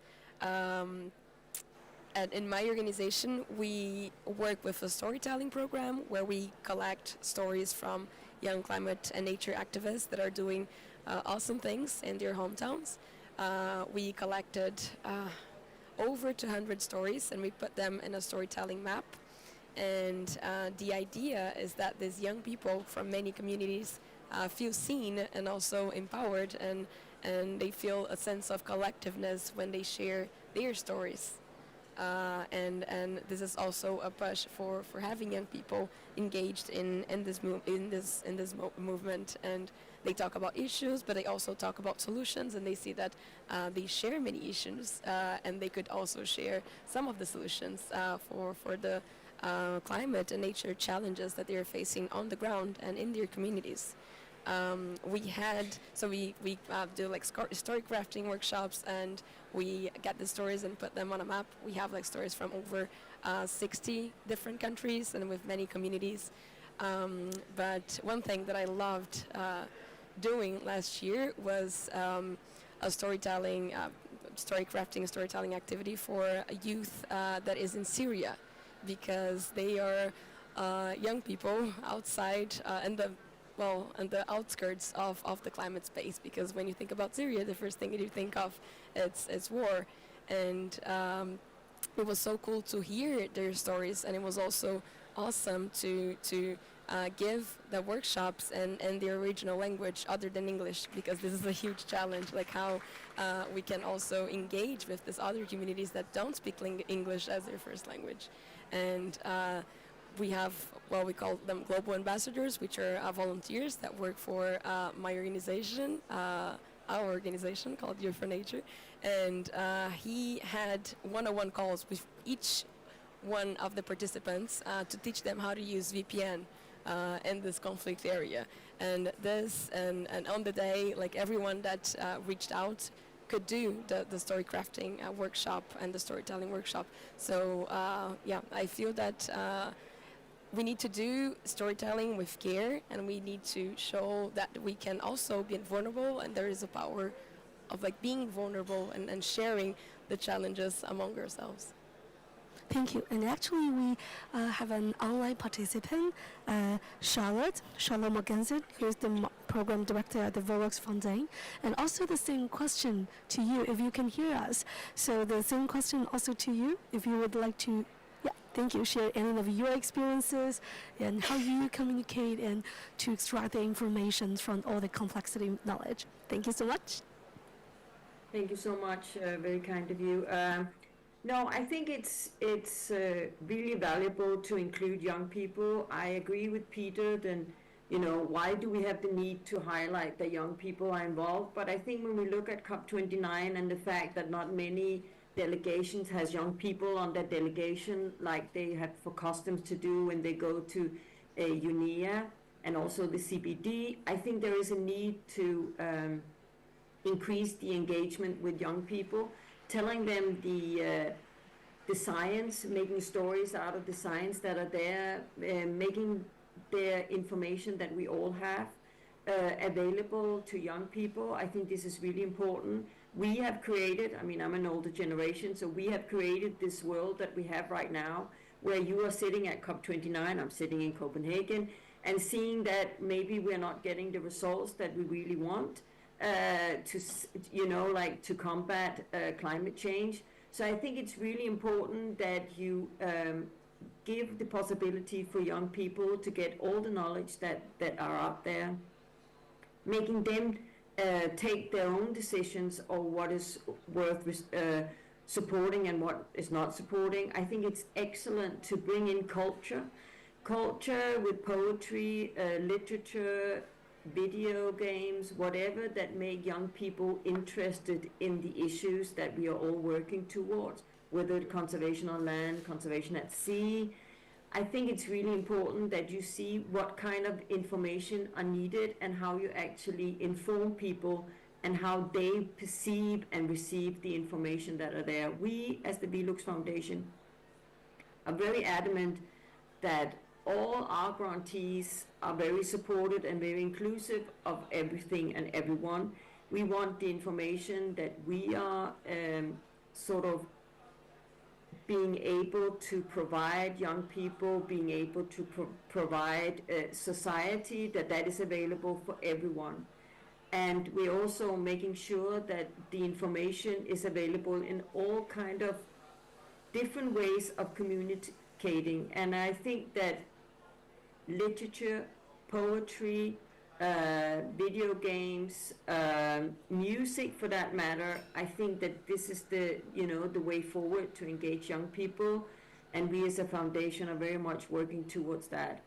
I want to close off by saying that I think it's really important that philanthropy is supporting the engagement of young people. I think this is one of the must that you have to, especially when we as a foundation from Denmark, we're looking into focusing on, the triple crisis, the triple planetary crisis, whether it's pollution, biodiversity, or climate change. I think it's really important that all the information that any of us are gathering is available for young people, for them to take an informed decision. Thank you so much. Thank you so much. And so we have concluded the sessions with very important deliverables and to make in simplicity rather than a complexity. And now we are transitioning from this section to our next session. We look forward, after revisiting all our current good experiences, we look forward about communicators for the future. So yeah, I'll give the floor to Patricia. Thank you very much, Johan. So about communicator, about the future, our first question for all of you is how do you teach university students to be communicators? Because this is something really important. It's not only about contents, but it's also to be citizenships and have values and to be able to communicate those values. So I want to start with you, Charlotte. Otherwise, I'm going to forget that you are through Zoom, and I cannot forget you, definitely not. So please come back. Charlotte, where are you? I'm here. So I'm going to start with you. How do we teach our students to be communicators?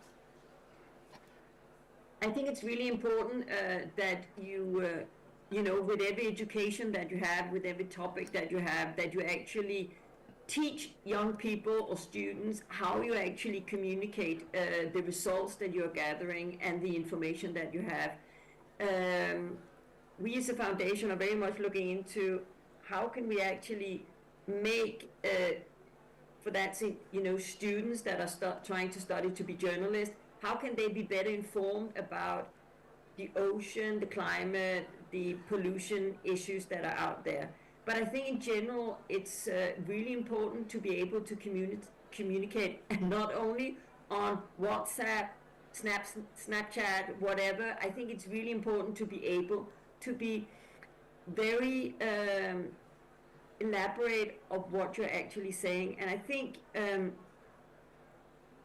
as I said before, I think philanthropy has a way of actually assisting university or schools to actually be able to make students communicate the issues that they want, communicate better, and trying to make literature and writing skills more of a need to have than nice to have.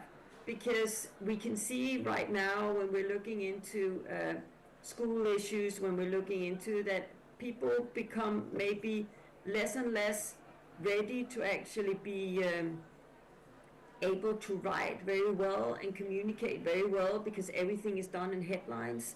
And I think this is really important to insist that this is a skill, communication and writing communications, of course also oral, but this is a very important skill for you to actually be heard, whether it's nationally, regionally, or globally. Thank you.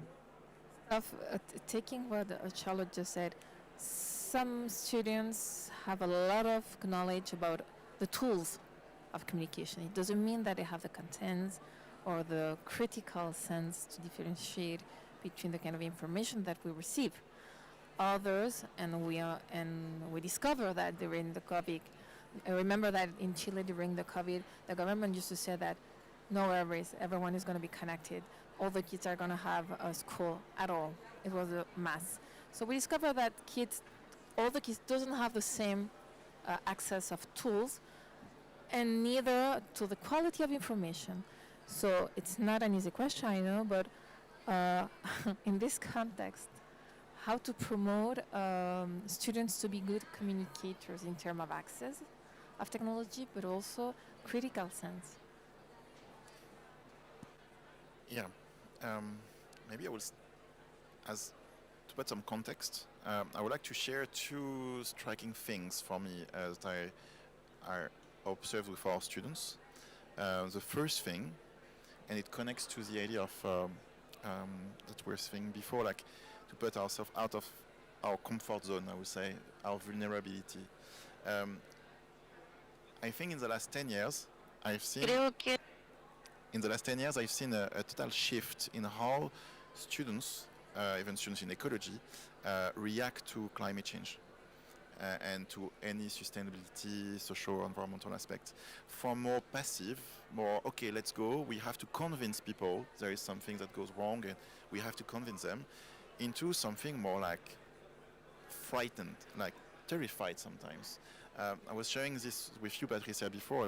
Like 2 years ago, I was coming from the COP, and my students really wanted me to give them a feedback. It was during the exam period. They were like already maybe stressed with the exam, but they really wanted me to give that.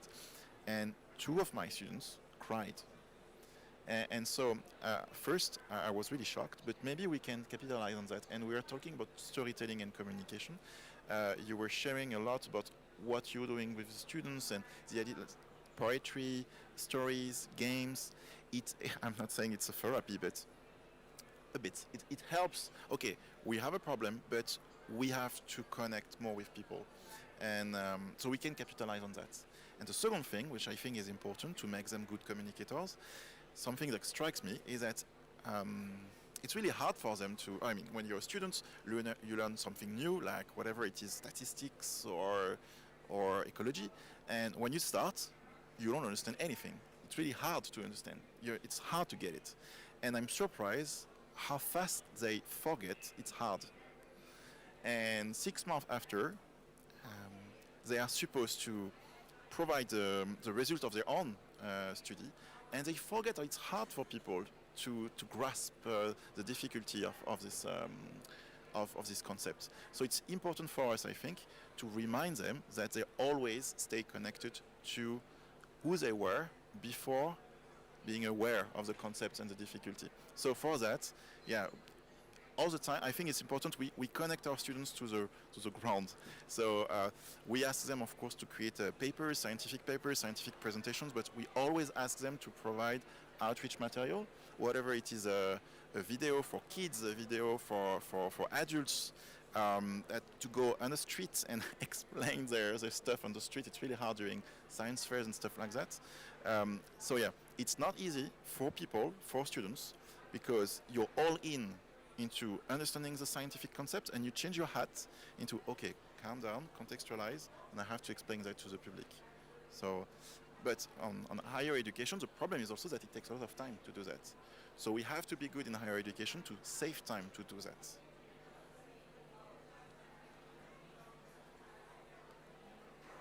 You did something, Pete, about this?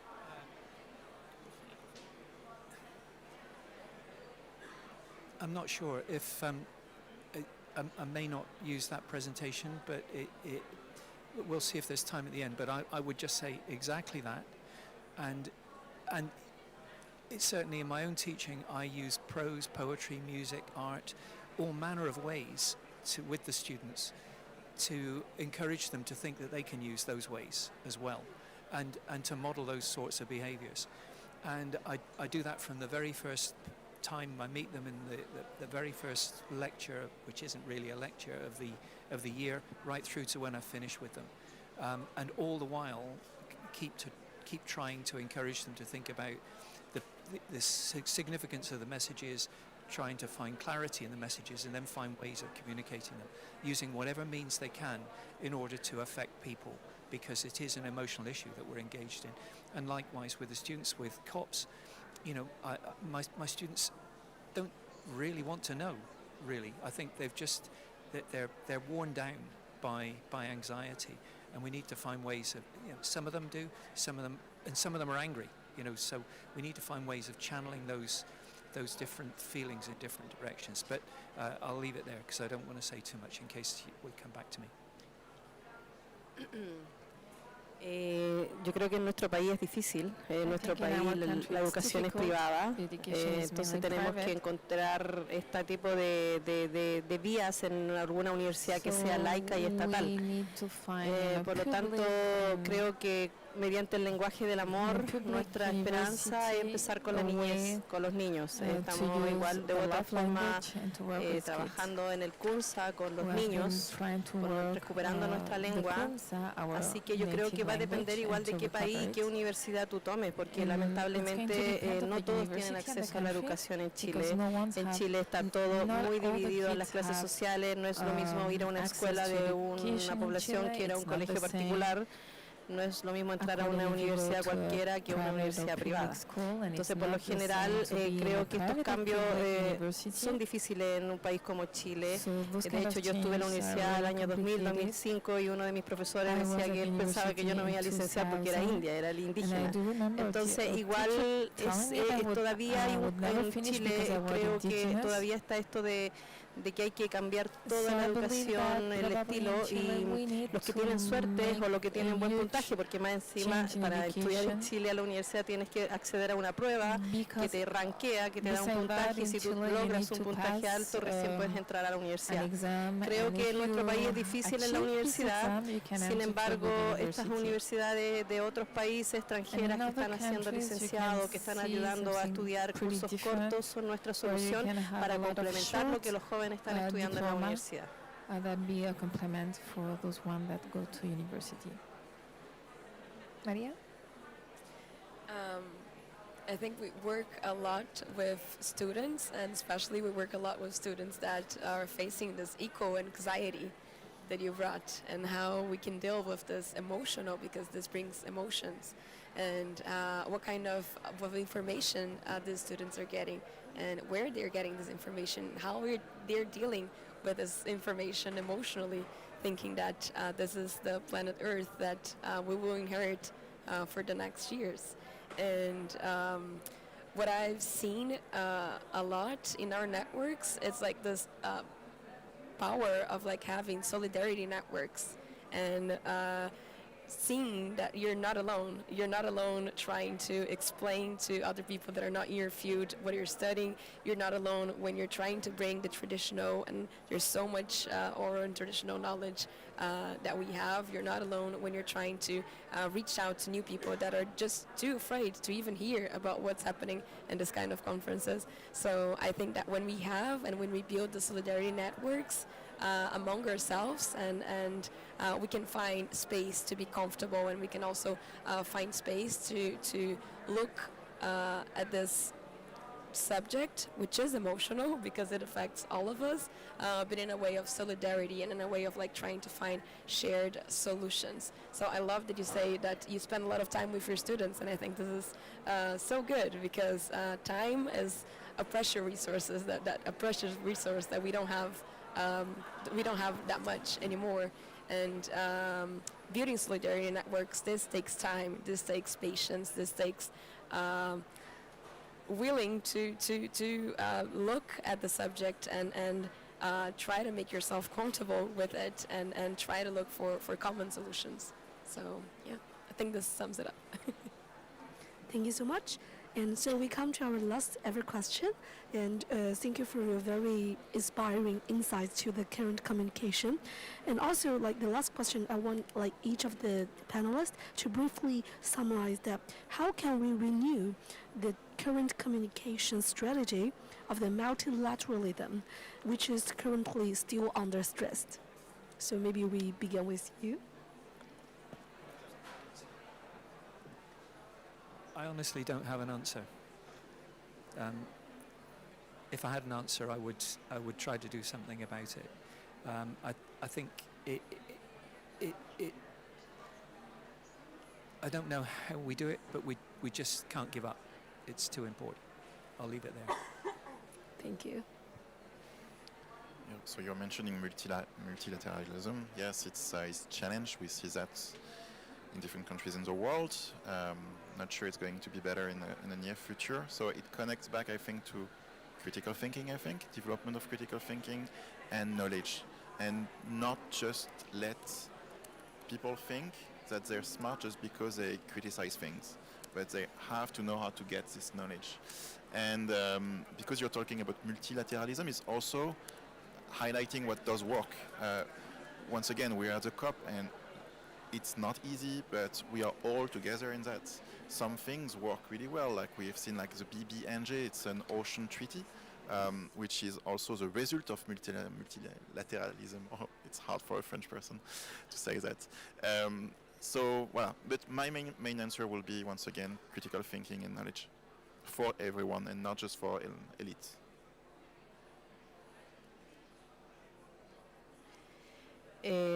Bueno, para el estrés, el estudiar es un estrés. Estar en la universidad, la carga académica que uno tiene, por lo menos en las universidades que yo estuve, es un estrés.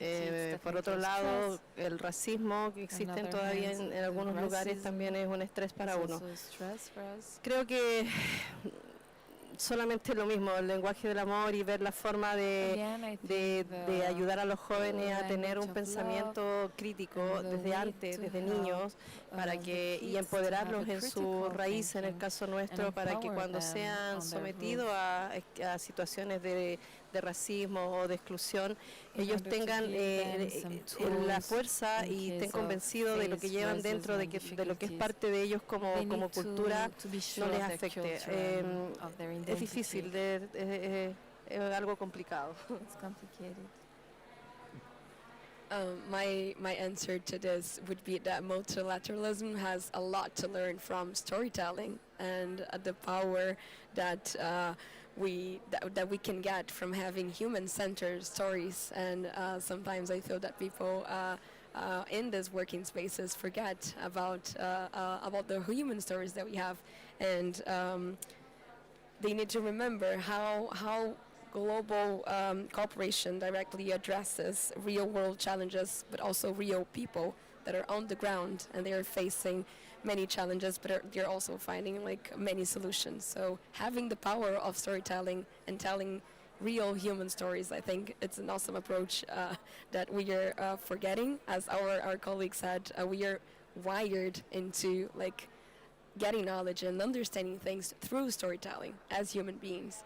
And we must not forget about this when we're talking about multilateralism and when we're talking about parties negotiating in a room. And yeah, we must also not forget about the power of having diversity in multilateralism. So diversity of voices, women, traditional communities, indigenous communities, and youth in these rooms. And having diversity of knowledge, I think it's something that diversity of people and then diversity of stories connect different people from different countries to the same thing that we're trying to address. So yeah. Thank you. And yeah. I'm sorry, I was I said I wouldn't say much more, but you've triggered something in me. We also need to tell stories of species, of systems, and even elements. So the 3 PowerPoint slides I was going to show are the story of a calcium atom, and the way in which that calcium atom gets used, goes through different systems, it ends up in a marine environment, comes back onto a terrestrial environment, and the way in which it connects with human involvement within that landscape. And you can tell the story of a calcium atom and bring in so many parts of human and natural ecosystems. And also you can do the same with carbon, you can do the same with hydrogen, oxygen, nitrogen, and think about the way in which the calcium builds into marine organisms, etc., etc. You can do all of that, and we need people to build stories around atoms and the way in which those atoms interact and the way in which those atoms become molecules that we are part of. And, you know, many people have said this, but Carl Sagan said it beautifully. We are stardust. We are made from a supernova, and we need to remember that we are made of stuff, and all of that stuff gives us the awareness that we have, and all of these beautiful human capacities and qualities that we have. But we need the storytellers to talk about those atoms and those molecules and all that comes from that. So thank you for your prompt. I'm sorry. No, thank you so much for this beautiful quote. And now we give our final floor to Charlotte online. If you can hear us, and yeah, we would like you to conclude this question. Thank you so much. I think multilateralism is very important, and I think the fact that UNEA touched upon it and made a new decision on multilateralism, I think it's really important that we move forward with the decisions that are already made, and I think young people, as the same as the rest of us, I think it's really important that we keep our decision makers, our ministers, and everyone that is working on these issues, on negotiations, keep them aware of the decisions that they've already made, and whether it's environmental ministers, climate ministers, or whatever. I think it's really important that with multilateralism, I think this is the way forward for all of us to actually combat the planetary crisis. So I think also for young people, I think it's really important to educate everyone. What is it actually the UN is doing? Where is it the benefits are within the UN, and how can you bring that forward and actually support multilateralism? Thank you so much. And we conclude the sessions with your critical thinking, the critical thoughts, the storytelling, and also many things about that. So I will give the floor back to Patricia to conclude. No, again, thank you very much to all of you and Charlotte. Unfortunately, we don't have time to more conversation. We wish to keep you here and have all the day with you. But thank you, and I hope to see you soon. Let's take a picture with all of you.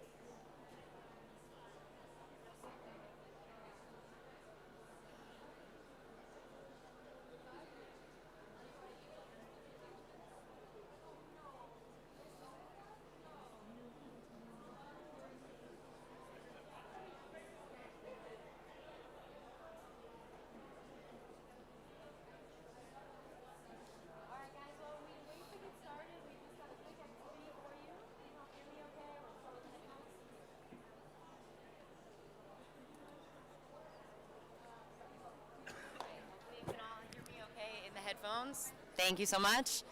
Hi, everybody. Thanks so much for joining us here today. Apologies for our technological difficulties. While we get them sorted out, we've just got a quick activity for you to get started in today's dialogue. So for those who are not familiar with Menti, you can log on any web page browser to go to menti.com and type in the code that you see at the top.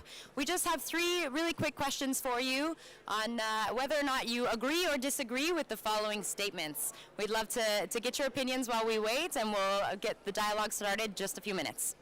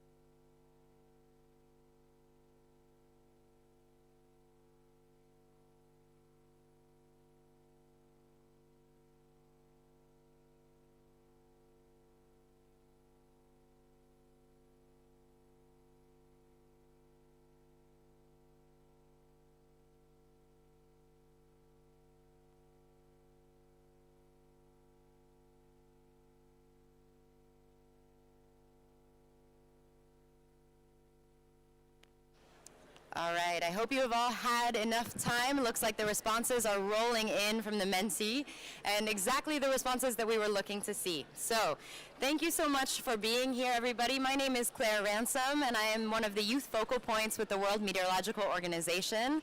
And it's my great honor to be with you here today on the last event of our joint day together with the WMO, the IPCC, and the Mary Foundation on youth, gender, and indigenous knowledge. And when we were first asked to put these events together, I must admit that I was a little bit overwhelmed and intimidated on how we would bring such huge topics together in one event when they really each deserve an entire day on their own. But in working with these organizations and putting these events together, I really learned that we have to address all 3 of these events together, because talking about gender equity, climate justice, and the integration of traditional knowledge is all representative of how these marginalized communities have been withheld from these climate spaces, these dialogues, and these conversations. So it's very much my great honor today to bring these communities together in our dialogue with our young leaders as well as our senior leaders in this space. So we've got a lot to get through, and I don't want to hear too much from me. We're here to hear from the leaders. So it's my great honor to introduce our panel today, and as I say your name, I would be grateful if you could come up to the stage. We'll start with Co Barrett, our Deputy Secretary General of the WMO, my boss. Very welcome, Co. And we'll move to Mr. Abdallah Moqsit, the Secretary of the IPCC. And we have Adrian Lima, who is online and will be on the screen shortly, and he'll be joining us. And he is the Director of the National Climate Research Center in Denmark. Now it's my great honor to introduce our young speakers as well. We've got Miss Cicely Zhang, who is a climate researcher with UNECE and our youth advocate. And Tanvi Mishra, who is also a youth representative with the IPCC, and who is stepping in very graciously on behalf of our missing indigenous speaker, who is unfortunately stuck in the climate negotiations and will not be able to join us today. And finally, happy to introduce Mr. Jack Lang, who is the consultant with the UN Office of Information and Technology, and our other youth speaker. So thank you all very much, distinguished panel, for being with us here today. Really looking forward to the discussions. If we could get Adrian back on the screen. Hopefully you can all hear me okay. So hi you all, thank you so much for joining me today. So just to give you all an idea of the conversation today, as well as you in the audience, the way that this dialogue will be structured is that we'll first hear some brief introductions from all of our panelists and talk to them a little bit about what they can learn from each other.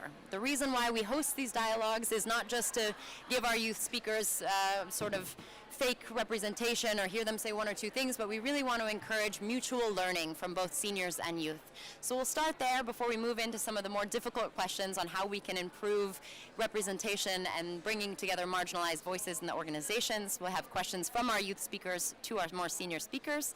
And finally, we'll move into a little bit looking into the future of what do our youth demand from our leaders and what do our leaders recommend to our youth moving forward. And then, of course, we'll open it up to the floor from all of you. So without further ado, I'd like to start with our more senior leaders. If you could please give us a little bit of an introduction. Who are you and your background? Where are you coming from? And what is one thing that you've learned from working with youth over the course of your career? So I'll start. Ko, over to you.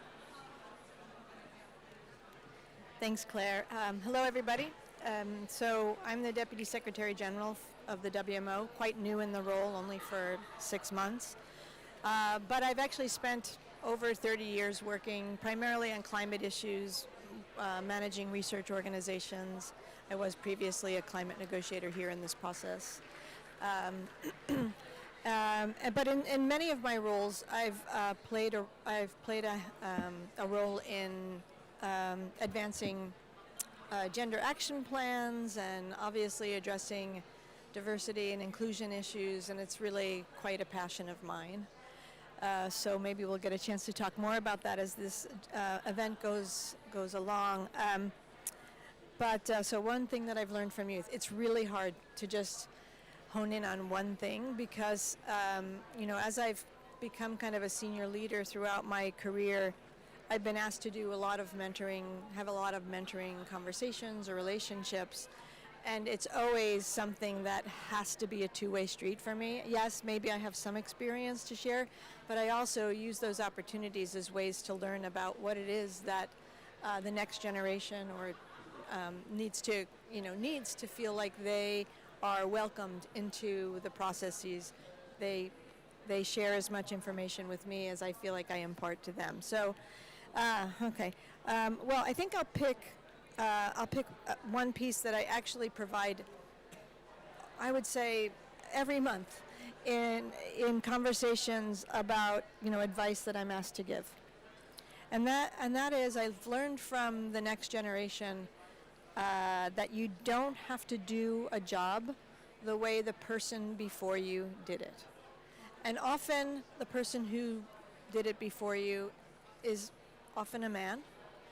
And I can't tell you how many times that I've had this conversation with people who are thinking about stepping into a new role, but maybe it seems like it's the way the person who did it before you did it is impossible for you to do it. You're raising a family, you're handling elder care, any host of things.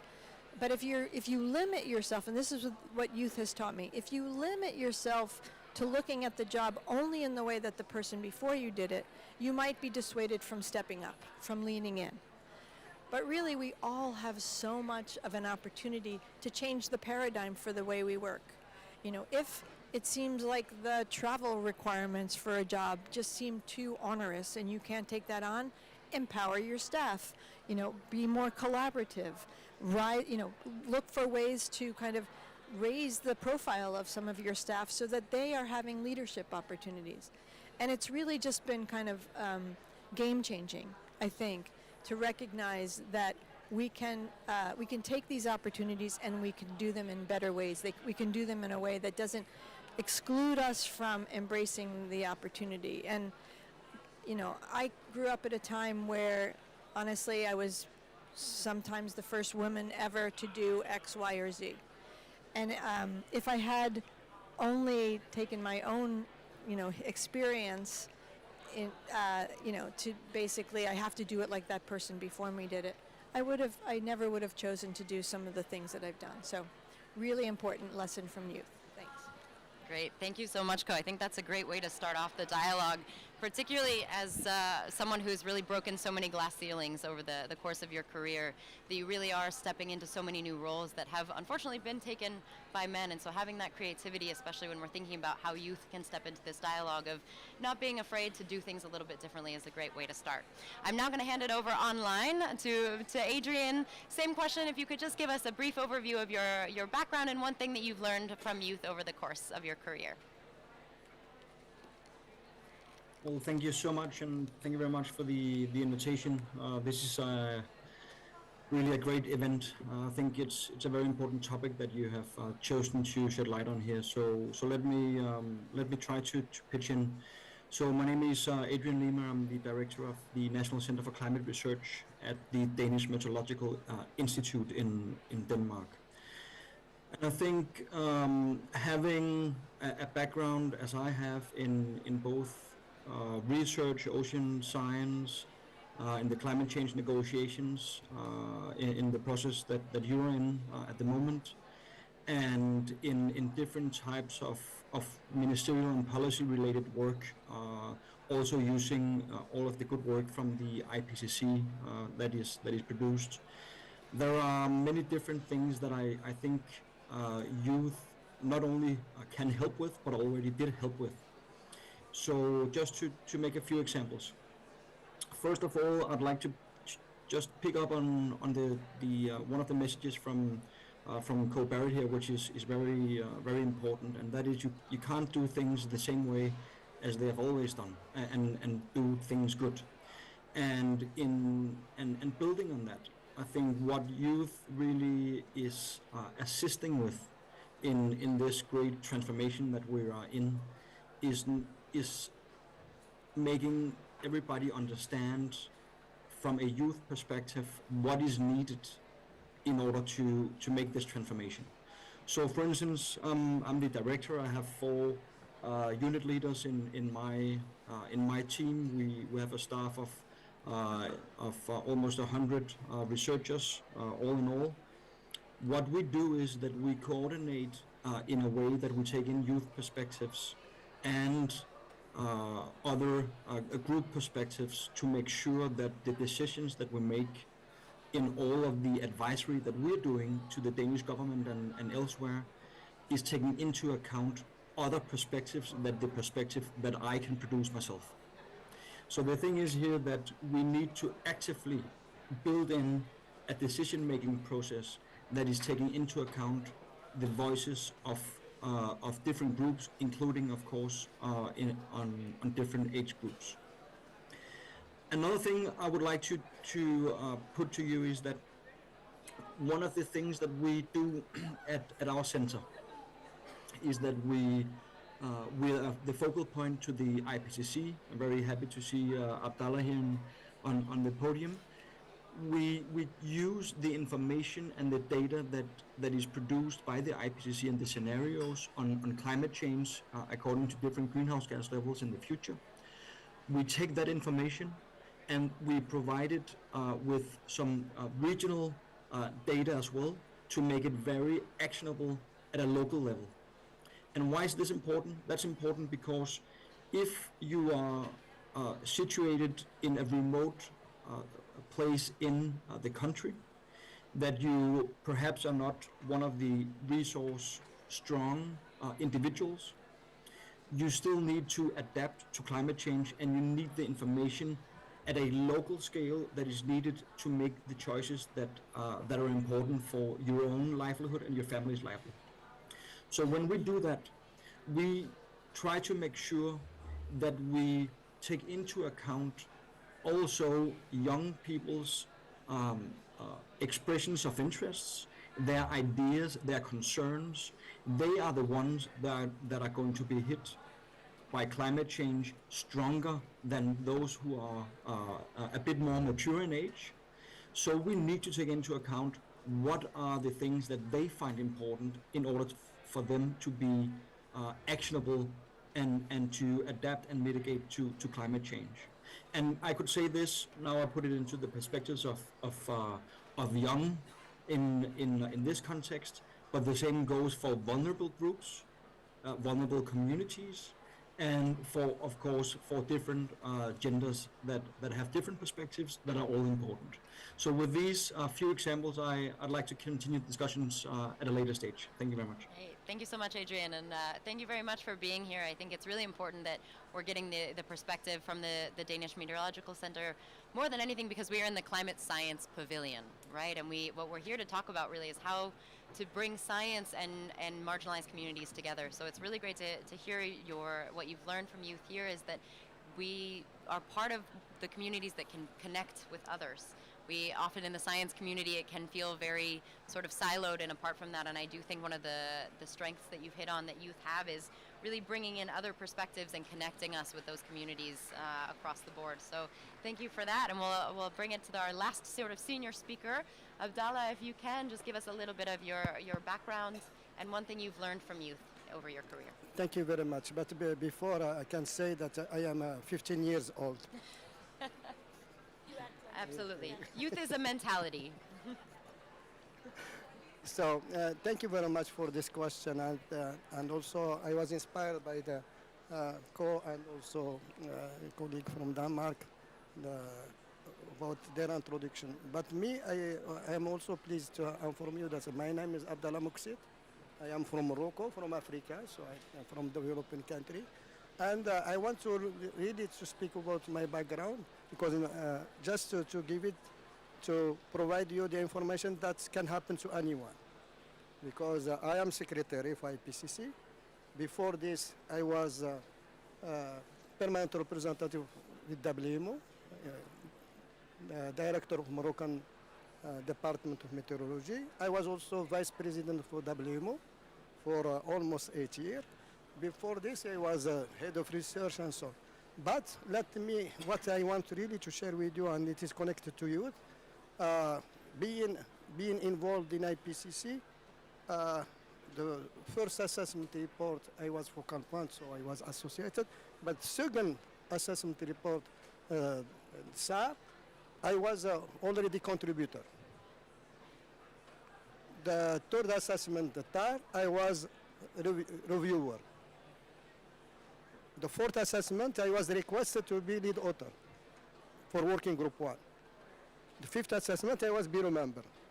And to be frank with you, I was requested to apply, and then I was requested to apply to be secretary of IPCC. That means me from developing country, Morocco and so on, that what happened to me can happen to any one of you. I am this appeal to all the youth. It is not really limited to, of course, I did my background as mathematician. I did mathematics in Morocco, and I did also meteorology.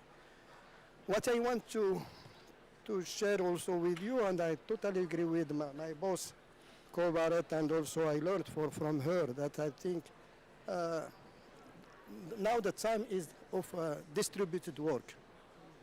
We are learning each other. No one is complete. I learn from you, you learn from me. It is about complementarity. But the thing is that how we can detect your capacity and how we can really use it, invest it in it to complete the work. And it should be a sort of collaborative work. And this is why I am a little bit happy that this 7th cycle, it is learning process. We did have some lesson learned from 6th cycle and this one.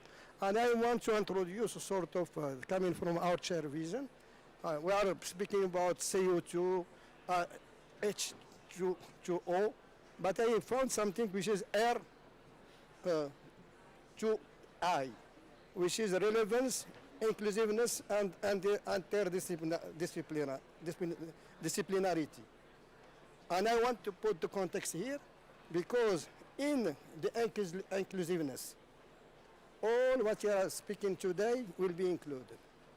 We should make everybody inclusive in the process, starting by the youth. And also thinking about local language, indigenous people. And I was happy to see this day many side events, concentrated. And also something which is really important is gender. And I highlight what Co said. I think we thank her also for this because her role was really outstanding. And we should trust I am happy here and to be in front of you. You have two colleagues from Meteorological Department of Morocco, and we have Mariam, youth, engineer, who is representing the Meteorological Department of Morocco with something which is honorable. We should trust, and what she's bringing is better than we can teach, and this is something we should put in our mind. There are sometimes coming with veterans, and this is kind of a strategy, and this is why in IPCC we are really committed to open the door for youth. We have already the scholarship process that is open to all the scholars. So, and not only this one intelligent idea from Pro and some co-chair is the chapter scientist. And this is, I will stop here because... we'll get more into that, I think, later on in the conversation. But thank you so much, Abdallah. It's really, I think, you started with very strong words of wisdom, which are that if you can do it, anybody can do it. It's, I think, especially looking at such senior leaders and seeing the careers that you all have had is really a great way to inspire our youth to see that this is an accessible path to anybody, that just to get started and then see where it can take you. And so hopefully we'll inspire that today in our panel and further on in the discussions. So from there, I'm also very pleased to hear that all of you have mentioned the role of learning from each other. And I hope that this has made our youth panelists feel a little bit more at ease and feel that your perspectives and opinions will be heard, and not just in a way that you're here to be on the panel to be representative of youth, but really because your opinions have value and matter here. So we're going to shift the question a little bit to introduce our youth panelists, and I'm going to ask each of you to please now share your perspectives on what the senior leadership can bring by introducing yourselves and telling us one thing that you hope to learn from our senior leaders in the climate science space. So maybe Jack, we'll start with you. Thank you, Claire, and thank you, everybody. It's my great honor to be here, have the panel with all of you. I'm Jack Huang, the consultant from United Nations, and also the advisor for Social Impact Investment Foundation based in Hong Kong. So from my personal perspective, I mean, more about my background, I'm kind of the data scientist. We work for the UN or ICT, so somehow we collect all the data related to the SDG and how we improve those data and apply to different projects. For example, the project in Mongolia, how we provide the solar panel to the affordable housing, and for example, like in Bangkok, how we support the green transportation to provide the policy recommendation to the local government. So that's kind of one side of my work and my background. And from the another side, I'm also kind of engaged in different youth activities. I'm not quite sure if I'm still the youth or not, but according to the ILO, International Labour Organization, the youth, the definition of that, which under 45, you are still young generation. So I assume I'm still the young generation and the youth. And I would like to give another example, like what I have been engaged just a few months ago, like before COP29. Like for me, I lead a team with several different stakeholders, and we went to Okinawa, like the founder and the sponsor is Okinawa University. We organized an event for more than 35 countries' youth representatives, and we went there to have the pre-COP29 event for youth climate forum. So what I have learned from all those my peers or from those youth representatives, make me feel like just what as Abdallah, you just mentioned, we always learn from each other, even they are much younger than us. And eventually, we had the kind of a youth declaration for climate change. And for example, like this document I hold on my hand. So that's from one side I learned from the youth. And from another side, because we also invite several like senior experts and professionals, like their experience and how their attitudes or how they contribute to the world, especially for the climate action. That's kind of the very practical issue which the young generation or the youth must learn from them. So it's my great honor to have all those activities and experience, and especially we have so many of this kind, for example, like event today, we can link the youth, the young representative, and all the audience, and also the senior expert together. We share the experience and we learn from each other. Thank you. Great. Thanks so much, Jack. And I'm afraid to tell you that the WMO definition is not quite as generous as ILO. We define youth as 35 and under, but hopefully you still fit in that category. And thank you. It seems like it's coming clear very much in this panel that we all have mutual things to learn from each other, and hopefully we're able to integrate that through our discussions today. So now I'll hand it over to Cicely, please. And just a reminder, if you can tell us one thing that you're hoping to learn from those more experienced in the field from you. Thanks. Yeah, so hello everyone, I'm Cicely Han, I'm from China, and currently this time I'm representing the Economic Commission for Europe. I chair the Young Working Group on Energy. So here I would like to explore more on the cross-cutting issue in terms of how the current climate science policies that can link with other sectors like energy and food and agriculture, because me myself, I am an energy person. I'm very interested because currently the WMO, they have the energy division, they have collaborated with IRENA, International Renewable Energy Agency, on a new report on mapping the global renewable resources. Because currently, when we mention about renewable energy, the solar, the wind, and hydrogen is greatly affected by the climate change. So a better and efficient early warning systems and also the climate monitoring can also help to stabilizing the energy transition. And also there will be other more expanding area that we can put more effort, like through the climate science, into that. So this is my current practice, because together, like the WMO, the collaborations with IRENA also give the young professional a chance to collaborate with them and to have some young professionals' perspective in terms of how would they utilize the current tools. Because currently the meteorology science is not just as a tools, but more like an empowerment to mobilize or to activate their thoughts about the future climate resilience strategy. So this is a part of my experiences. Also my question in terms of how the current senior leaders can really interact with young professionals to think about the more cross-cutting ways of doing the climate change. Yeah. Great. Thanks so much, Cicely. I think it's always good to remember that the climate science space often is pretty siloed, and so it's excellent to bring in this idea of cross-cutting collaboration and really working between the sectors, particularly as the impacts are coming across in a lot of different ways, and particularly working towards solutions in the energy space. Was there one thing that you were hoping to learn from leaders that you wanted to mention? Yeah, sure. So actually, I want to have a question about the current monitoring that, like just now we say, like interact with different sectors, and I would like to maybe raise the point to Adrian later. So because like different, for example, like the Denmark leadership in offshore wind technology showcase like how innovation can address the energy challenges while combating the climate change. So there's some question that I would like to ask: how can the next generation be equipped with the tools and framework which will be necessary to sustain and reserve and also to expand the renewable energy sources for the future? Yeah. Great, thanks. We'll come back to that question when we change on to the next, but I just want to introduce our last panelist, Tanvi Mishra.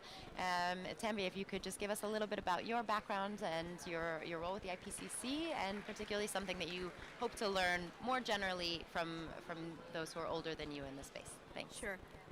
Hi, my name is Tanvi Mishra. I was raised in Bangkok, Thailand. And at the moment, I'm a researcher at Central European University, where, of course, IPCC Vice Chair Dr. Dana Orgevorsats also works, and I'm very lucky to help her out with her science communications work. Something that I'm really hoping to learn from our panelists here, but also just being here at COP, is a vision that I've had for youth engagement in these spaces for a very long time, which is don't treat us as youth. Especially early career researchers, we don't want to be treated as tokens, we don't want to be treated as youth. We want to learn the difficult topics, we want to get into the complexities of the science. And one of the ways that I've tried to champion this is by always asking our youth and our elder experts the exact same questions on every panel that we've had. For example, one a few days ago with Professor Celeste Saulo. But something that I would be very interested to hear from the panelists over here is what challenges in climate science do they think the young generations will have to be the ones to solve? Very interesting.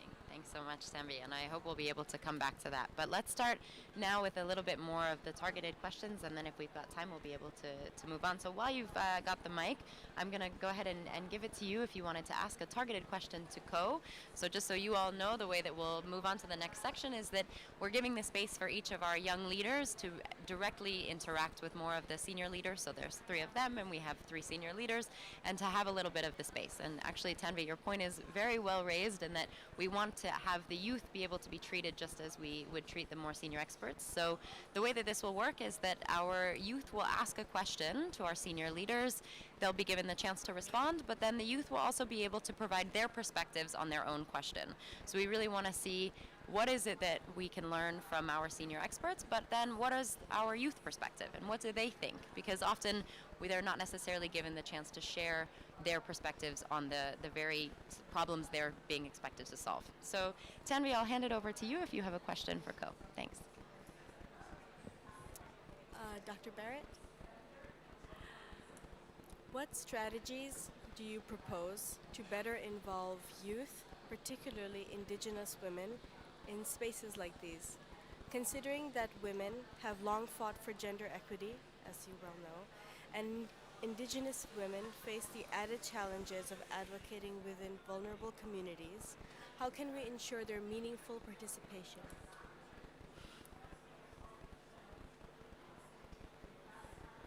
Thank you, Tanri. Thanks for the easy question. We can just solve this right here on the stage.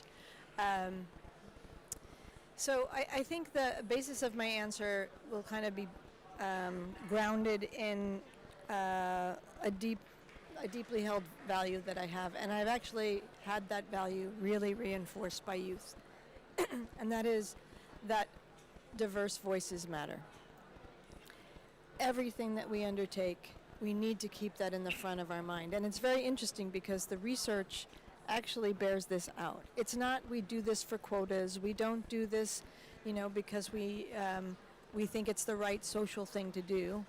Complex problems need diverse perspectives so that we can each check our unconscious biases. And so if you kind of come from that perspective that diverse voices matter, it means that we need to bring that diversity together when we are setting questions, even research questions, not after we've already decided what questions we're going to ask, because then you've framed it already too narrowly. And also just at the conceptual stage of, joint activities, you really need to make the effort to make sure you are bringing every voice that matters to the table. And sometimes it's hard, because when you bring diversity together, you sometimes have to learn a different way to speak because you're speaking in the jargon of your generation or your discipline. And you have to kind of work a little bit harder to make sure that you've got kind of a common ground to share ideas.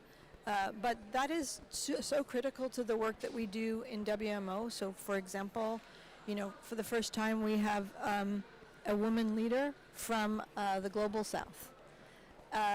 She is incredibly dedicated to changing our culture, which is kind of skewed towards men from Europe, if I could say. It's not that there's, any kind of bad intention in that. It's just a question of evolving the organization more quickly to be more representative of the members that we serve. And so she is very dedicated to doing that, and it's really breathing new life into WMO, and I think Claire might... I agree wholeheartedly. might agree. So, that's just one example. Abdullah will probably talk, if he had this question, about the importance of bringing diverse people into the assessment space and assessing information that comes from a much broader knowledge base than typical physical science, from esteemed European or US organizations. Like, we have now a deep recognition of the importance of indigenous knowledge, of bringing in information from, non-peer-reviewed publications, just to get that perspective. But I think that's probably the way that I would answer that question. Thanks so much, Ko. Very, very eloquent response for a very difficult question. So I'm going to throw the floor back to Tanvi, but I'd first just like to recognize that she is coming into this as a very last-minute panelist, and so we really would like to maybe give her a big round of applause for being here and being willing to ask difficult questions. So Tanvi, if you'd like to provide your perspective on that question as well, please, we'd love to hear your thoughts on what you would do, but also based on Ko's answer. The way that I'm going to start this is actually by sharing a recent experience I had. So, having volunteered in the UN youth spaces, UNFCCC, more specifically for a long time, we've done capacity building for climate change science for a very long time. But what's interesting is when I've tried to have these conversations with indigenous people in India, they already know. They know that the climate is changing because they work so intimately with the soil. They know that, there's not enough groundwater left. They know because of their crops are not growing the same way. And it fascinated me that we sometimes mistakenly consider, people who have not had a formal education unqualified in these matters. And yet they have a way of sensing really a lot of the changes that organizations like the IPCC or the WMO put into lovely reports. So I would say the tricky part is two things. Number one is making sure that their perspectives and how they see these changes and how they see the environment around them, how these can be translated into a version or a language that everybody can understand. So that's number one, which is something you touched on as well.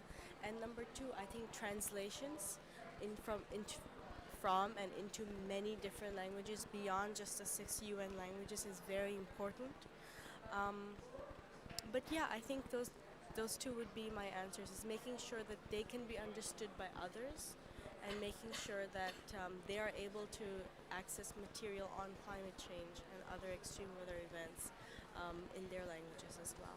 Yeah. Absolutely. Two very concrete and very excellent suggestions. Thank you, Tanvi. And this is something that's been coming out a lot in our discussions, not just today, but over the course of the entire week, is how to better translate the science, I think, literally into multiple languages, but also then depending on the context. So if we're talking about young leaders, how do we translate that into something that they can understand and getting away from this really technical jargon?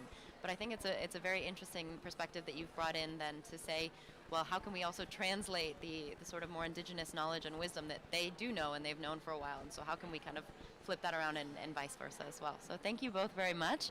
I'd now like to hand the floor over to Cicely for her question, which she already began to pose, but I'll have you sort of frame it again to Adrian online. Thanks so much. Yeah. So, hello. So actually, for these questions, I would like to ask from more circular way, because we are now talking about intergenerational dialogue and intergenerational justice. We want to talk about like how can we reserve today's resources that we have that for the future generation.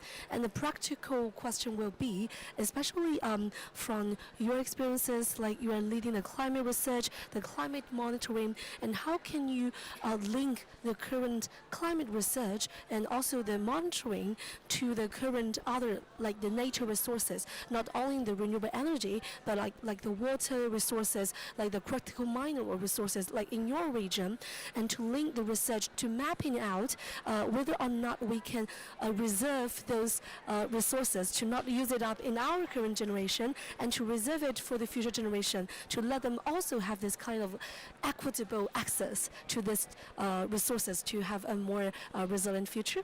Thank you so much. Another simple question from our youth panelists. Thank you so much. Adrian, if you're still with us, that's a very complicated one. Have you got an answer? Thanks. Thank you so much for an excellent question and an excellent discussion so far. So I think this is a hugely complex issue, but I would like to note just a few things to that question. So what we do know is that we are already good around the world at utilizing, for instance, renewable energy resources into what we need. So in some regions it's hydropower, in some regions it's solar power. In my region it's especially wind power, and a few other options available. And we do know that the technology has developed a lot, and we know that the costs of these technologies are really helping us out in the climate transformation as it is now. But I do know that we have to look at the long time scale here. And I think we as humans, we have a tendency to look at the problem that is right in front of us. So what can we do today and tomorrow? But we really need to take into account what is needed on a long time scale. And I think that's also related to the question that one of you in the panel had on what are the issues that young people today need to solve in the future. And I think utilizing our natural resources is one of them. And what we can see now is that we in Denmark, for instance, we have been working with wind power for many years. We are very good at it, but we also know that the scale on a global level is going to be ramped up quite massively, and we need to do that in a clever way. To do that in a clever way, we need one thing that we don't have a lot of, and that is monitoring of the natural resources, and is monitoring of the weather and the climate.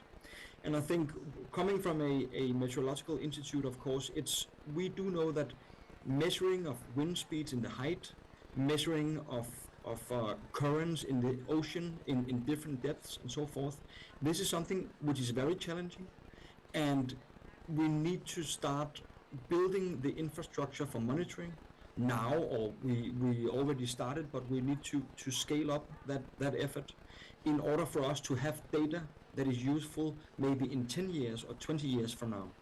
But if we only look at it at a problem for today and for tomorrow, then we won't have the solutions in many years down the road that current young and kids need to solve in the future. So I think there is really a perspective here which is very important. Another thing that I would like to mention is that when we work in the area of climate science, we need to make sure that we plan ahead again. So we have, as a climate science community, we have come a long way. The IPCC has made a tremendous effort in coming this long way, but there are still many gaps. And for instance, some of the things that are really important in the climate system, but we don't know a lot of, is potential tipping points, planetary boundaries, and the relationship between wind and biodiversity and ecosystems. These issues are very complex, and one of the reasons why they're very complex is because of the availability of data. And we do know that making good science on these issues takes a lot of time. So working with tipping points, working with these different interactions between different scientific areas, we need to start now, and we won't get answers now, but we will make sure that we can have the data that young people can work with in the near future or in the far future to answer those questions that we as a community cannot answer today. Great. Thank you so much, Adrian. That's a really interesting perspective that we've not yet really heard about, which is that we need to bring youth into more of the strategic planning of our Met services and in really science, climate science overall, then looking and asking these questions that we might not have answers to today, tomorrow, within the next couple of years, but we'll need answers to later on. Cicely, did you want to provide an answer from your perspective or reflections on what Adrian has said? Yeah, sure. Thank you so much, Adrian. And I would like to just provide a perspective. I think now the current young generation, because we are born in a area like in a time of booming information, but we also take the advantage of it because we know the cross-cutting issues like the climate science, the energy and food. But how about like we can act as branches? That because I find it's more easier when I link the climate like meteorological things and knowledge to other sectors like energy, like food and water, because different people the expertise in different sectors. But when I communicate with them to see how the meteorological service is important to the energy sector or to the food sectors, they are more easier to know how to do or how to apply this knowledge into their real life experiences. So we call them the young practitioners in technology and engineering. So this is the first thing. I think it would be great that we as kind of like ambassador in terms of translating, communicating the science into different specific sectors to really turn it into action. And the second point is, like Adrian said, that the data, like for the 10 years, for the futures, I think this needs a kind of like a framework, like the data pact, a green digital data pact, like to really mobilize the current data and to make it like in order, and also to make it accessible and to all the current generation and also for the future generation to really do it, and also in a self-sufficient way, not like in a like not sustainable manners that we just use it for one time, but we are making it like to for us to revisit like the past experiences and to look into the future experiences. Yeah. Great. Thank you. Thank you so much, Cecilia. It's really two excellent answers. Again, we're hearing this word translating come through a lot, and I think what was mentioned about youth having this sort of ability to cut across sectors is really coming through in your answer. And I would also just like to flag the WMO Unified Data Policy as a potential great starting base for some kind of framework like this, and we could potentially revisit that in the future and see how we might use that in a more national context. So we're quickly running out of time here with really excellent answers, so I'm going to jump to our last set of speakers. I'm going to hand the floor over to Jack, but I will just ask you both to try to be mindful of time and keep your answers as concise as possible. I know it's very difficult with these complex questions, but Jack, over to you. Thank you very much. Last but not least, and I would like to raise the question to Mr. Abdullah. Thank you for all your sharing just now. And from my perspective, I feel like the voice is matter. Every voice is matter. So as a secretary of IPCC, how could you provide resources or the support to especially the young scientists or young generation for them to contribute to IPCC report? Or maybe we put that question in more general, how does those UN entity or big organization can provide our young generation for more, the better framework to contribute to the climate issue? Thank you. Thank you very much for this question. I think and this is something which is really, really central in our activity, and as we said, because involving it is not a simple matter. And we are really proud in IPCC to have some experience about involving in practical way young scientists. Let me tell you that the fourth assessment report in 2007 got a Nobel Prize in sharing with Vice President Al Gore.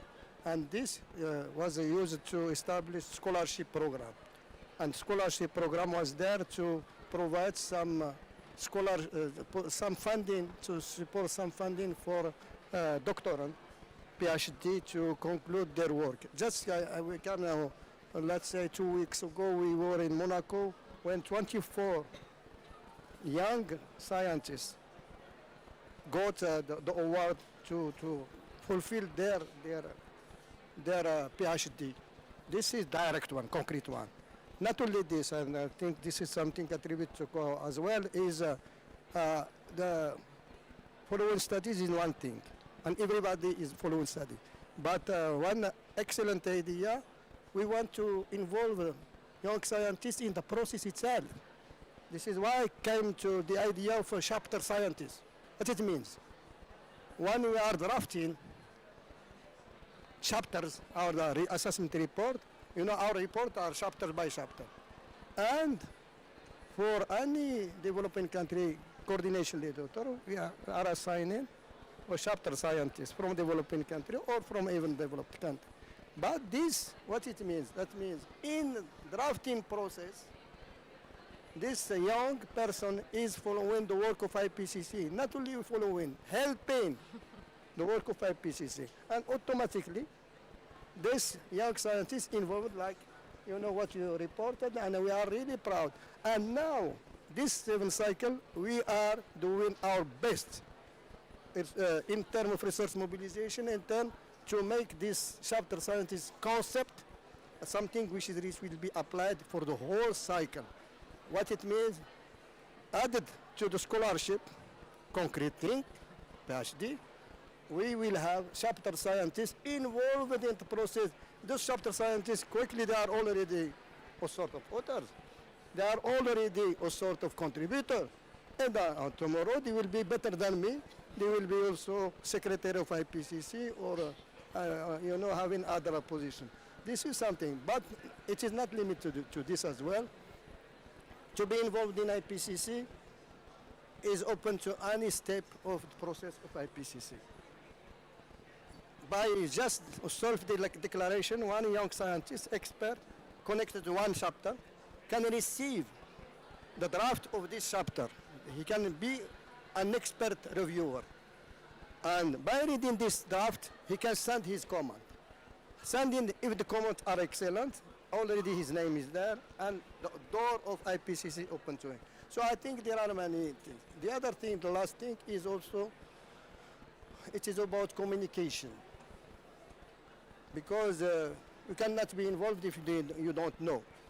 And this is where all our communication strategy and in any outreach in any region in the world, or part of outreach is all dedicated to universities, to even children in schools, and to inform them about IPCC, how they can contribute, and so on. This is, and if they are also connected to the area of IPCC, and the IPCC area, IPCC is like a carrefour of all the disciplines. So any young scientist can be, can contribute to the work of IPCC, can be involved in IPCC work, and I can be notified and be, nominated by his focal point and be selected for IPCC. For this 7th cycle, we'll pay a lot of importance, priority to new career people. And I agree with you, youth and so on, we should already start to not speak about next generation, this generation. All the people are planning, making same planification. If you want to have a good future, you should start being involved in the planifications from now. Thank you very much. Thank you very much, Abdallah. Really appreciate your very concrete suggestions here, especially as these are very big topics. And there were a lot of suggestions there, but I just, in the interest of time, want to highlight one, which is connected back to something that Co mentioned, which is getting youth involved early on in the process, so they can really help with the framing. They can see the way the process goes from start to finish. So it's not just being included in the revision process, which is a great opportunity, but really setting the entire stage. So it's really wonderful to hear. Jack, I wonder if you have anything to add from your perspective or any questions. Thank you very much, Ms. Abdallah. Especially, I would like to highlight what you just mentioned. The communication is very important. So just share one of my personal experience. I believe like IPCC or in United Nations, this kind of westernized organization supposed to have a better environment for communication between different generations. But for me, like I'm from Asia, and if you ever work with the Asian company, like in Japan or Korea, you know there's a barrier for communication between different generations. So somehow I will say the friendly communication environment that will be very important, especially that can encourage more young people, more youth leaders, especially the scientists. They can contribute more about their opinion, about their outcome to the global context. So that would be my statement. Thank you. Great. Thanks so much, Jack. I appreciate you keeping it brief because we are very quickly running out of time. So as I would like to leave the space for at least one question from the audience, I'm just going to ask the panel to consider our last question as we go to the audience, because I'm going to ask you to keep your answers to one sentence, and I will hold you to it. If you give me more than one sentence, I will cut you off, so prepare yourselves. For our senior leaders, just a reminder, we want you to end the panel today giving one piece of advice. So I know this is going to be very difficult, but in one sentence, maybe two if I'm feeling generous, what would you advise to our young leaders on the panel today, but also more generally at COP? This is a meeting that's being recorded, and we want to get this message out as much as we can. So we'd love to hear what is your advice to our youth today. So I'll maybe start with you, Adrian, online. Just be prepared. We'll jump to you first. And then for our youth leaders, so that you can start to think about this as you're listening to the advice, we're going to ask you similarly in one sentence. The name of the panel today is an intergenerational dialogue demanding accountability. So what would you like to demand from these leaders? What would you really like to make sure to see them be held accountable for in one sentence? Okay? So Adrian, I hope you're ready. What is one piece of advice that you can give to our young leaders here today? I would like to give the advice for you to use your voice to help with the solutions, not only right in front of us, but also the solutions on a longer time scale. Excellent. Thanks so much. Ko? Be brave and know your perspectives matter. Nice. Okay. And finally, Abdallah. Please, all of you, try to get involved because together we can deliver. Amazing. Thank you all very much. I'm noting this down for myself as well. And to end on a note of accountability before we open the floor to questions, I'm now going to jump to our youth leader. So Jack, what's one thing you would like to see the leaders be held accountable for today? Just one sentence? Just one sentence. I would say allow us to make a mistake because all the science based on mistake. Then we create a better future. Excellent point. Thank you so much. Cicely? So one thing is that we make the complexity in all this climate science space into simplicity. Excellent. And Tanvi? I would say keep up your commitments to very granularly involving early career scientists, because it makes a world of difference for us to be able to get into the thick of it from an early age. Amazing. Thank you so much. Can we get a round of applause for our incredible panel here today? Really wonderful insights from everyone.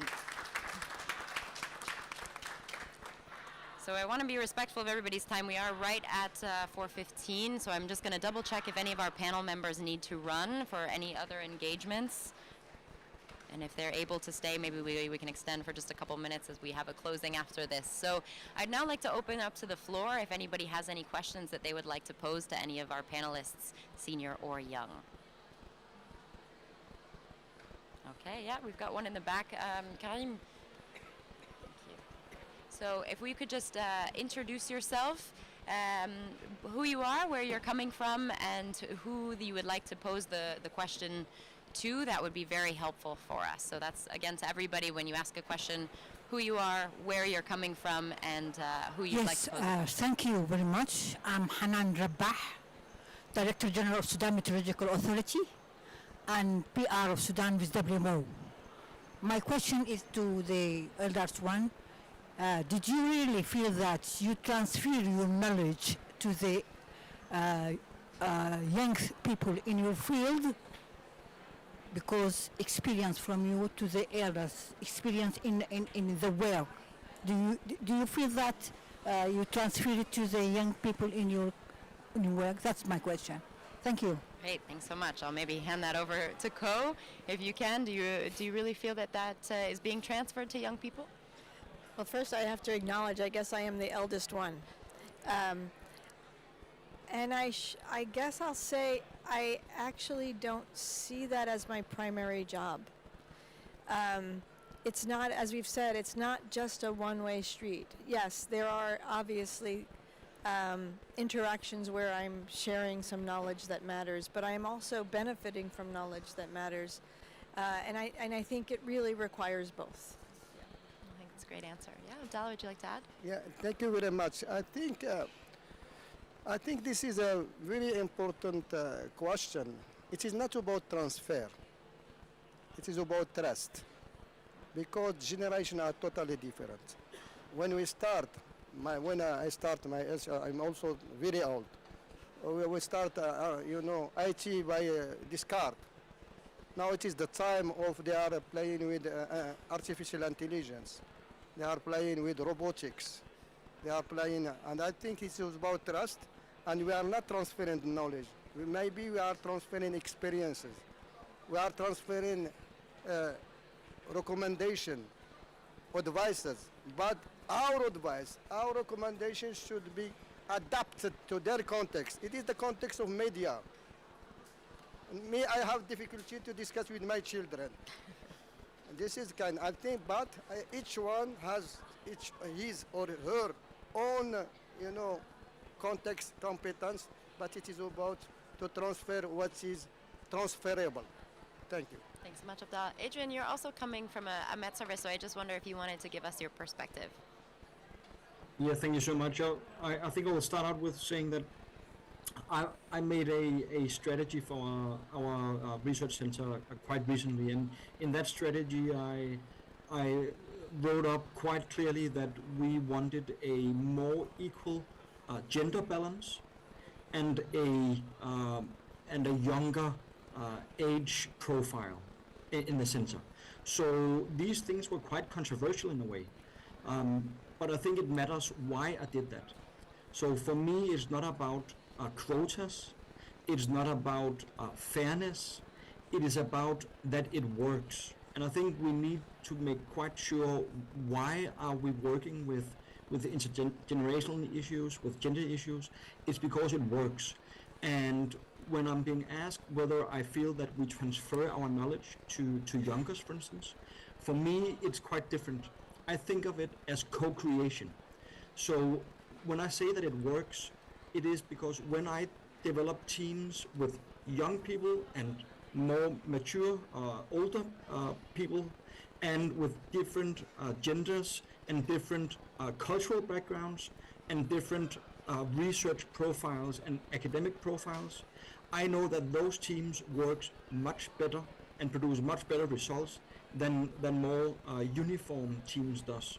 So for me, the answer is we can co-create better with more diversity, and that's my lesson here. Excellent. Thank you so much, Adrian. And just as a young person in one of these organizations, I'd just like to quickly say that we also can learn a lot just from being there. And so I don't think it's necessarily a matter of sitting down and having a distinct conversation or a very purposeful knowledge transfer, but something that you pick up along the way and seeing different ways of working and then learning maybe what not to do also. So I would just like to say thank you to all of our leaders for making sure that we're on equal footing. It's something that has definitely come up in a lot of the conversations today. Any other questions from the audience? Okay, great. Well, then I would just like to thank you all for your presence here today. I know we're really quickly getting to the end of the COP, and everybody is tired, but we appreciate your active listening. Hope this was an interesting session for you all, and I hope that everybody on the panel has learned something. I certainly have, and I can't wait to get back to WMO to translate this into our own information. So just so you all know, WMO is working on creating a youth action plan that will hopefully be coming to members in June of next year. And we're really looking for all sorts of input. So we would love to hear from all of you, whether that's in events like this or if you want to reach out to us directly. We want to make sure that this is inclusive as a process as possible so we can get more young voices into all of our organizations, but particularly from WMO. So I would like to give one more big round of applause to our panelists today. Thank you all very much. And I would like to wish all of you an excellent rest of COP ahead of us. So thanks again and have a wonderful rest of the day. Okay.